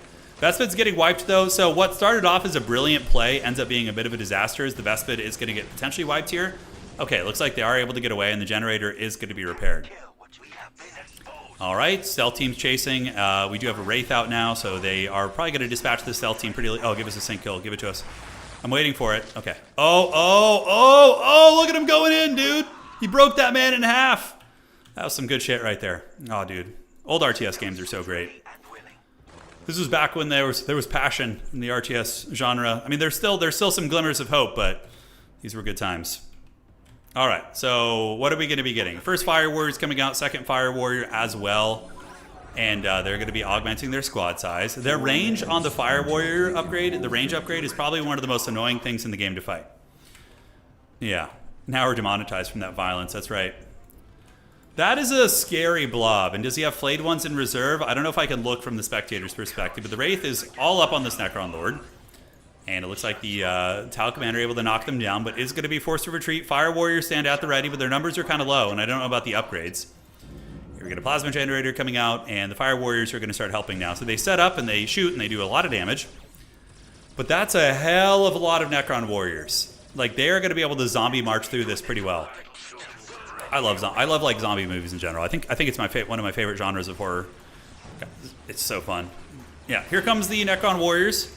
And the Fire Warriors got a little bit too close range, did get knocked down and take some big casualties. And the Tau Commander able to abandon his warriors. Sorry about the zoom in there. My mouse got a little bit stuck. And what is he going to be building? We do see the advanced pulse rifles, which is going to be increasing the range of those bad boys. Wraith is getting knocked down here. Tau Commander going to be shooting in. And, oof. If we see a flayed one drop, I think we could just probably call GG. Yeah. Tau Commander getting hammered by the Necron Lord. That is the Walking Dead moving in. A lapse in micro there. And I think Consone is out of the game. Some fun matches, though, for sure. You know, a little bit of an experience difference between these two players. I think that General is slightly more experienced than his opponent, and they did show in this game. But regardless, it was very, very fun. What do we have in the back? Oh, broadside battle suit. Oh, Dad is here. Okay, so we did tech, and we're going to see what it can actually do. I'm curious about this thing's capabilities. Can it endure all that shooting? I mean, the Necron Lord might be able to get it, but the broadside is here, and okay. As cool as it looks, it's not going to be great. It's going to get killed. And now we got flayed ones, the zombies coming up from the earth. And yeah, that's going to be the end of the road. They're just going to start killing everything. Back in the base, look at this. We have the Vespid Strain actually attacking the Necron base, which is hilarious. And some stealth teams are split pushing too. If the Tau could somehow find a way to survive this, you know, obviously they might have a little something going considering the split push here, but I don't think it's going to matter. They're all up in the base. That's going to be GG. I would certainly call GG myself. As the old general going to be doing the classic tier 1.5 timing push, where you move in with the Dread Legion of the Necron Warriors with flayed ones and you just end the game. I would say most Necron games end like this on ladder. GG being called, and the general, the lord of the plastic army men, able to get it done. But let's get a special shout out to our boy Consone. He knew he was very new. He warned us. He threw his hat in the ring on the public stage and fought like an absolute champion. So shout out to our Tau player here as well. All right. So let's jump out of here. And cool. So we're going to get our next game all set up. So next up we have Dark Age Rush versus Infirmum. Now this is going to be a pretty sweaty one. Both these players are pretty solid intermediate players. Dark Age Rush versus Infirmum. All right, all right. There we go. Amco, I wouldn't draw too much from that game. That game was more an experience difference. I just think there was an experience difference between the players for sure. I don't think you would want to infer any bouncing elements from that. Okay, so let me look. The lobby is there. Okay. Let me do this. Perfect. And let's go ahead and get in the lobby. Okay. We're going to find this. We're going to get this going. And now we need to find this lobby. There we go. There we are. And I think it was one. Is that it? No, it wasn't that. Cool. So let's reset the score. This is our next sweaty best of 3 for the night. And then we have Infirmum, who had a very... I think Infirmum played Davok last stream, right? I think that was who he played. Then we have Dark Age Rush. Let's do Dark Age for short. There we go. So Tau versus Eldar is going to be the match here. Oh, dude, Consum, well played, dude. You were a Chad. Throwing your hat in the ring, man, you know, that's enough. You've earned our respect. I'm super new at this DAO stuff, but I got 20 years RTS experience that is somewhat interchangeable. Yeah, for sure. You guys both did great. Really fun game. All right, guys. It's just time. Let the Nurglings feast. And let us see who's going to win this sweaty series here. Fog of War is off. Ladies and gentlemen of the Grimdark Future, welcome to our next Best of 3 showdown. It's going to be Infirmum and the Eldar facing off against the Tau Empire on the bottom, who are going to be played by Dark Age Rush. Dark Age Rush, of course, a very competitive Total War player who's very good at the Grand Cathay forces, so navigating over to another shooty faction here in the Tau, which is quite a bit of fun. So a couple questions from chat. Are Sentinels good? Sentinels are good anti-vehicle tech for the Guard. Yes, yes. And yeah. Tau Barracks coming up. Plasma Generator going to be building relatively quickly as well. And Aspect Portal is going to be, ooh, I love it. Stealth Rangers are one of my favorite things. Does this game have the right win conditions? I hope so. I hope so. The players are hosting the lobbies. I'm joining as spectator, so it's kind of on them to put the victory conditions in. But okay, cool. So Guardian Squad, and if you give me the Stealth Rangers, I'll be very happy. So we got Happy Feet coming in, Stealth Ranger with a Farseer. Oh, that's really, really fun. You need to go Infiltrated Rangers in this matchup to delay the Fire Warriors. Interesting. Oh, that's mandatory. Okay, Kobold, thank you. I'm learning something today. Plus, Rangers just look so freaking sick. Like, sniper characters in most games are just really, really cool. I don't think it does. Take and hold and control area aren't on. Okay, well, it's all good. We'll figure it out. It'll be fine either way. So, Fleet of Foot, Farseer, and Reapers are going to be the unit after that. Okay, so fairly standard beyond the initial Ranger opening. I wonder how effective double Ranger would be. Probably be a little bit Bronzodia, but they're going to be heading down and trying to disrupt the Tau. Here comes the Tau Commander to be very annoying and fly around the map in his command suit. How can we help? Everything's being grabbed. Tau Commander going to be looking to bleed some manpower off his opponent with his jump pack, so there they go.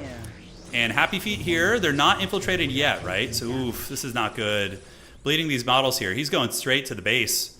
Does he have the, he has the Farseer and the Reaper aspect. Okay, so they're just Happy Feeding away from the Tau Commander, who can chase them with his jump pack if he wants to, but they should be able to create enough distance that it's not going to be, not going to be too bad.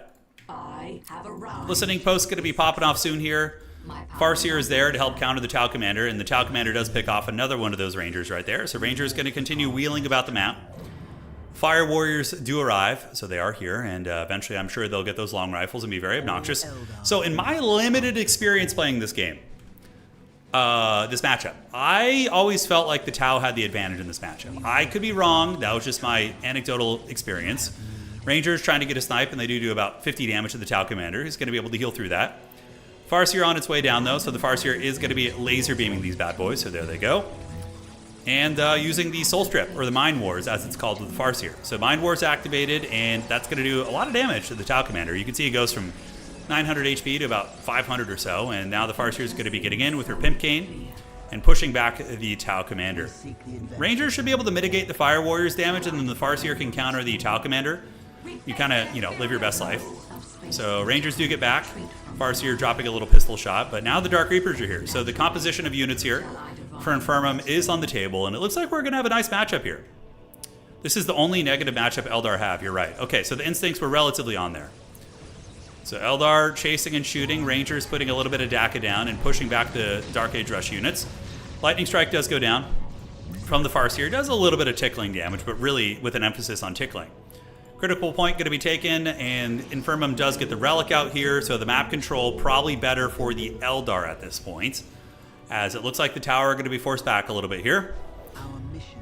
Tau gathering up, and the Tau Commander are going to be lurking as well. Farseer and Grim Reapers, as we should just call them, the Dark Reapers in the wings. But the DACA is adding up. Fire Warriors do not want to be at this range against the Dark Reapers. Granted, their damage is doing pretty good. Happy Feet coming in. You do see Guardian squads chasing, and Fire Warriors are taking some substantial casualties as another unit of Fire Warriors is going to be on their way out. Tau Commander being obnoxious, shooting from downtown. Potentially could see this listening post go. And did we see 2 Ranger squads or 1 big one? It's going to be 1 big Ranger squad. Snipers are out, and they rip some shots, and the morale is now down on the Fire Warriors, so they're going to basically do no damage, which is really, really good. All right. So over here, we do see the critical location being grabbed by Infirmum.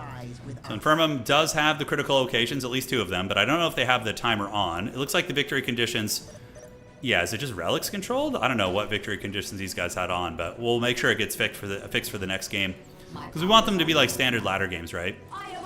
Alright, so Eldar bonking down the listening post here. The Rangers are going to be on standby to provide a little bit of overwatch fire. They are infiltrated now, too. So Stealth Team does get popped in the face. The infiltrated Rangers are really doing really good. Yeah, they're just annihilating the morale of these Fire Warriors. Man, the Farseer is going to be coming in, probably using Mind War. Looking real good so far. These Rangers putting this game on their back. But now we're going to be getting Vespid Strains out, and the Rangers have been revealed. Guardians getting into melee with Tau. I guess you want to tie down Tau with whatever melee you possibly have. Rangers continue sniping. Infirmum is getting the map control here, and is doing really good at building up the listening posts and all the income on the map. Eldar map control is quite good indeed. Farseer is getting low, though, and look, the Tau are really good scaling. They do quite a bit of work. Farseer is low. With the Farseer, you just get a webway, and you build the upgrade that allows you to heal at the webway, and then you're just able to chill and heal there. It's very good. All right. So critical location is going to be getting grabs. That one is going to be getting taken. This one gets taken as well. So the Eldar are going to be trying to get those bad boys back online. In the meanwhile, Relic going down here. The skirmishing continues. The Rangers are going to try and snipe whatever they can. Let's see if they can pick off any of the Fire Warriors. Okay, some respectable damage. One more volley will probably knock down a model, which is 70 freaking manpower in the trash, right? Vespid's coming after the Rangers. Good Happy Feet from Infirmum. He is going to be able to get away there. Dark Reapers putting good supporting fire down, so the layering of fire there is quite good. And we got a game on our hands. Definitely looking Eldar favor, though. Let's look at the economies. So, 86 for the Tau. 86? No, that's, yeah. Oh, wow. They have dead even income. Okay. So both players are chilling on the same amount of income. The sniper play is really fun, though. I'm loving seeing them pop in, pick off a couple models, run away. It's very much like Company of Heroes Sniper, which is always good. All right, on the other side, Guardian Squad are going to be chilling, splitting the difference, and the middle is going to be getting taken. And these guys moving up once again, but they are going to get revealed before they can really do much damage. So stealth detection is on the table for the Tau. Dark Age Rush, is he going tier 2? We do see the Path to Enlightenment coming up. Okay, so probably going to get the range increase on the Fire Warriors. Eldar, do we see the Soul Stone coming up? We see the Plasma Generator. Support platform is quite nice here. listening posts. I don't know why the Eldar aren't more ahead on economy. Yeah, 104 here, so they're slightly ahead, but not really by that much. Okay, so the battle is going to be on soon. We do see the capture points being taken, so technically the critical timer should be going right now, which is unfortunate, but, you know, it's casual, so we're chilling. But Ranger's going to continue sniping here and getting that nice DACA in there. Dark Reaper shooting on the backside, and Guardian's going to be lurking. Farseer nearby. Should be able to provide some support against those guys in melee. And the Dark Eldar really just, or excuse me, the Eldar just chilling out on the map. Soulstone is going to be on the way, or Soul Shrine. So it is coming, and I wonder what the tech's going to be. I mean, it could be the grav ships. I mean, the Tau are getting tier 2 vehicle beacon too. So both players are going to have ample tools against armor, most likely. We'll see. These guys running to the corner. Critical locations give you money as well, right?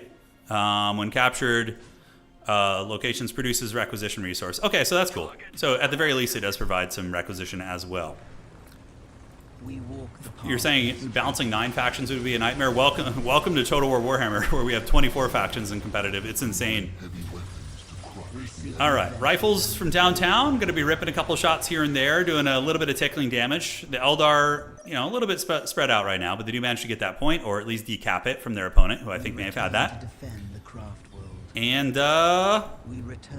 yeah, Rangers popping up, skirmishing, perpetually getting revealed, though, and bleeding models. I don't think it's really worth it. At this point, you lose like 5 Rangers every time he moves in, and it's just bleeding free resources. All right, so Soul Shrine is here. We do see the enhanced optics for the shooting and the Call of War, so probably going to be seeing some Howling Banshees coming out soon. We see double Banshees, which is potentially good. I mean, they might be able to overwhelm the Tau lines here, especially with that morale debuff. Oh, guys, now we're seeing the dreaded Devilfish Troop Carrier coming out. So this thing has anti-infantry capabilities, but it's also stealth, so very annoying there. And one of them already got revealed, actually, so it looks like it was on the table. All right, so Tau getting a nice gun line here. Man, that disgusting Fire Warrior blob. God damn. That does so much damage. Oh, my goodness. Howling Banshee's coming out, and it looks like there's going to be a support platform being built or a plasma generator. When Tau get that like Death Star of upgraded Fire Warriors with like armor behind it, it is so freaking nasty. Eldar push back here, and yeah, I mean, it suddenly just looks like the Tau are going to win this. I mean, they do have the Howling Banshees coming out, but is it going to be enough? They need to replenish those squads. Infirmum needs to start replenishing them right now. Support portal is going to be on the way, but I think this is going to be game. I think the Tau are just going to push in and go dick deep here. Yeah, you need to get those numbers up on these Banshees. We do see Vespids moving in, looking to cause some disruption, but they will eat the DACA from the Dark Reapers, who don't even have an X-Arc, so their damage isn't going to be optimized either. And the Eldar getting blasted into another dimension. I mean, look at that. They try and move in with the squad, and the Devilfish Troop Carriers just in numbers really able to take them to Poundland, or if you're in the UK, Pound Stretcher, whatever you're into. Support platform doing a little bit of damage, but it's not upgraded, and the Eldar went from being like in an even match to suddenly just getting steamrolled. Yeah, their vehicle, they are going to be getting a... Oh, I didn't see what the attack was. Vipers. Okay, Vipers are good against this.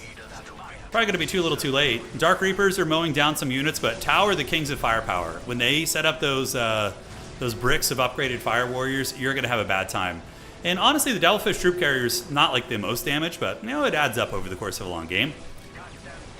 All right, so we get the Viper out. The Viper does have, like, really good staggering attacks, so when it shoots, it can stagger entire formation. So he shoots in, and you can see it knocks back a couple dudes.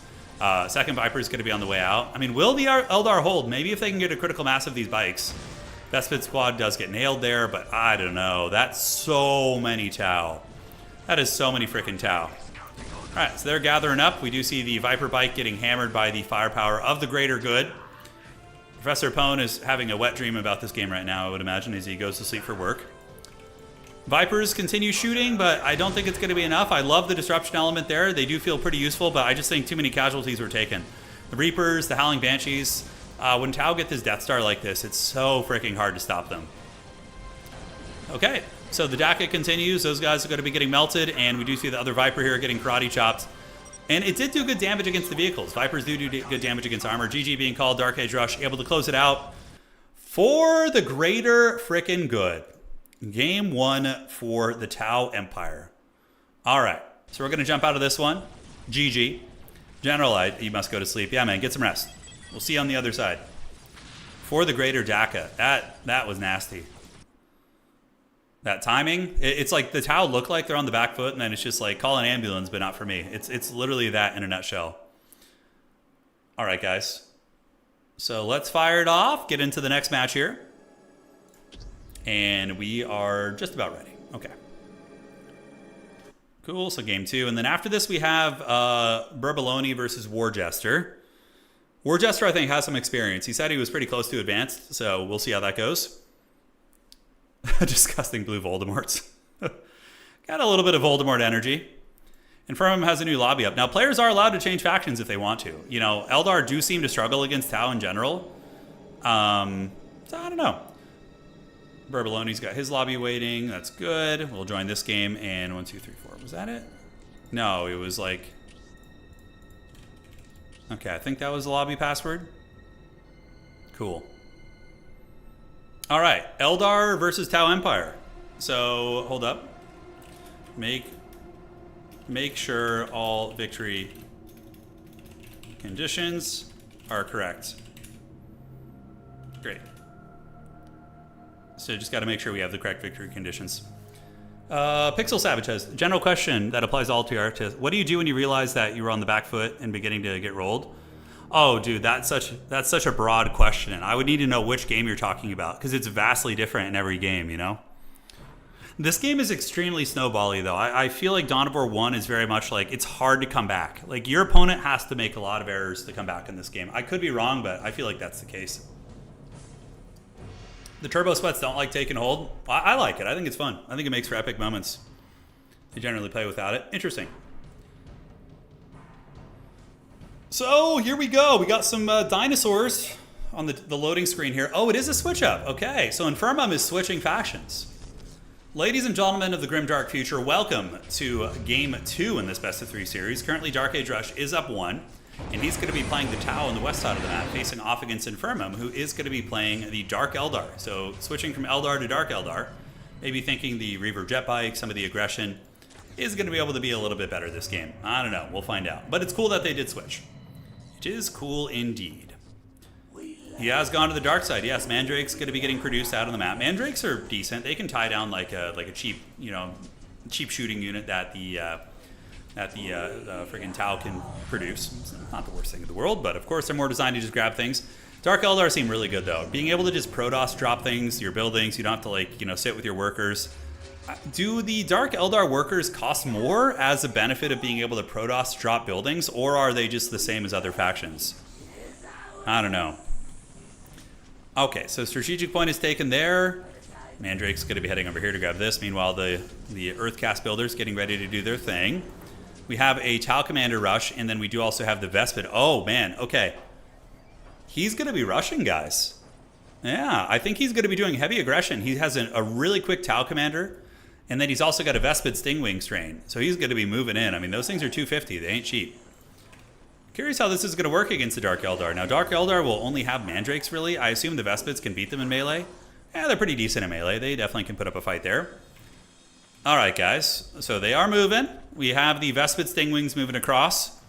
Up top, Mandrakes are swarming all over the map. Homunculus Laboratory. So it is going to be jet bikes, most likely, right? Yeah, Dark Foundry into the jet bike tech. Homunculus Laboratory. All right. They did fix the victory conditions, correct. So there they go. The Vespid's going to be chasing down the Mandrakes. And how aggro they're going to be. Because this power spike will be active for a time. But if you just are sitting and chilling with these units and not being aggressive, maybe their capabilities could fall off. Aside from that, Tau just getting their Earthcast builders, building whatever they can, getting listening posts upgraded to prevent the harass. Mandrake's going to get wrecked here pretty bad. You just tie them down with Vespids, shoot them with a Tau Commander, and that squad is going to have a really, really bad time.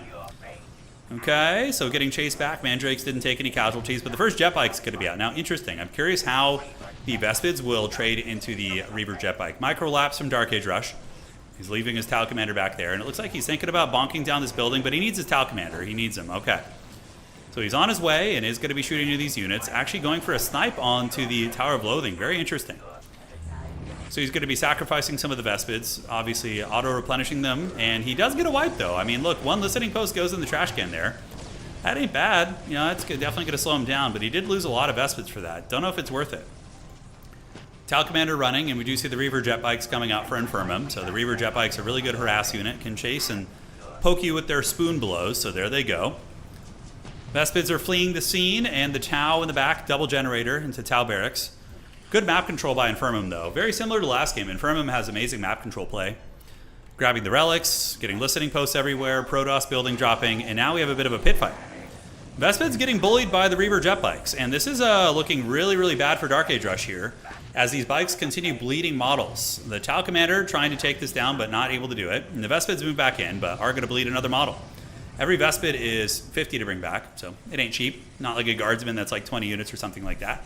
And the Tau Commander is getting bullied. He is getting chased down by the Reaver jet bikes, which it's pretty insane they only cost 1 pop on the vehicle thing. They are really, really nasty. Okay, so over to the base here, we do see the listening post going down, being upgraded. So Dark Age playing very defensively, but doesn't have as much map control. He didn't quite finish getting that relic, so that feels pretty bad for him in the corner. Whereas the Dark Eldar are getting listening posts everywhere, including rebuilding this one right now. So income for the Tau, it's going to be 62 against 62. So for now, it hasn't really compounded yet. But the Drukhari are going to be decapping a lot on the map. Reaver jet bikes poking, harassing, really having a good time. And what are the Tau going to be switching in to deal with that? Is it going to be Fire Warrior teams? We see Path to Enlightenment coming. He's really only built the Vespid and reinforced the Vespid squad. You know, but the Tau Commander actually seems pretty effective at fending off the bikes. If he can sit under like a listening post or something, seems like he's able to poke them from a distance and get some good DPS. Looking at the map, the Mandrake's going to be taking that critical location here. Relic has been taken, a lot of strategic points. We do see the slave chambers going down, critical location is being taken, and a lot of rebuilding. So currently the Dark Eldar at 68 income, but it's about to probably skyrocket up. First Fire Warrior team is out. Path to Enlightenment soon is going to be on its way. Tau laser beams shooting, and the dreaded Reaver jet bike's going to be circling and cackling, running wherever they can.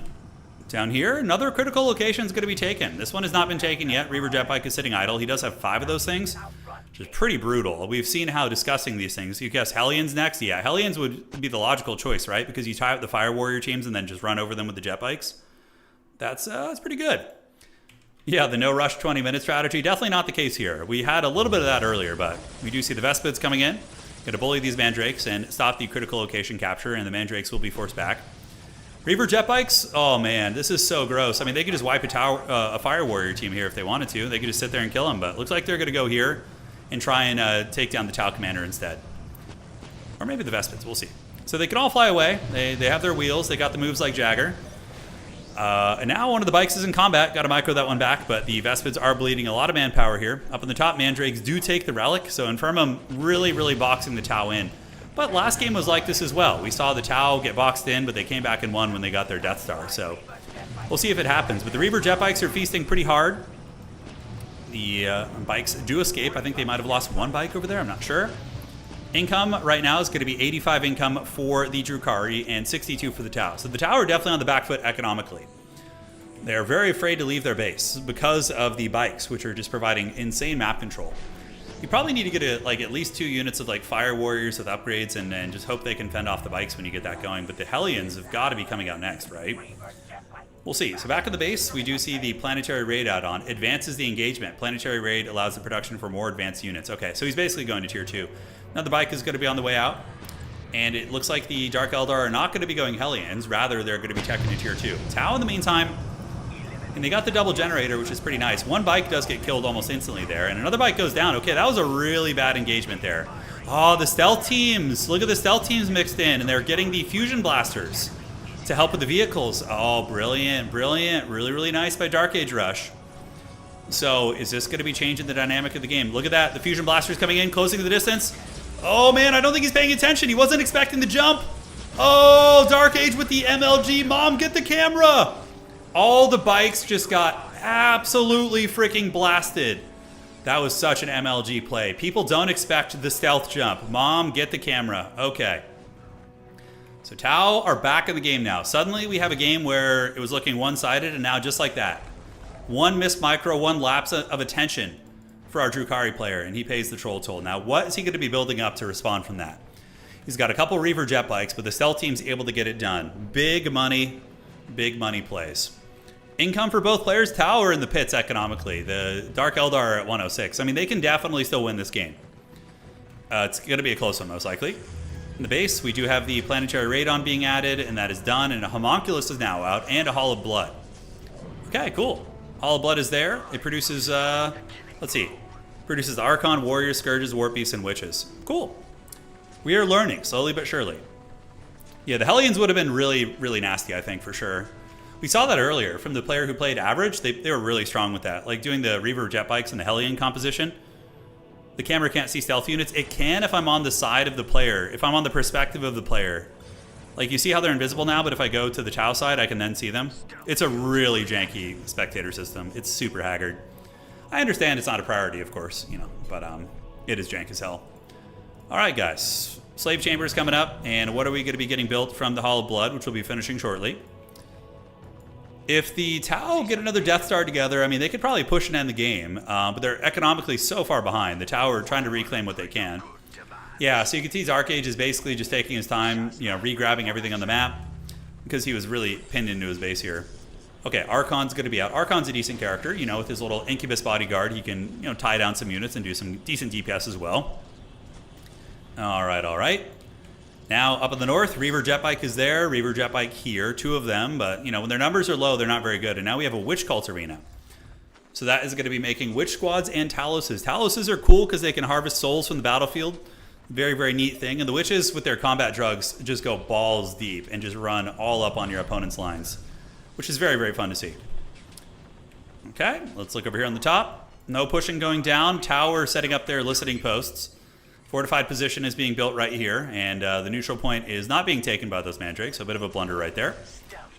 Mandrakes pushing, stealth teams are going to be forced back right there, but now there's a calm before the storm, ladies and gentlemen.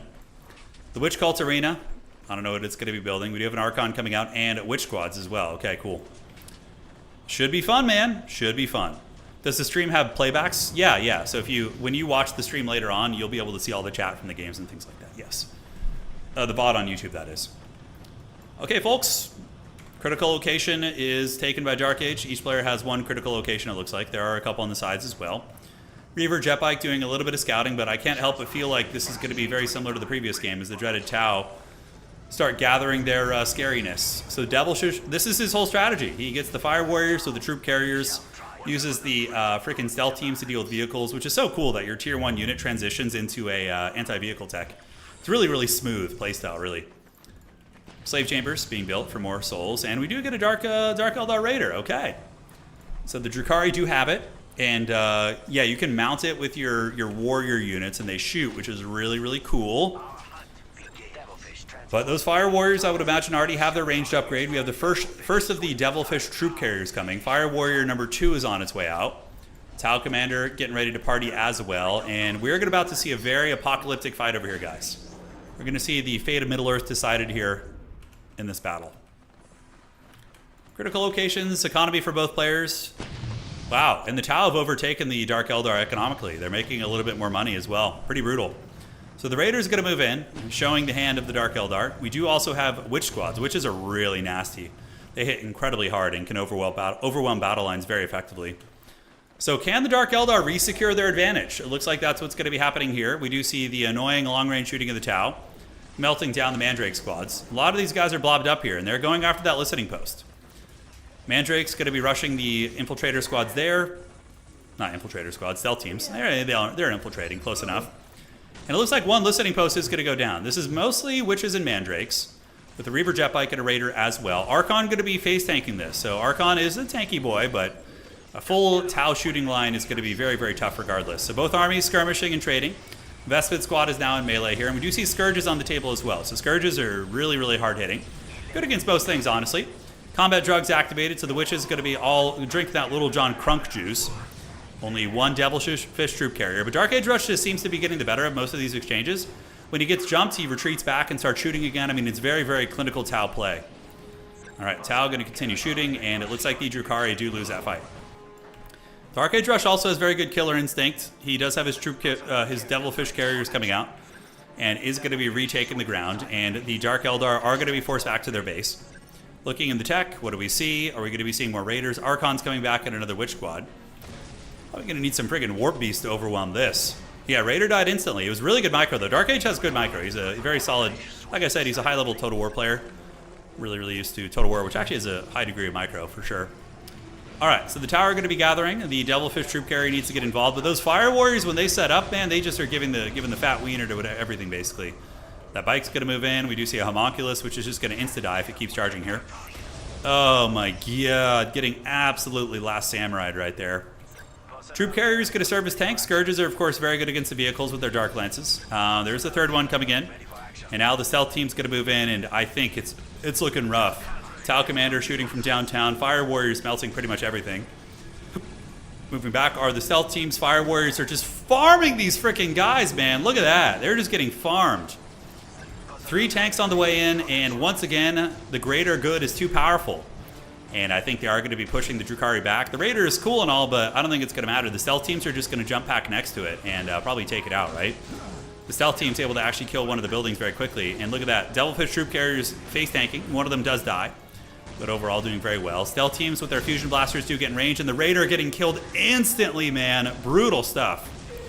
That's got to be GG. I don't think there's going to be anything else here going on. I mean, the Tau still have their full gun line. All the Fire Warriors are in good shape.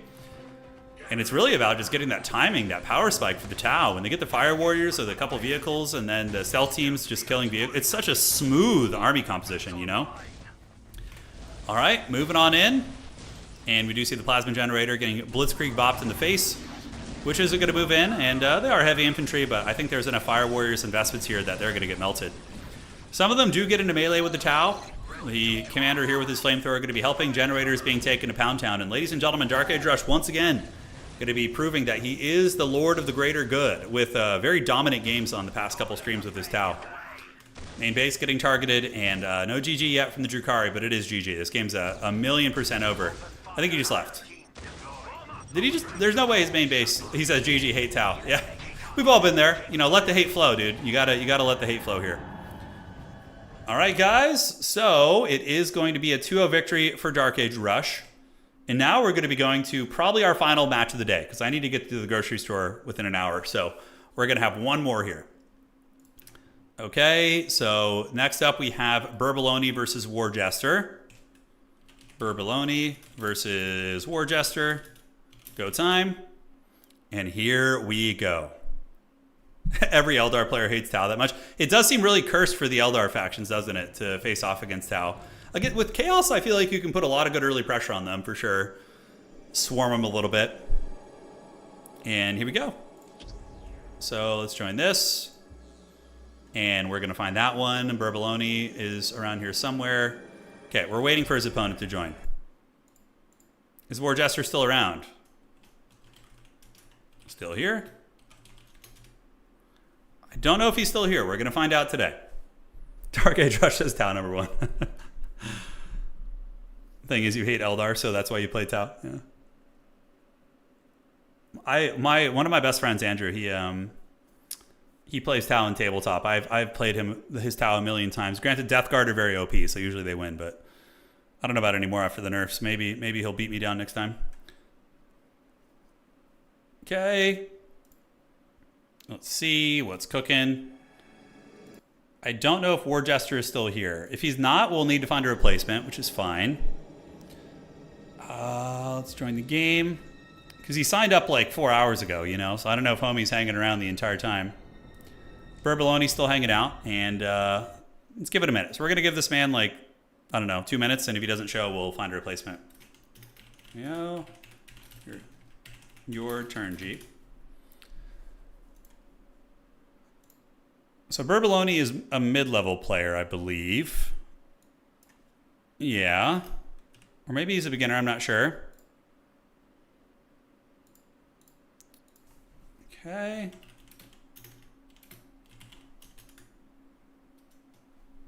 Checking here to see. Generally think I don't ever lost to Death Guard as Talon table. Yeah, were you playing against like tournament lists though, and like sweaty lists, or just kind of casual lists? Death Guard are definitely, with proper terrain, should be pretty good against Tau. Oh, did he say he was getting off earlier? Okay. Okay. Let's do it. Salty Scarab versus Burbaloni. Okay. So join up Scarab. So we have a mulligan. I think he did go to bed, so we need to switch it up here. Got some guy with like freaking gnarly motorcycle out there.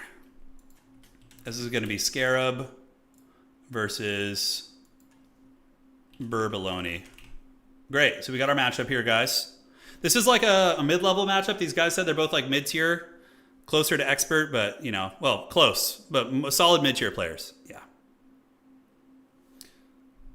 Okay, so let's go ahead and find the lobby now. My favorite thing about casting games, I love casting Total War Warhammer, but the one thing I don't like about it is how long there is in between games. It's awful. Like this, you just get in and load in and you're good to go, you know? It's really nice. Oh, we finally get a Chaos one. Let's go. So we got Marines versus Chaos Marines. Oh, it's go time. Let's get it, man. Let's have some fun. All right, folks, we got Chaos. You guys want to hear some Chaos ASMR? You're about to. I'm just going to follow around the heretics. You have to listen to them the whole game. That's what's going down here. We're doing it live. By the way, if you guys are enjoying the stream, please do drop a like. It helps out quite a bit. Let's folks know you enjoy this OG Dawn of War. That's pretty much how I do my streams. Whichever streams seem to get the most enjoyment from people, I do them again. This is a classic one. Yes, for the Dark Gods or for the Emperor. Find out today. Find out today. Okay, let's load in. Make sure everything looks good here. Ladies and gentlemen of the Grim Dark Future, welcome to our last best of 3 of the day. Spawning in on the north side of the map, it is going to be Lothael. Oh, he's playing under a different name. I should probably change it, although it's fine. He's Scarab in Discord, so he'll be Scarab here. And over here, he's going to be facing off against the Dark Gods. Oh, I love this Slaanesh color scheme. Very, very fun.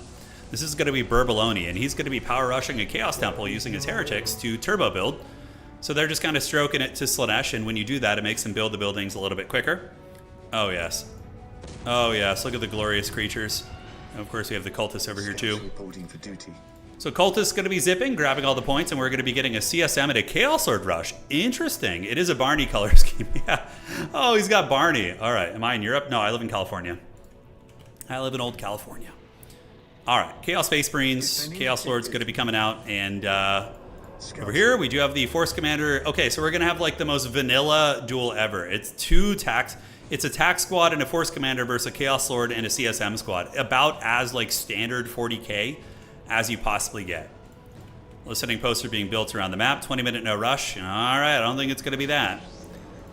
The Barney Marines. Oh my God, that scheme is so haggard. Look at them praying there. Pretty glorious. Do they pray with both hands? I can't see on the other side, but they're dropping it down. All right.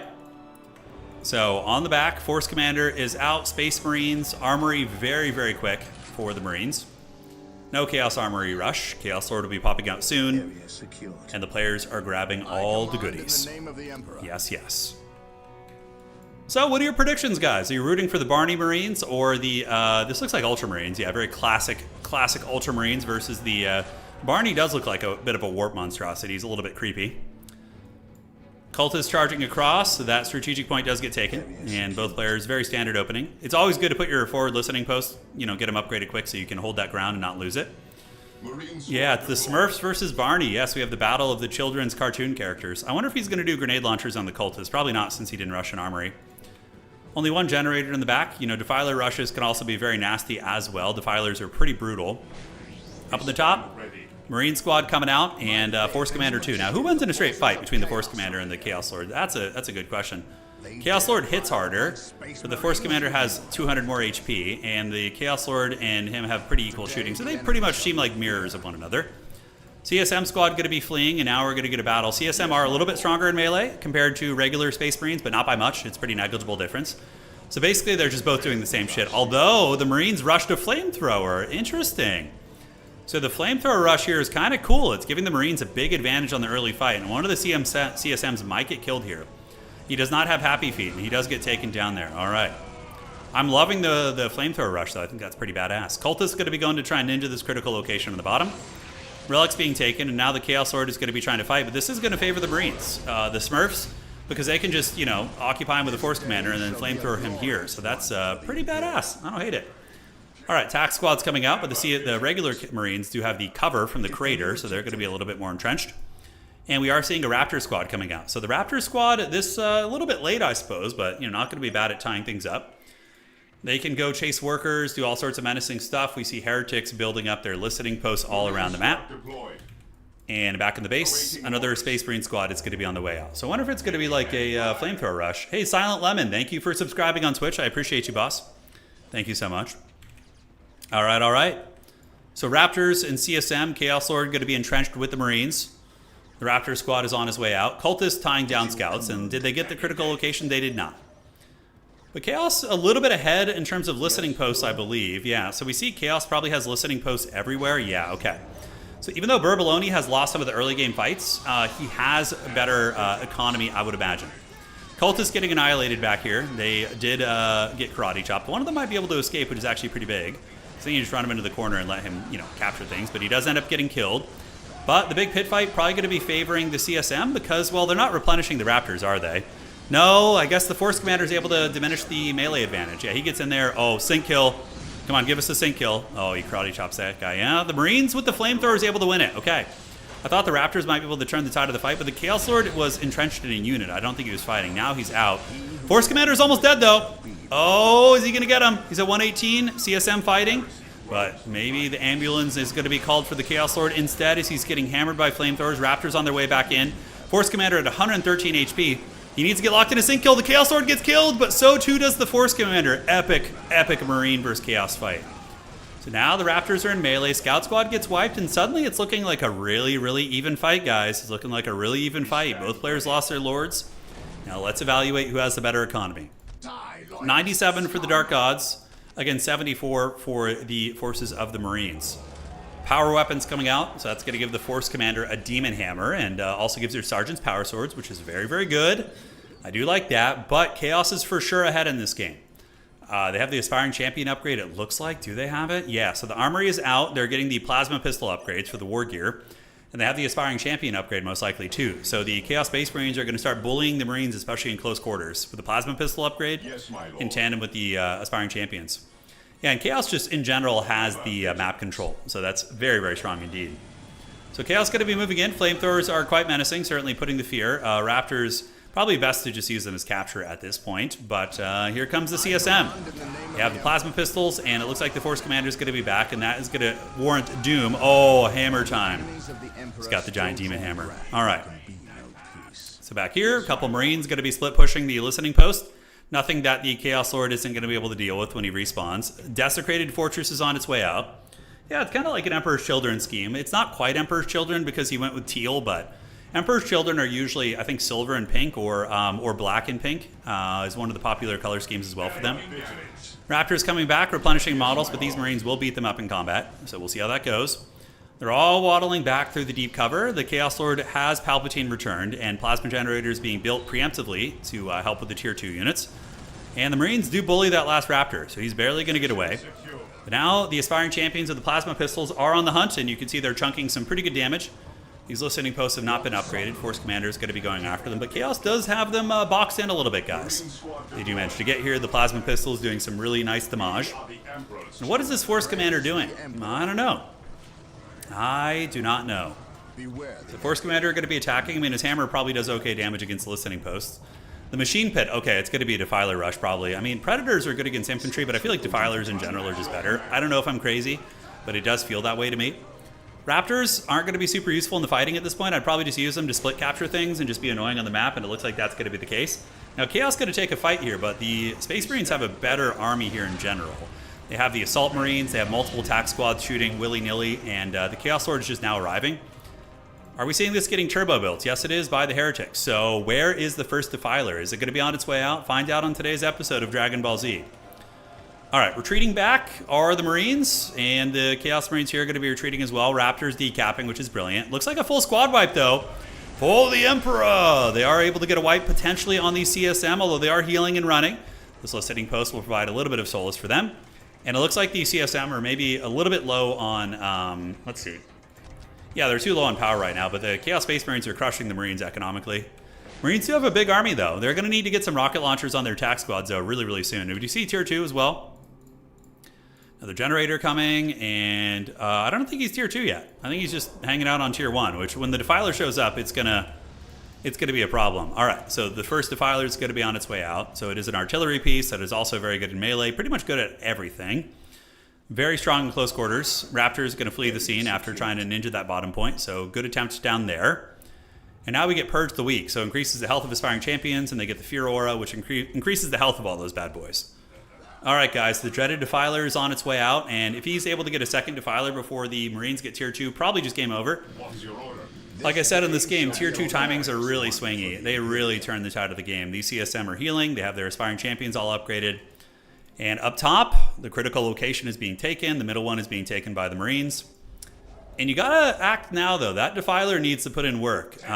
Tier 2 is on the way, and we do also see the plasma pistols coming out for the regular Marines.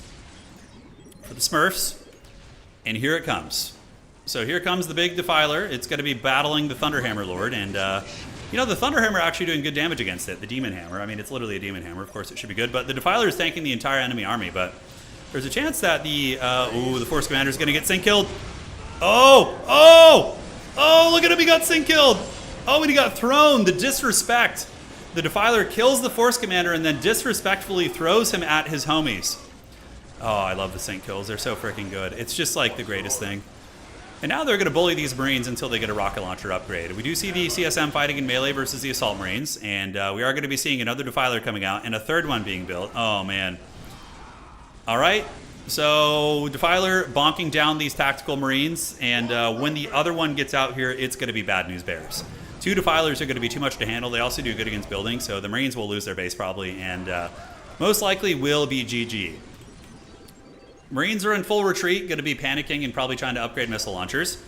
That would be my guess. The Smurfs, or I guess the Emperor's Children, sort of. Barney's Emperor's Children are here. Going to be charging into the base, and we're going to see a third frickin' Defiler coming out. Classic Chaos Space Marines. And it is going to be moving in. All right, guys. Looking real tough. The Ultramarines going to be making their last stand here, but they were a little bit slow to tier 2. And now, of course, we do see the Melta Bombs coming out with the Marines, which will be very good against vehicles, but I think it's going to be too late. They're just going to take too many casualties and lose too much ground. And all these CSM back here, they don't even have any special weapons. But, you know, Plasma will be good in this matchup when they get tier 3. Yeah, I mean, one Defiler's almost dead at this point. You would probably want to retreat it, but GG's being called. And game 1, ladies and gentlemen, is going to be going to Burbaloni and the Dark Gods. Really nice match. Super fun one. Classic competitive chaos using Defilers. From what I've seen, they're very, very good. So Burbaloni going to be going up 1-0 in the series. All right, let's pop, lock, and drop it. Hey, Will, thank you for being a member for 63 months. Excellent catharsis here. I lost hard as Khorne today in an AOS match, so I need a chaos win. You get it. It's not quite Khorne, but it's more Emperor's Children, but hey, it's all in the family, right? All right, Defilers move in, and they're going to close it out. GG. Let's get into the next game. So if Scarab loses this next match, that will be the series. Will be game blouses. He definitely needed some anti-vehicle earlier. He invested very heavily in the Marine squads and also the Assault Marines, whereas the Chaos player was a little bit more conservative with his early investments and just got the tier 2 quicker, and that was brutal. All right, so let's go ahead and get it here. See if they have the lobby open. Burbaloni should be setting it up here in a moment. I don't know what my favorite faction is. I'm really torn. I think like every stream I play, I've been like, oh, this is my favorite faction because it's new and exciting. But once the honeymoon period is worn off, I think my favorite probably has to be Chaos still. Just I play Chaos on tabletop, so the flavor for me is a big win. Chaos and Necrons would probably be my favorite so far. Imperial Guard are good, but I just suck so bad at them that it's hard for me to get super into them. But the flavor of Imperial Guard is epic. I'm not good at them. All right, Burbaloni's here. Let's get in here, spectate, and there we are. Perfect. We've seen 3 Necron games today. 3 or 4, I think. All right, so it's going to be Space Marines versus Chaos round 2. Oh, they're running it back. All right, grudge match. Grudge match indeed. Oh, big Demon Prince. It's a pretty cool shot. The flayed ones almost look like they're Chaos units when you look at them there. All right, ladies and gentlemen. Hey, well, Lopez, welcome, man. Welcome to the channel. Ladies and gentlemen, welcome to the last, well, the second game in this Best of 3 series. It is our last Best of 3 of the day, but it's going to be Chaos and Burbaloni running it back against Scarab and his Space Marines. So we're going to see what adjustments the Scarab can make to try and take this to game 3. Or will the dreaded Burbaloni be able to close out the game once again with his Forbidden Defilers? All right. So there they go. We do see the big boys moving up there and grabbing that strategic point. Chaos Space Marine is going to be coming out very, very early. And Scout's going to be grabbing whatever they can on the map. All right. Good times, man. So who do you guys think is going to win? You can yell for the Emperor, for the Dark Gods, or anything else that is correlated to those respective factions. Always fun. We will serve. But yes, same build as last time. Space Marine and Chaos Lord opening, so they're going to be trying to contest the map there. Scouts with sniper rifles could be kind of fun. I'd maybe like to see some of those guys. I love sniper rifles in this game. They're hard to use. But the cultists looking extra decrepit as they run around the map and grab whatever they can. That's been taken. Don't forget to grab that one. This would be a true Turin play to forget your strategic point here, but I think he's going to get it. Most likely we'll be able to move over there. So this one does have 3 critical locations. It's not one of the meme maps that has 1. It's going to be 1, 2, and 3 on the other side. Chaos Space Marines are going to be advancing up and pushing into the Scout Marines, and they will beat them in combat pretty decisively. Do we see an early Force Commander? So pretty much the same build. Yeah, it's going to be a Force Commander followed up by a Space Marine squad. Granted, Chaos gets them out on the field quicker because they can turbo build their buildings. So usually the CSM will be on the field before, Marines get on the field. But that's really nice, right? Like coming up and just slowing down a capture is going to be mitigating your opponent's economy a little bit. It's just overall good playing. All right, so all the points are being captured. Heretics are building what they can, and the Chaos Sword has now arrived. So here he comes, looking extra cool with the dreaded Barney color scheme. And, I should do McDonald's Marines. That would be a really good one. Just like the red and yellow with like some, just evil Ronald McDonald Chaos Lord. That sounds like it could be a good one as well. All right. CSM are gathering, and the Marines are in the middle as well. We have the Force Commander and the Space Marine squad. Should be able to defend him off here. Oh, no, but the river! So the Marines have the negative cover right now because they're fighting in the river. That's very, very good for Chaos to fight in this position. And now they're going to be trading Lords. It's just like last time. Just the Macho Man fight, guys. Force Commander versus the Chaos Lord. But it looks like the Chaos Lord is maybe winning this. Ooh, it's so close, actually. No, it's pretty much dead even. With the Scouts jumping in, the Chaos Lord's for sure going to lose this. He's just going for it. Oh my god, sync kill, please. Oh, Chaos Lord and Force Commander do go down. That was just too macho. That was like watching Don Fry and Yoshihiro Takahama fighting. If you guys have never seen that, go to YouTube and look up Don Fry versus Takahama. And that was what you just saw. It's one of the most absurd MMA fights in the history of MMA fighting. We just basically saw 2 dudes grabbing each other by the scruff and just punching each other in the face. It was great. So Chaos is in the advantage here because the Marines are fighting in the water, which means they have negative cover. Granted, there is going to be another squad coming in, which should be enough to fend them back. But overall, big win there for the Chaos Space Marines, I would say. They're also not spending as much, right? The Marines are, there's going to be a Raptor squad coming out, so he's going to be getting the Raptors again. Chaos Space Marines going to be pulling back, and he was so close to getting that relic. It might have been worth it to stay the course, but I guess it would have just been decapped. Takayama, yeah. Takayama is the name of the Japanese fighter in that fight versus Don Fry. It was an insane fight. It was an insane fight. So Scout Marines are going to be duking it out here, and these guys heading over to the west. Marines and Raptors heading up here. Raptors hit pretty hard. I mean, you can definitely use them to tie down a tactical squad, and they can do some decent trading, or just like kill a scout squad really quick in the backfield, Lots of options.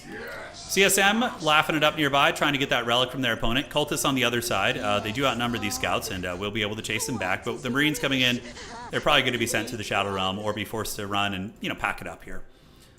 But Raptors are hot on the tails here of these Space Marines, and maybe going to be able to pick off one. Decapping his opponent nonstop is very, very good. And are we going to be getting the Invisible Cultists?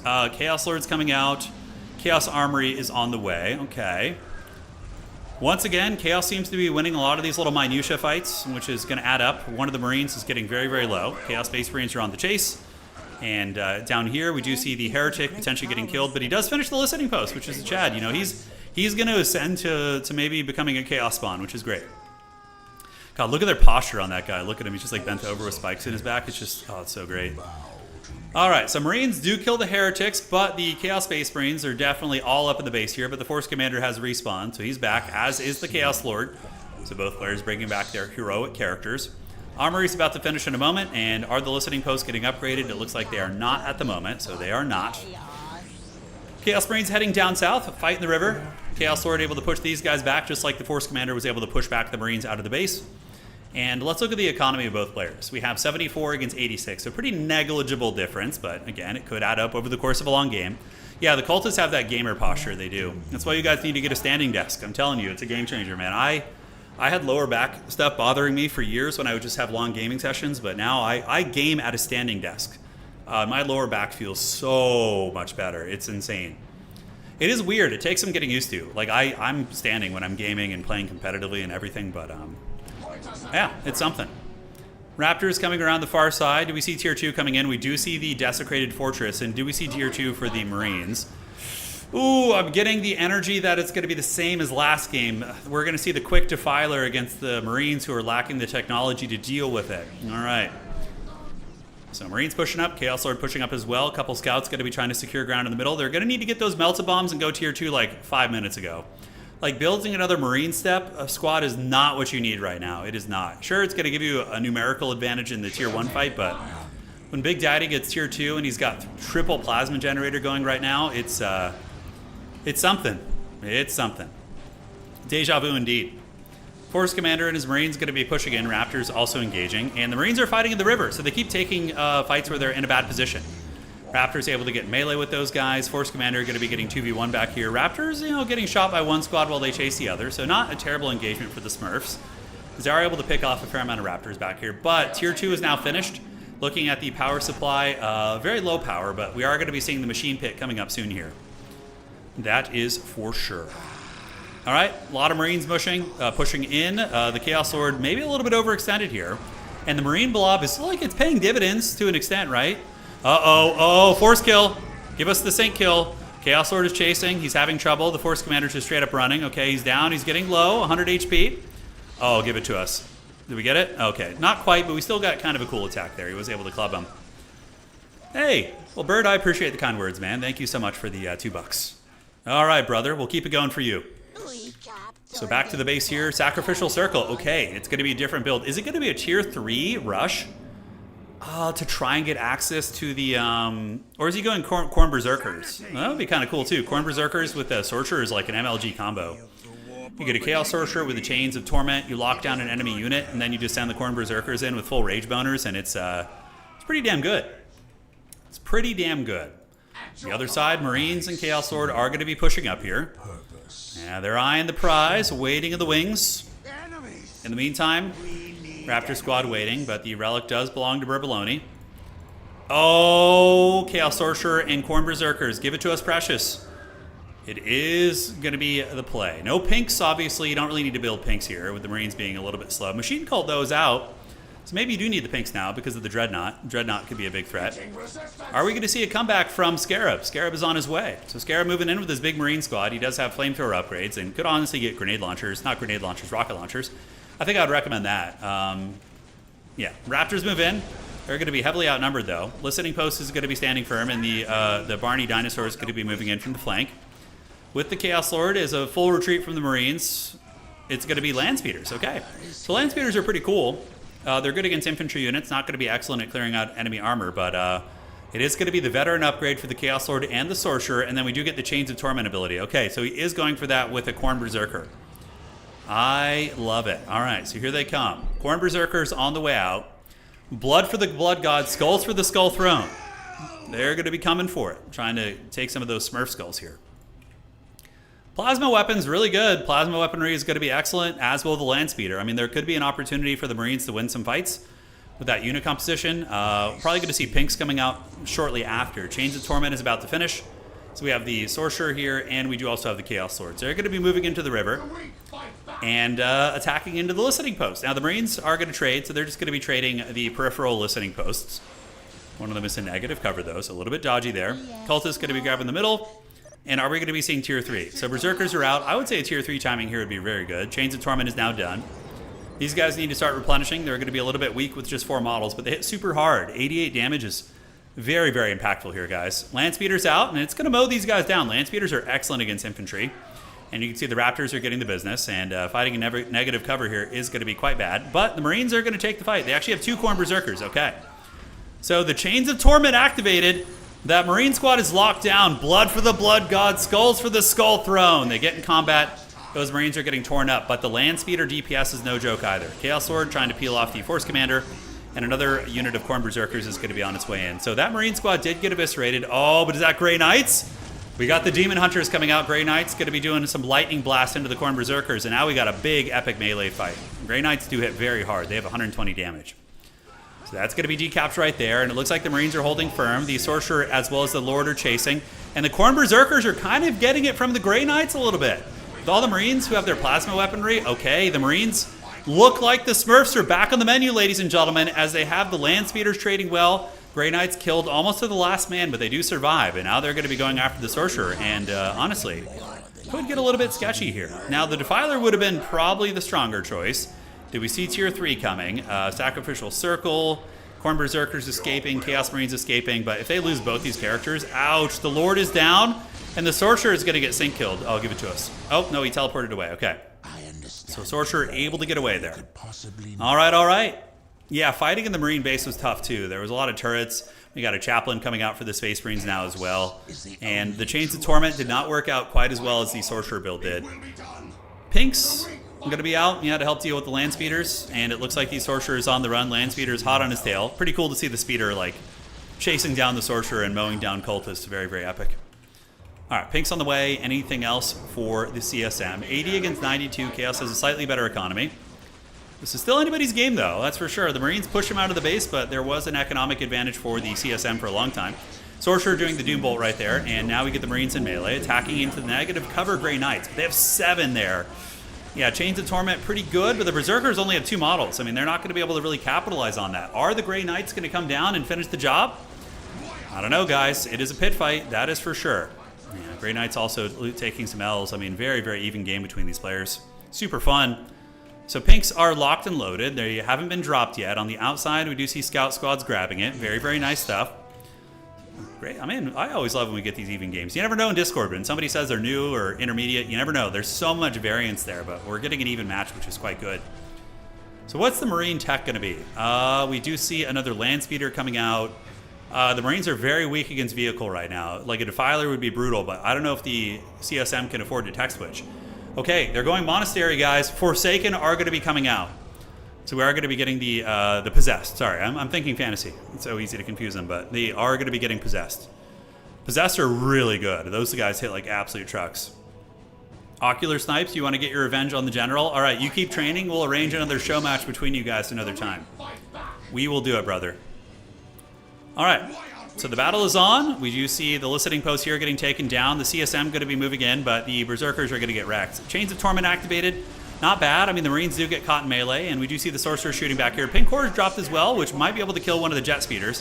One Jet Speeder, is it going to live? The little Popcorn Bandits trying to kill it, but not able to get it done. Khorne Berserker is getting obliterated by the Grey Knights and all that shooting. And really good micro in the Land Speeders, able to keep them away from the Pinks, which are retreating back into the base. Now, Chaos is going to have the home field advantage. Are they going to be able to hold? Are they going to be able to hold? Bert, I will answer that question after the game's over. Thank you so much for the donation, boss. Could be GG there, though, honestly. The Sorcerer is kind of the last bastion here. The Pinks have been able to retreat into the base. Tier 3 is coming. We do see the Chaos Lord on the way out. I mean, there is going to be the Principle of the Forsaken. Possessed. That's going to finish, and he should have enough to make one right away. If these Pinks can be kept alive, too, that might help against the vehicles. Because it is a Tier 3 timing, which is pretty big. All right. And immediately we see the Possessed Squad coming out. All right, so they're on their way. Now Scarab is back in the game, ladies and gentlemen. He is back in it. Okay, the shooting continues. The little Horror Squad is blasting away. Listening Post is holding. Could this be the clap back here? Is he going to be able to get in? I think the Land Speeders, one of them is still alive. The other one was killed by the Pinks, if I'm not mistaken. It's big GG, or is it, guys? Chaos Lord and Possessed about to pop out. Those are Tier 3 units, and then you could also get an Obliterator soon as well if he has the resources. I don't think he does, but... So Chaos Lord has Palpatine returned, and the Pinks are trying to shoot, but are pretty ineffective here. You need to get these Possessed replenishing. Oh, man, these guys are absolute Terminators. They're going to start going into the Grey Knights and these various units, and now we got another match going here. All right. So they're all up on them. We do see the Force Commander running from the Chaos Lord. Possessed are hot on their tails. Granted, units in this game are really shitty at attacking running units. It's something I've noticed. The Pinks have been reloaded, the Matrix reloaded, and Yeah, Possessed are getting hit by that. You definitely need to drop the pinks here to kill that land speeder, and it looks like they do. The Possessed squad is doing the best they can. And the Horrors need to attack that land speeder. They're attacking the wrong target. Oh my god, the Grey Knights living up to their name of being Demon Slayers, though. With the Force Commander able to take down the Possessed squad. Man, oh man, the land speeder did get killed as well, and the Chaos Lord gets popped in the face. And it looks like the Marines are going to get the W. Oh my god, that was an insane game. I thought the Possessed would maybe get back in it, but he's going to need to build another squad right now. Nice little Doom Bolt right there. Is he going to build it, or is he going for anything else? Looking around the base, not seeing a whole lot. Grey Knights, yeah, really, really beast mode. There is another Possessed squad coming out. The Sorcerer's going to be poking with his little plasma pistol, not doing a whole lot. Marines do have map control, so the Smurfs are going to be taking control wherever they can, and the Chaos Sorcerer does get blasted in the face. Ends up paying the price. And Grey Knights, how many of them do we have? We have 7 Grey Knights here. These guys are such Giga Chads. That should be game now. Now it's officially over. I think it was kind of contested there for a minute, but we do have a 1-1 series. All right. There we have it. 1-1 Marines versus Chaos. Epic stuff as we're going into the next match.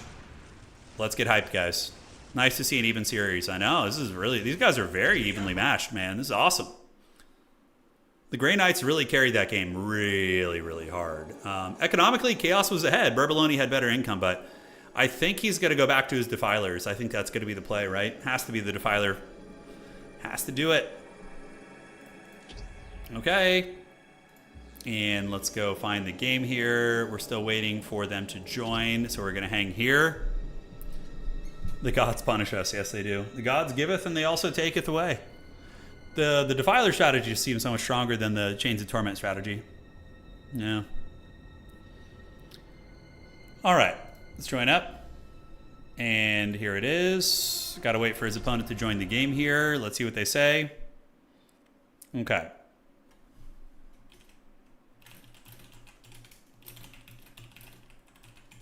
Okay, perfect.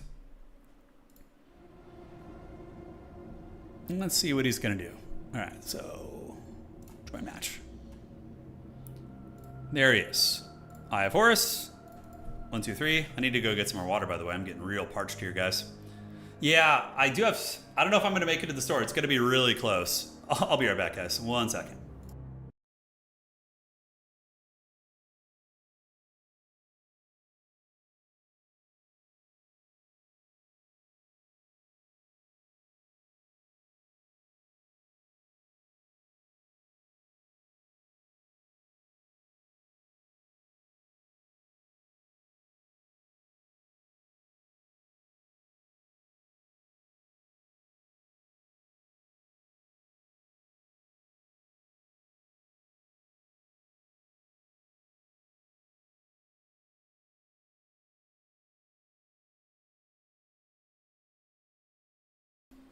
All right, folks, we're back in business. No, I was grabbing water from the kitchen. We're good.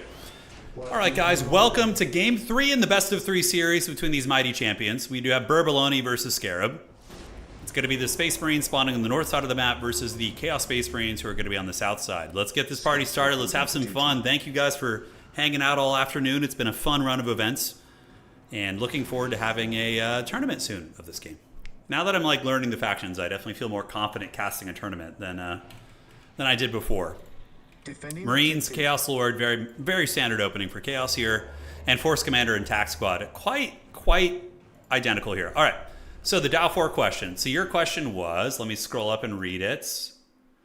Okay, what's your biggest concern about Dow 4 based on your testing? Okay, so I have 2 things. Well, one thing mainly is I have not seen multiplayer in Dow 4.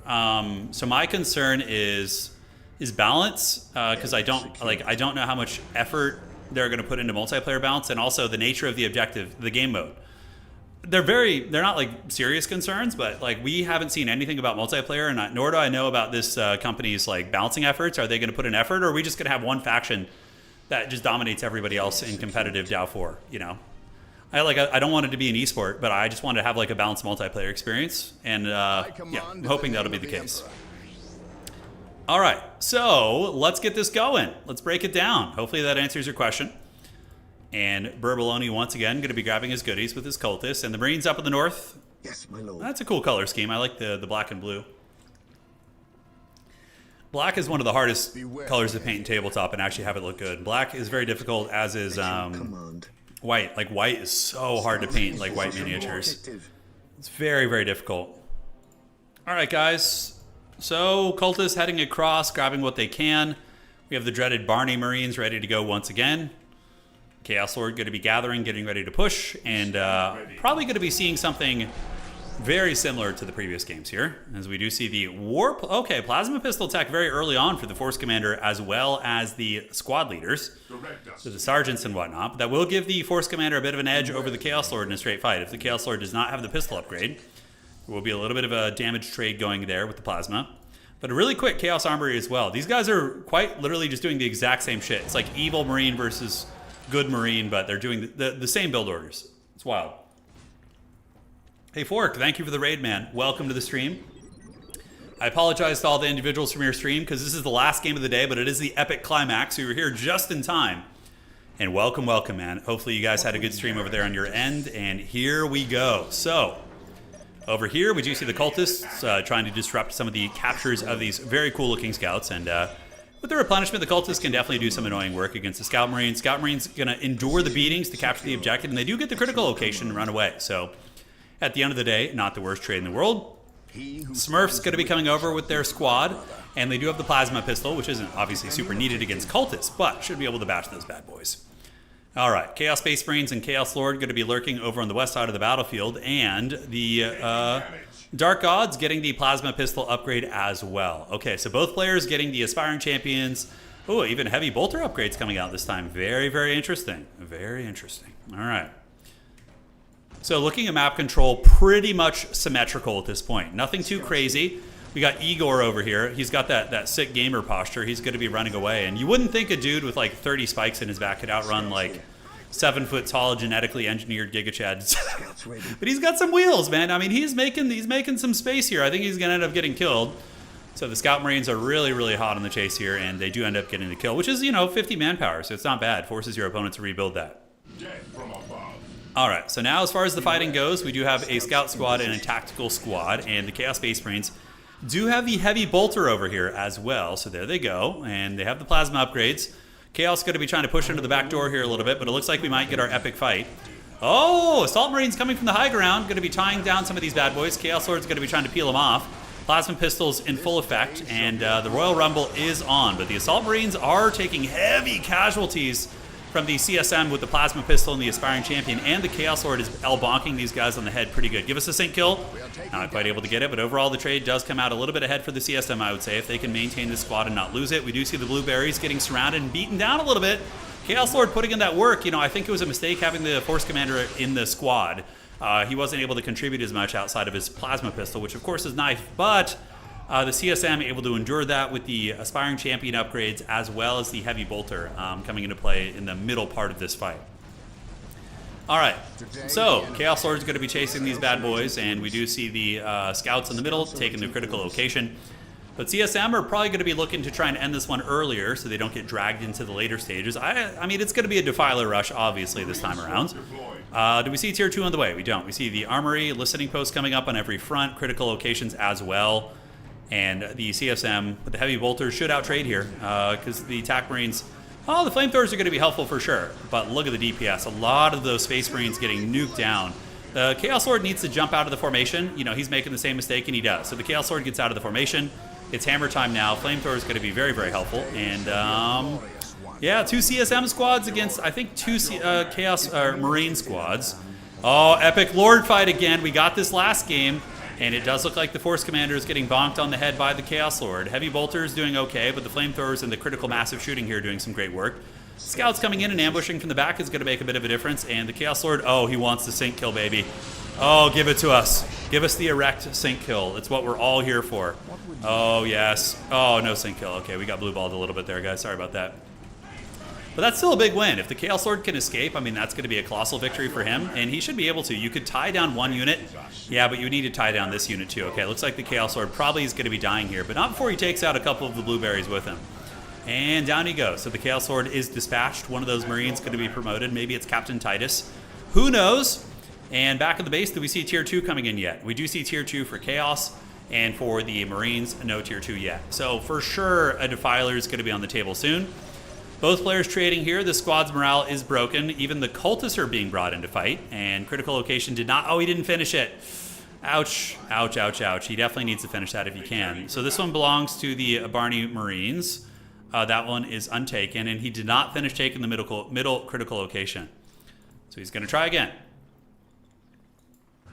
So Blueberry's heading back to their base. They're going to need tier 2 here real quick. As it currently stands, do we see the tier 2 upgrade for the Marines? We do not, and Chaos is going to be tier 2 here. The Blessed 69% is there. All right. So that's going to get captured. Aspiring Champions hanging out. Heavy Bolters are on their way back in. And Blueberry's retaking their ground. So they did not... Oh, man, he didn't have either of these or the Relic. So Chaos has had a listening post here and here. Chaos has been probably crushing him economically. Looking at Chaos right now, 104 against 56. That is an absolutely brutal economic situation. So, I mean, if the Chaos player loses this game, I would be surprised. I mean, I feel like if they just go the Machine Pit and get a Defiler out, it's probably going to be game blouses, you know? It's a very low amount of income, guys. Very brutal indeed. Okay, there we go. And once again, Chaos Space Marines are going to be gathering. Chaos Lord heading to the middle, and they can just sit on this if they want to. Granted, the Marines could probably easily decap that in the back corner. This map is hard to get the take and hold on with the way the objectives are laid out, but where are these guys going? They're going to go and try and kill listening. They're going to be like, oh, I'm going to go do some economic damage, and their opponent just doesn't have anything to damage. Machine Pit. Okay, turbo-built Machine Pit. I love it. One of the heretics does go down. No, he actually survives. And Defiler, does he have enough? Looks like he does. So Defiler is going to be coming out right now, which will probably end the game when that thing arrives. The Marines are still on tier 1. They're just so behind economically. They're going to be running back here. Burbaloni's Chaos Space Marines with the heavy bolters able to get some good value and push them back. And his Big Daddy coming. Oh, what the hell? He's going... Okay, he's going Defiler. He clicked on the Hell Talon for a second, and I was going to be like, that's how you throw the game. Granted, it still would probably be fine, but Chaos Lord getting into melee. You got a little overzealous there. Chasing into the 2 tax squads, losing a lot of HP, and the Marines are going to come and try and help him here. But he is being kited. Force Commander's on the way out. Chaos Lord is in some trouble, but should be fine if he runs. Yeah, he's getting smashed up, but so is his tax squad. Man, he needs to get a sync kill to become immune to damage, the blessed sync kill. 6 minutes. Oh, the Blueberries are getting hammered. I mean, even though they did get a Lord pick right there, they're just losing so many models. They're just hemorrhaging it. Defiler number 1 is out, so the Big Chungus is on the way to the base. And guys, it is going to be very tough. So moving up, our Chaos Space Marines. And for anybody just joining from the other streams, this is like we have some beginners playing, some intermediate players. It's all skill level. So most of the players playing though are new and just started with the recent remaster. So that is the case. All right, Defiler is going to be Netflix and chilling here. Heavy Bolter's doing work, and it looks like the Force Commander trying to put this game on his back here. And he's kind of getting mowed a little bit. Where's the Defiler? He's like, is he? Oh my God, is he bombarding from down there with the Defiler? I think he is. That's got to be GG though. I think Burbaloni is going to get it. And did we see the Killer Crab coming in? It is. Defiler models in tabletop are so freaking haggard. They're just one of the jankiest things ever. Oh my God.